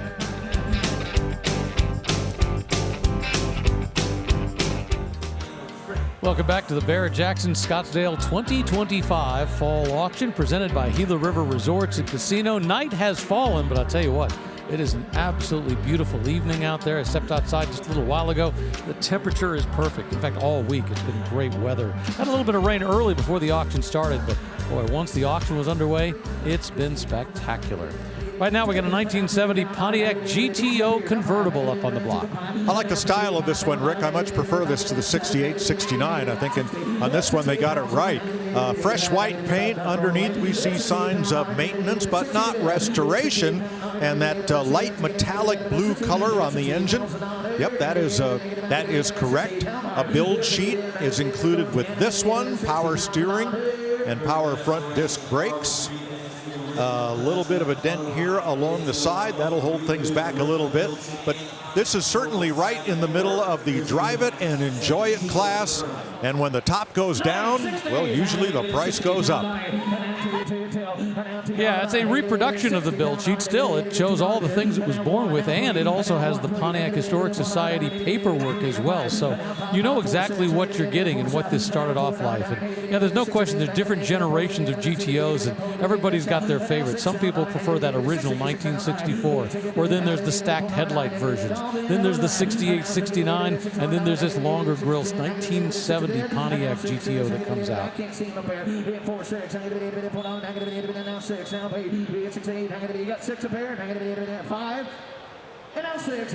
Power steering, power brakes, front disc brakes, bucket seats, the console. It's pretty much the full package for this. Yeah, they resisted the temptation to try to make a Judge out of it because there were very few Judge convertibles. There it goes. $65,000. You saw the bidder assistant just willing the auctioneer to bring down the hammer. And eventually that's what happened, once again, for $65,000. Now, before they sell cars here at Barrett-Jackson, every day they sell automobilia. And it's interesting things like this. How about a barber chair for a child from the 1940s? Look how it's been done to look like an airplane. That sold this morning for $11,000. How about a coffee machine? The Howard Johnson 1950s 10-cent coin-operated coffee machine. It actually brews coffee and puts it into a cup. This sold for $14,000. Oh, but the big bucks. That went for a 1927 Standard Oil, very rare stovepipe filling station, visible gas pump. The visible part is where the gasoline is in the globe up top. That sold this morning for $55,000. You know, those pumps predate the automobile by about a decade. The kerosene, back in 1885, when Sylvanus Bowser invented this type of pump, would be pumped up into the glass area, which was graded so you could see exactly how much kerosene you were buying for your lamps at home, and then through gravity it would be fed into your container to take home. Why is it we shifted from kerosene to gasoline for cars? Why did that become popular? Well, gasoline was actually a byproduct of producing kerosene. It was cheap, it was easy to get, and that's how it became the source of fuel for all the automobiles. And the answer was in BTUs. Gasoline produced more power and more efficiency than kerosene. So here's this 1960 Chevy Biscayne. Yeah, and the V with the cross flags indicated it was born with a 348, and that's the engine that's in it. I love 60s. My first car was a 60 Impala convertible, and as I told April earlier, I have a 60 El Camino now to match, but this one has been given a lot of work. It's the basic two-door sedan body style, the least expensive full-size Chevrolet you could buy in 1960, and it's been given a little bit of Impala two-tone along the sides, but otherwise it's all resale red. Yeah, it's been living here in Arizona for the last 20 years, well cared for, and it just sold for $35,000. And with that, we are going to check in with April Rose. Hey, Rick, we've got a huge crowd out here, and they're all to see one man. We got the Strad Man, famous YouTuber, of course, Tyler Hoover, another famous YouTuber. Not quite as famous. Well, one of my favorites, though. Now, I don't know about that, Tyler. You're pretty up there. You're kind of a big deal, both of you. You are a big deal. And here's what I got to say. Both of you have recently gotten your dream cars from all of your YouTube success. Tyler with his Gullwing, and you, the Koenigsegg, right behind you. How does it feel to come up? Because I know you started doing car spotting back in the day, living out of your car almost, and you've built your way up all the way to this. That is a feat. It's so surreal. I filmed this car in 2015 as a car spotter. It was on the Gumball 3000. Lewis Hamilton, the reigning F1 world champion, was driving it. I have a video of this car on my channel in 2015, filming it from, the other side of the stanchion. Right. And it was the first Koenigsegg Agera I'd ever seen in my life. I was so excited to see the car. And to fast forward almost 10 years to the day and I own the car, it's so surreal. I feel so fortunate to own this car, and what a dream come true. And at the time when you were car spotting, you're sleeping out of your Audi TT, and I think you had to jumpstart this thing, right? That is correct. Yeah, so I went down to the Gumball for 3 days. I was in Vegas, and I slept in my car each night of the Gumball because I had no money. Right. I could barely afford the gas to get there, let alone a hotel to stay. And the last day, this car was sitting on the parking garage, the top floor of the Bellagio, had a dead battery, and I helped the caretaker with my Audi TT jumpstart this car. I have a photo of my Audi TT lined up with this car with jumper cables. And now it's mine. Crazy full circle moment. Let's walk down the road a little bit. So some of these aren't yours. This is Craig Jackson's Bugatti. Very, very nice. Very, very, very beautiful. 1,500 horsepower. This thing can scoot. And then STO's your buddies? Yep. Alex Lambo Jesus with the STO. This thing sounds fantastic. NAV10. Gorgeous car. And this is what Stradman is famous for, taking Lamborghini's already wild-looking cars and making them even crazier. And he built this as a tribute to your dad, so tell us about it. Yeah, so it's a 2016 Lamborghini Aventador. It has a Liberty Walk wide body kit. So these over fenders you see here, we had to cut the factory. I did this in my warehouse back in the day. Had it custom painted to be pink. And my dad passed away in 2021. And when I visited him in the hospital, I showed him all the photos of this car being painted, and he was so excited. And the night that I finished the car, he passed away. And so it was kind of then and there that I dedicated it to him. It wears the license plate Dad's V12, kind of in honor of him. And this is the most special car I own. I'll never sell this car. It's super sentimental, and it just means a lot to me that it was kind of the last videos on my YouTube channel that he watched. It is an amazing tribute. And then you actually found your dad's old truck that you learned to drive in, right? That is correct. So when I was about 13 or 14 years old, my dad had a 1969 GMC truck. And we would go out to the desert. He taught me how to drive a manual out there. And then in high school, I drove that to high school. And he ended up selling it when I was a senior in high school. The truck was out of the family for 15 years. And we found it in Massachusetts. And this was after he passed away. I went and tracked it down. And that truck is now being restored. Yeah, he's sort of customizing it, sort of restomodding it, something we'd see at Barrett Jackson. So you'll have to check that out on Stradman's YouTube channel. Also, check out Strad Pizza here in Scottsdale, not too far from Westworld. James, thank you so much for coming. Beautiful collection. Thank you so much, Tyler. I appreciate it. Thank you. Back to you, Rick. Yeah, a lot of fun stuff. In fact, they've been having a car show every day with a different brand or a different style of cars. Okay, up on the block now, we've got an El Camino, and this is the one that April previewed. And quite a few of us here on the auction team are members of the El Camino Club. Boy, this is beautiful paint on this one, this cranberry red with black stripes, SS gauges, factory SS wheels. The paint very recently done and a very nice build as we get to $50,000 here. $50,000 hand to the all in. And now 50 now two. And now to the $2 $50,000, Cody. Way it goes, $50,000. That just got the couple brand new to them, and El Camino. All right, as we go to our commercial break, we want to show you a car that's going to be crossing the block before very long, a Panoz Esperante. It's got that Ford engine. Don Panoz, of course, very famous for what he did in racing and also what his family was able to produce, like this car right here.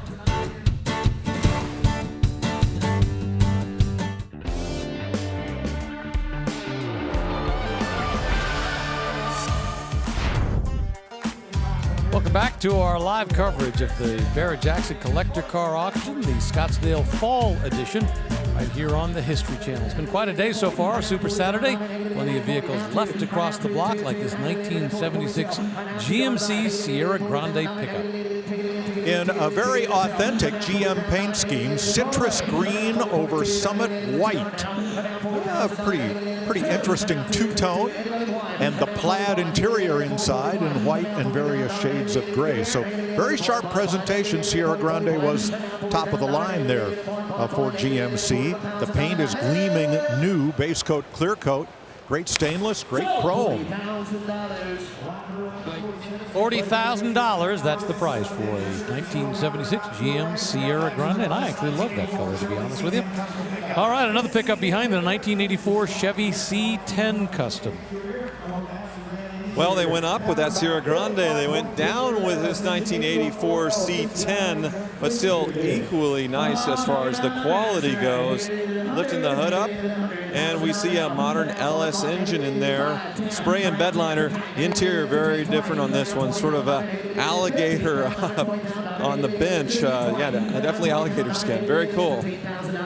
But again, the paint job here is stock GM, not base.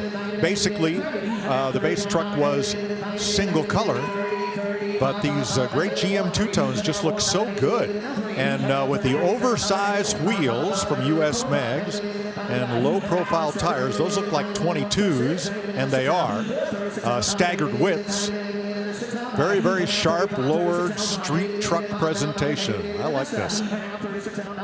Yeah, bumper delete on the back, and it's nicely integrated. These are sticker pinstripes on, not hand-painted, to divide up that two-tone, which, like Mike pointed out, you wouldn't have had back in 1984. But, yeah, the modern LS engine, everything you would want. Don't miss this truck now. Yes, sir. Take a look. 35, 36 out. Now 5, 6 out. Another key difference, this one is the short bed versus the long bed that we saw earlier.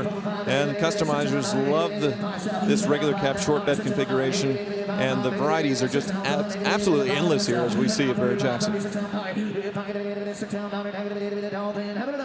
Rolled pan in the back instead of the usual bumper, and no raised emblem saying Chevrolet down the side. $35,000, that'll be the hammer price for that Chevy pickup.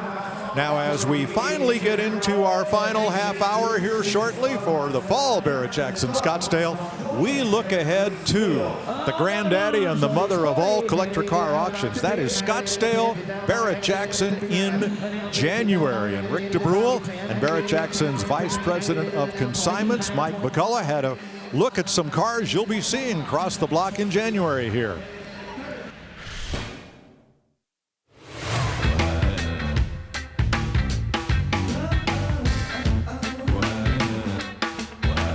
Well, of course, we're here at the fall auction in Scottsdale, but we're already looking ahead to January. I'm here with Mike McCullough, who's the Director of Consignments for Barrett-Jackson. And let's talk about these cars and why they're special. Well, Jeff Hayes sells his Corvettes with us every January. He's debuting his 2 new builds for the 2026 January auction. He's got a 63 split window here, finished in Mediterranean sky blue, and the 67 Roadster in the Bianca Fuji Pearl. We talk and joke about, Jeff Hayes building the best Corvettes, but it's not because we say it. It's because the people recognize quality and they pay tremendous amounts of money for these cars. Over $1 million. Over $1 million. And there it is, $1 million. Those Jeff Hayes Corvettes are amazing. Muscle car is a staple here at Barrett-Jackson, but this Jaguar really shows the breadth of the auction and what we have. Yeah, Barrett-Jackson, as you know, in January, we have something for everybody. What we have here is an extremely nice expression of a 1951 Jaguar XK120 custom roadster. Of all the Jaguar XK120s I've ever seen, the stance on this, the look of this, the crystal ashtray, it's amazing. No detail left undone. The car is absolutely a work of art. From the early 50s to a very modern supercar from Aston Martin. Yeah, this is a 2021 DB11. AMR stands for Aston Martin Racing. When you think of Aston Martins and their pure sexiness of the car, this is what you see. We just touched it, because we're going to have more than 2,000 cars likely in January. Full breadth of everything from one extreme to the other. Doesn't matter whether it's a Mercedes, a Porsche, or an Eleanor. They're all going to be on site.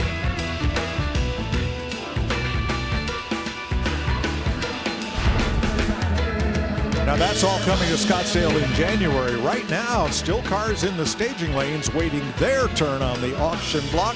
We still have a half an hour of coverage to go and some great rides on the way. Welcome back to the Fall 2025 Barrett-Jackson Collector Car Auction in Scottsdale, presented by Gila River Resorts and Casino.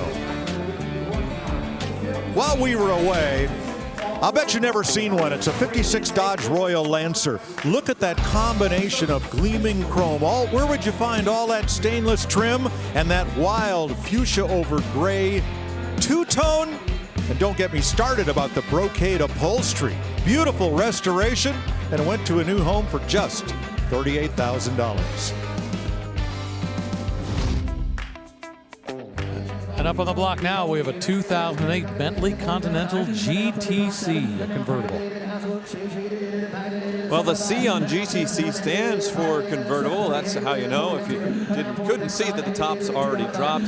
Came out a few years after these things returned with the W12 engine after being bought by Volkswagen. So this was the fastest four-seat car in the world with that 6-liter W12, where with the convertibles you could go 190 miles per hour. And here comes up the top, blue to match the body.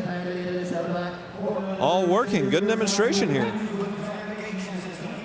I like that, and that's something we used to see a lot at Barrett-Jackson, where the consignor would have the top cycle just to show how fresh it was and how everything operated and worked properly. And there you go. Like the color choices here.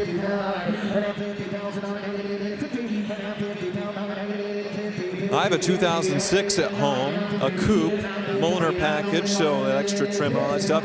Almost 90,000 miles on it, still running great. It's, you know, not the coupes, early coupes aren't worth a whole lot, so it's really not worth selling. I just keep it around. It starts up every time. I imagine someday it'll bite me with some kind of repair, but for now I just drive and enjoy it. You know, I've tried that logic on my wife and it doesn't work. You know, it's hardly worth selling, so I'll just keep it and drive it. That doesn't work at my house. It works with April Rose, thankfully. Good on you.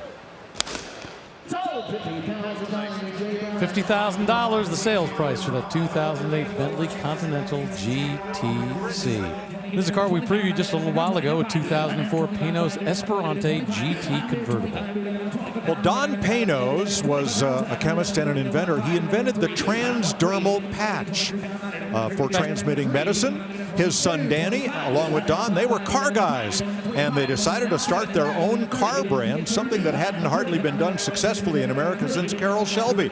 And this was the product, this two-seat sports car that Pinos built using a lot of Ford Mustang parts, but the shape is unique, the handling is great. They tested it at their road course, Road Atlanta, and had a lot of fun with it. Yeah, Ford V8s in these from the similar era Mustang, and a lot of shared Ford parts. So if you look at the dashboard, the instrument vehicle's mounted right in the center, but it looks like something right out you would have had in a 2004 Ford Mustang. 320 horsepower. It's only got 16,000 miles on the odometer. You know, Mike, I remember being at Road Atlanta and walking into a motorhome and somebody said, oh, this gentleman right here is Don Pinos. You might want to get to know him. I'm like, oh, nice to meet you for the first time. And yeah, he wants to get involved in racing a little bit more. Well, little did I know, he'd end up owning IMSA and being responsible with his son for the Esperante and a number of other cars in the Pinos world. cool cars. They even developed a one-make racing series for these. Manual transmission on this one, so yeah, very much a sports car. And I believe, yeah, the 4.6-liter V8 in these, well, you would have found, you know, in a Mustang GT, but obviously hopped up a little bit for the Esperante.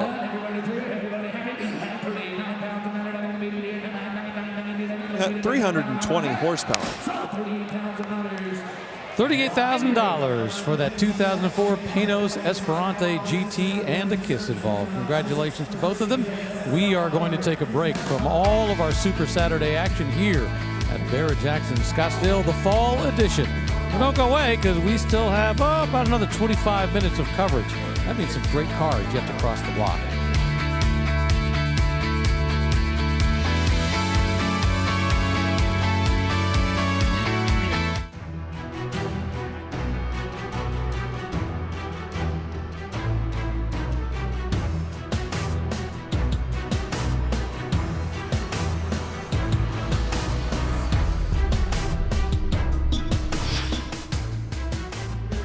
Back here at Barrett-Jackson, just finishing up our Saturday coverage, and Squarebird fans unite. I love this 1958 Ford Thunderbird Custom that's up on the block right now, and I got to tell you, at this price, this is a steal.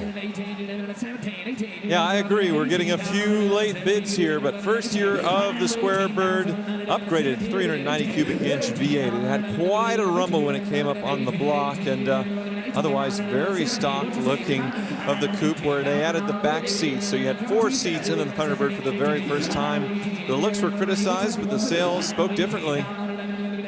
This one has very fresh paint, but otherwise appears unrestored. But let's call it a nice survivor other than that new paint job. And I looked at that very briefly. I think $17,000 is a great deal for that car. Big Squarebird, 4-seater. New direction for Thunderbird in 1958. Get up and bid, Rick. We'll cover for you. Come on. 1940 Ford Deluxe convertible up on the block right now.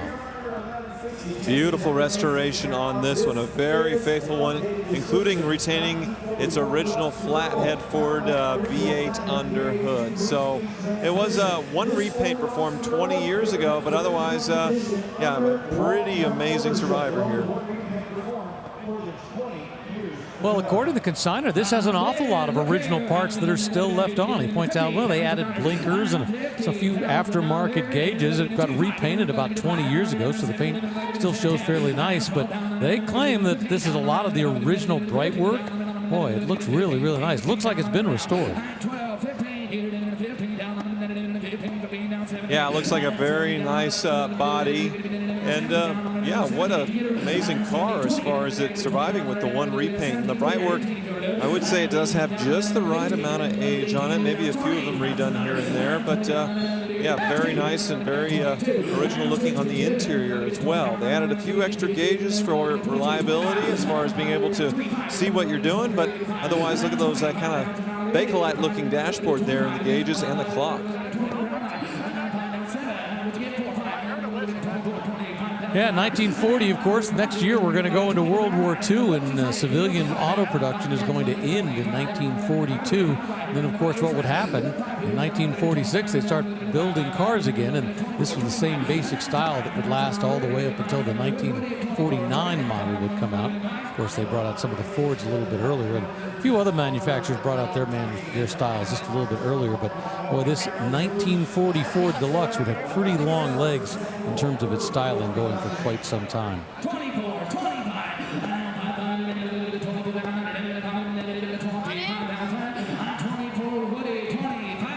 Yeah, even the convertible top looks like it's in good condition.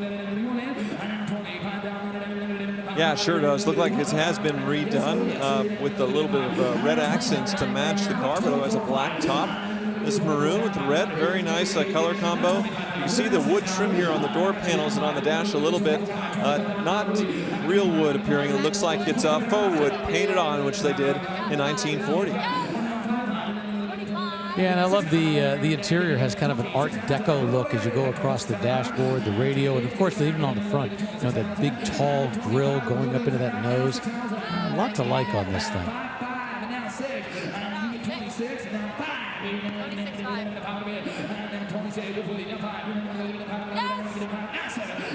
of course, it's got those big, wide Firestone white walls. Those were fancy back in those days.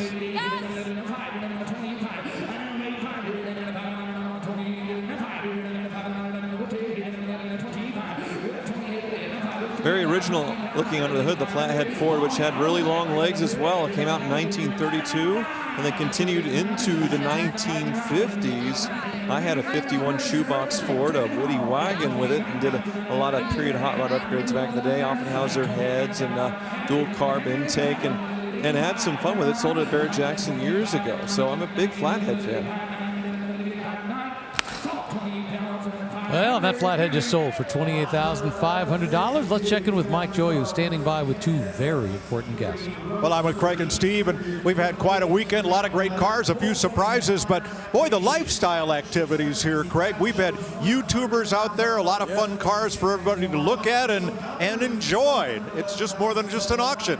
That was our goal for the October event, was to really try a lot of new things, bring the youth to Barrett-Jackson, and they came out in droves. Oh, the crowd outside, but you guys interviewed Stradman earlier. He brought a whole group. There's 3 supercar groups that are in town right now doing rallies, coordinating around us. So you have a lot of that happening, and then on site, all the different areas that we created, and people seem to love it. Steve, I think this weekend the Broncos pretty much broke the block. Absolutely. We were talking yesterday, what was the surprise going to be? Well, it's kind of the same old surprise. Those old vintage Broncos, they're just hanging tough.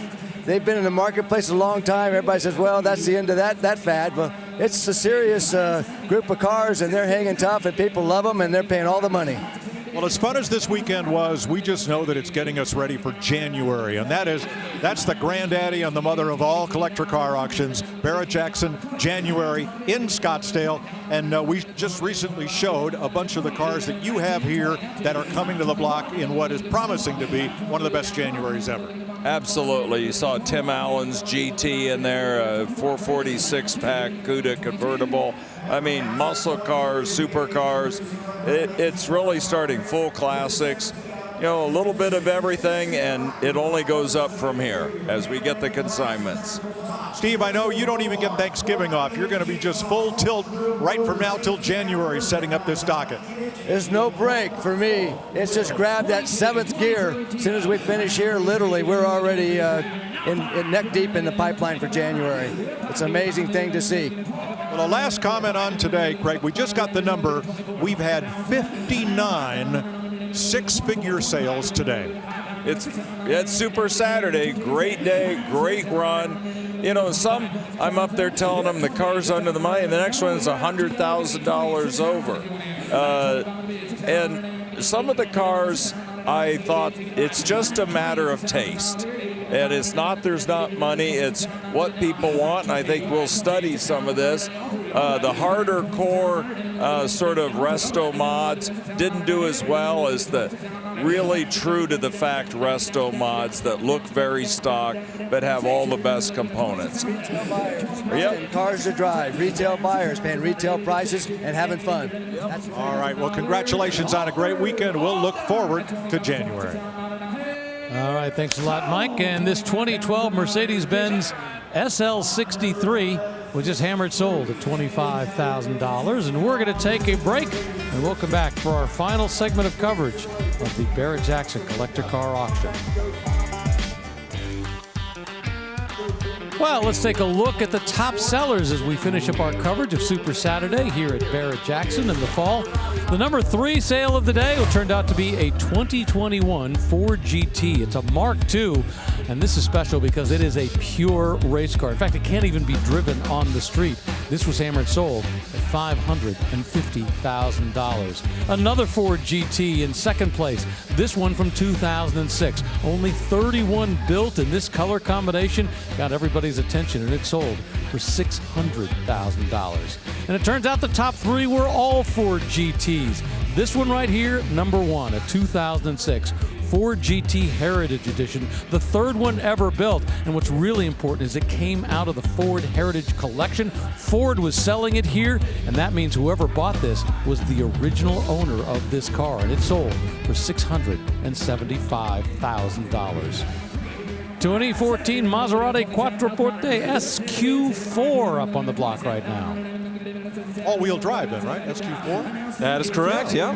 Well, in a gleaming dark blue, it's had been treated to, so those aren't the Neptune wheels, different type, but they are Maserati factory wheels in kind of a murdered out black, a dark brown interior to go with this navy exterior.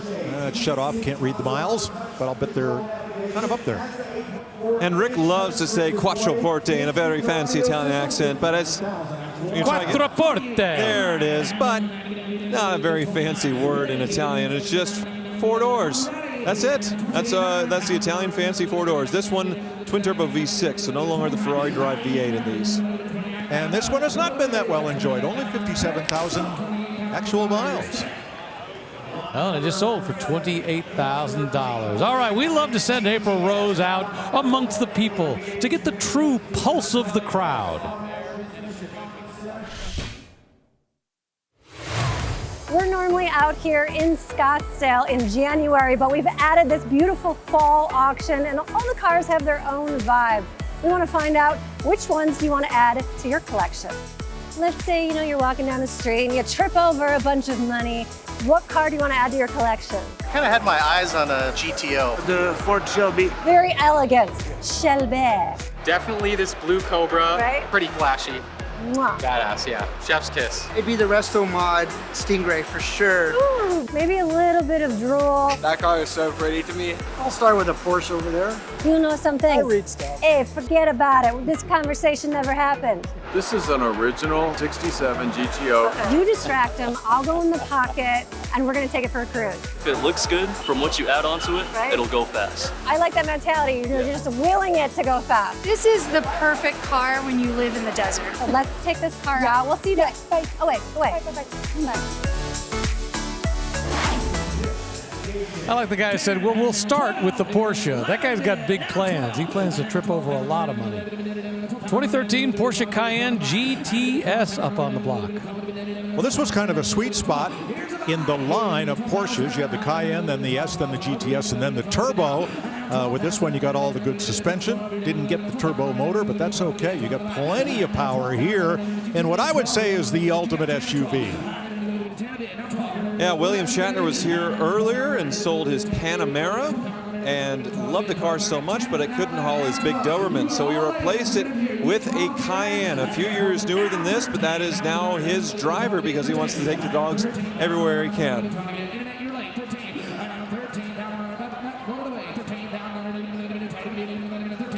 So with the GTS, you get the big wheels and tires, the big brakes, the blackout headliner, and you get lumbar support. You can get the 18-way seats where the side and the bottom bolsters squeeze in. These are actually very, very great handlers for their bulk and weight. Well, it originally had a sticker price of over $100,000 that it just hammered sold here at Barrett-Jackson for $14,000 to that gentleman right there. Well, we are down to the end. The very last car that we're going to see up on the block, it's a 2013 Mercedes-Benz SL550 Roadster. And if we don't get a chance to see it sell during our coverage, remember, just go to barrett-jackson.com and you can see the exact price and what it sold for. Well, this is an SL550. This is the facelift version of the original 2003 design.